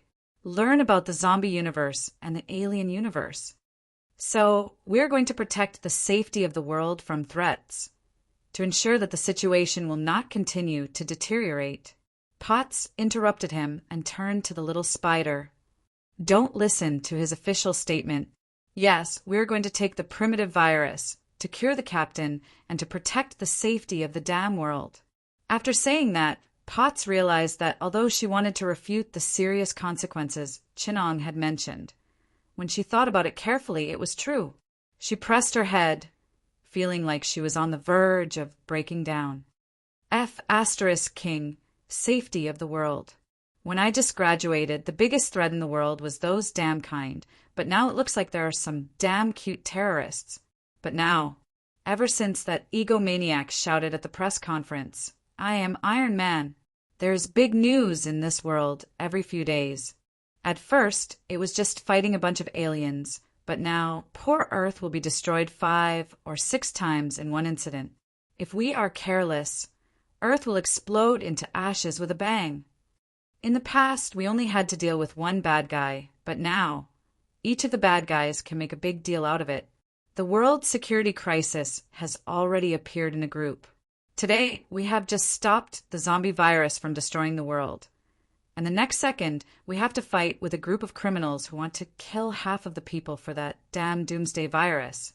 Something that can destroy the world. And there are 5 of these things, and 3 of them have already been activated. After listening to Potts' complaints, the new Batman suddenly felt a chill run down his spine. Why do you want to fight with Earth? What's so good about Earth? The moon is safe, and the dangerous Earth should be left to the humans.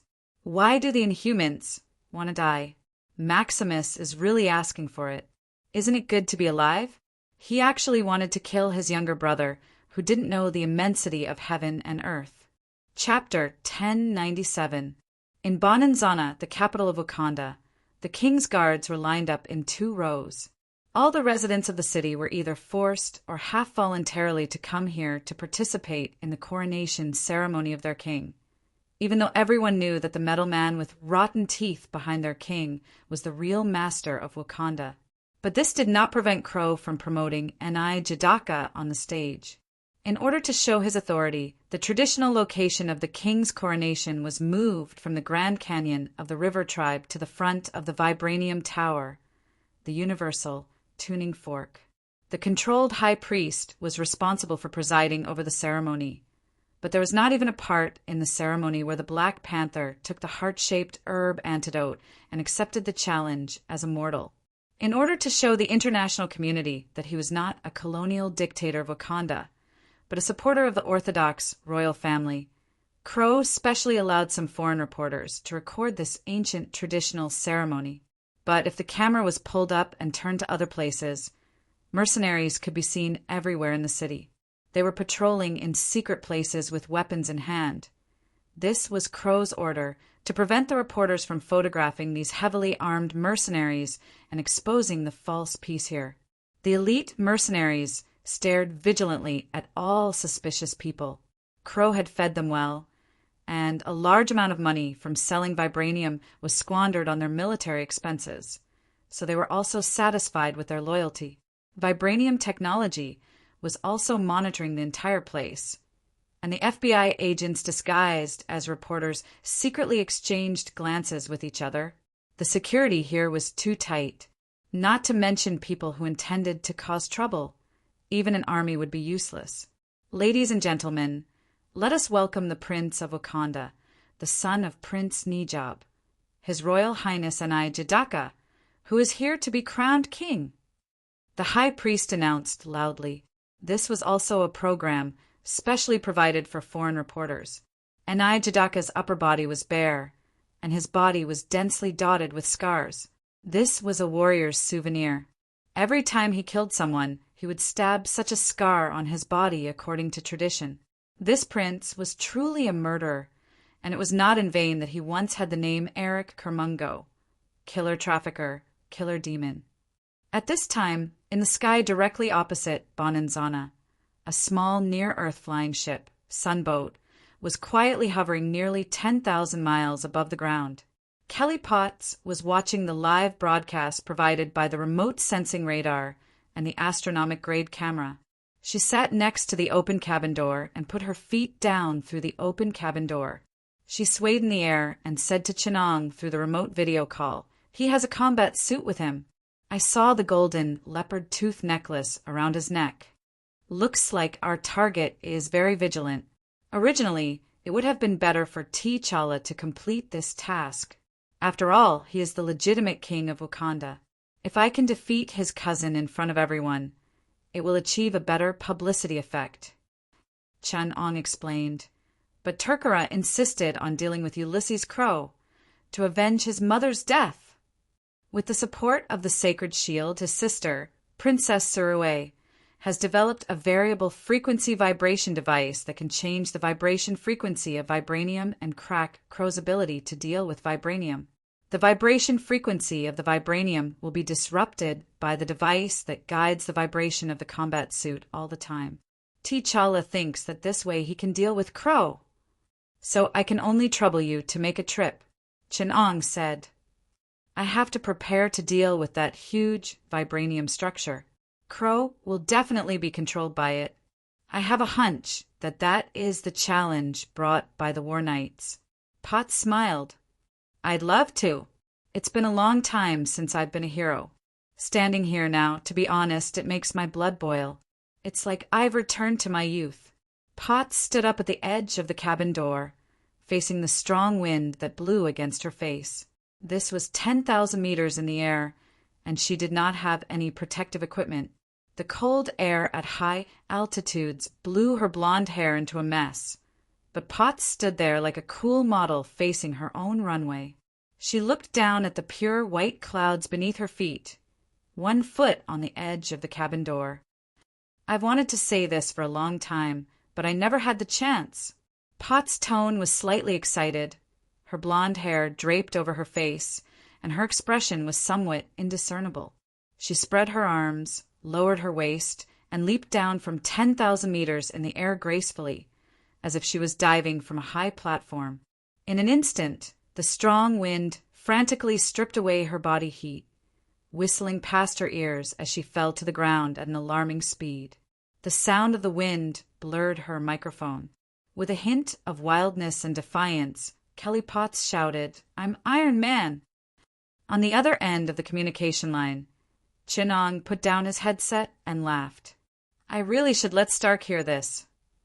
In the spaceship behind Potts, a blue flame near the engine spewed out silver-blue mechanical parts.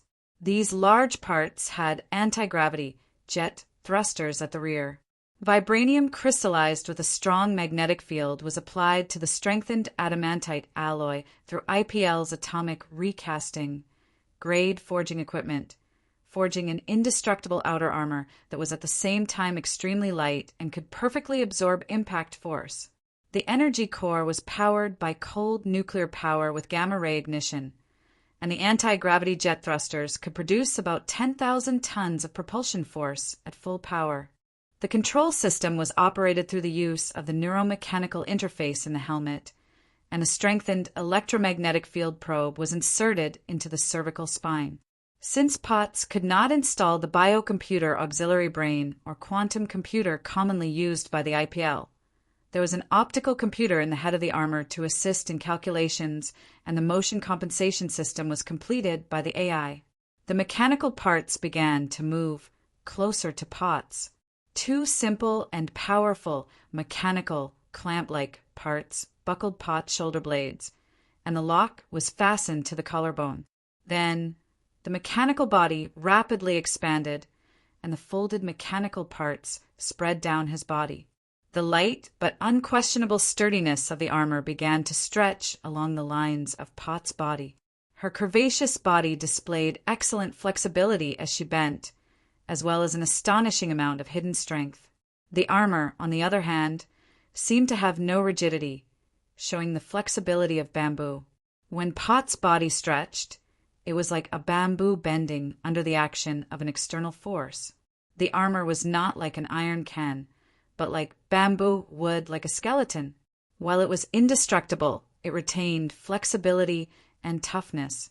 This was a real exoskeleton. It might not make any difference in the hands of Tawny Steck, but Potts was also a combat expert.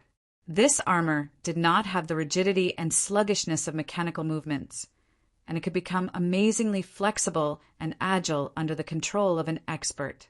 "Boss, there seems to be something in the sky." A mercenary who was in charge of guarding suddenly warned Moses Magnum. Moses Magnum also raised his head and squinted at the sky. With his excellent eyesight, he could clearly see that there was indeed something in the sky approaching in a free fall. Moses Magnum pressed on the headset and warned, "Your Majesty, there is something above your head." On the stage, Tony Jadaka's pupils shrank slightly, but his expression did not change. He whispered into the microphone, "You guys deal with it as you see fit. Those little bugs never know what manners are." Out of caution, Moses Magnum used the radar to lock onto the target while he raised the high-powered optical telescope to observe. He could clearly see the object falling at high speed through the telescope. It was a streamlined, silver-blue, full-body armor. Suddenly, a subordinate next to him shouted, "The radar has lost the target. The target has stealth ability.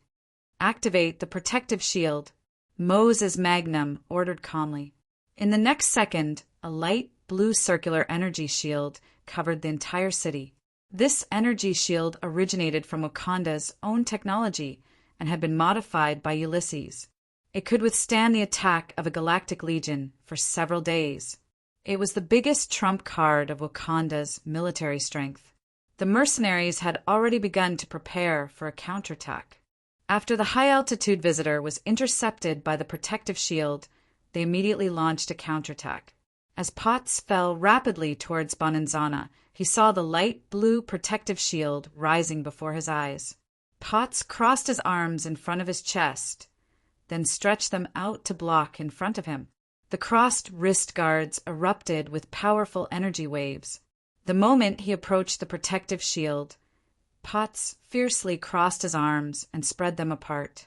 Her body changed posture, and her feet were facing downwards like a goddess of war leaping down from the sky. Silver-white energy, lightning, exploded between her arms. The strong magnetic field on her arms created an energy pulse weapon that triumphed in pure power. Amidst the dazzling white lightning, the entire energy shield shattered as everyone was caught off guard. Gigantic lightning streaked across Bonanzana. They swam past the Wakandans and the mercenaries, and at a super high speed that no one could react to, they destroyed all the defenses of the city. The mercenaries' figures blurred in the lightning. Moses Magnum was shrouded in a huge energy and light. As he howled, his whole body evaporated into a pile of ashes. Enai Jadaka stood at the center of the ceremonial platform and saw a silver-blue armor falling from the sky in the dazzling lightning. A punch was thrown. Lightning wrapped around the armor like a silk scarf and fluttered backward. The friction with the air produced a crimson plasma. The entire body of the armor exerted force, and a blow of 50,000 tons of hydraulic press power was produced. Enai Jadaka heard the roar of the air as if a thunderstorm was nearby, but the lightning was only formed by energy. What really produced the thunderstorm sound was the mechanical power of the fist covered in armor. In front of it, the vibranium suit that covered Enai Jadaka's entire body was as thin as a layer of paper. The fist pierced through Enai Jadaka's chest, creating a wound the size of a basketball. The intense friction generated heat and turned it into plasma air, evaporating part of his flesh and burning the other part black. From Enai Jadaka's chest to his ribs, there was only a trace of flesh left. His entire chest and half of his abdomen had been pierced through. One could clearly see the seam on his back. The edges of the wound were charred black.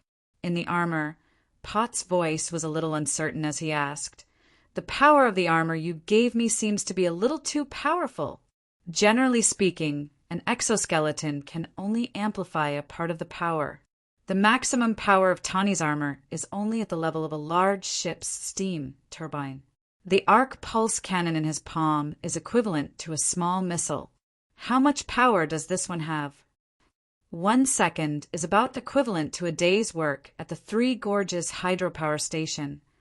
Chinong, who was trimming his nails, said casually, "After all, it's a student's graduation design. It's a civil mechanical prosthetic, so the power is a little lower. You seem to have some misunderstanding about the performance and destructive power of machinery." Misunderstanding. Chun-Ong continued to casually look at his fingernails that had finally been polished smooth. "What misunderstanding? I'm not trying to discourage you, but quickly retreat after killing the target. You don't stand a chance against Ulysses Crow." Chin-Ong hung up the communication and muttered to himself, "It's just a city destroyer level achievement. What combat power is there to speak of? It's just a civil engineering mech, at the level of being eliminated even if it's carrying bricks." He glanced at the scene on the screen and was not surprised. After all, it was the normal level of the demolition site of Lanxiang No. 1.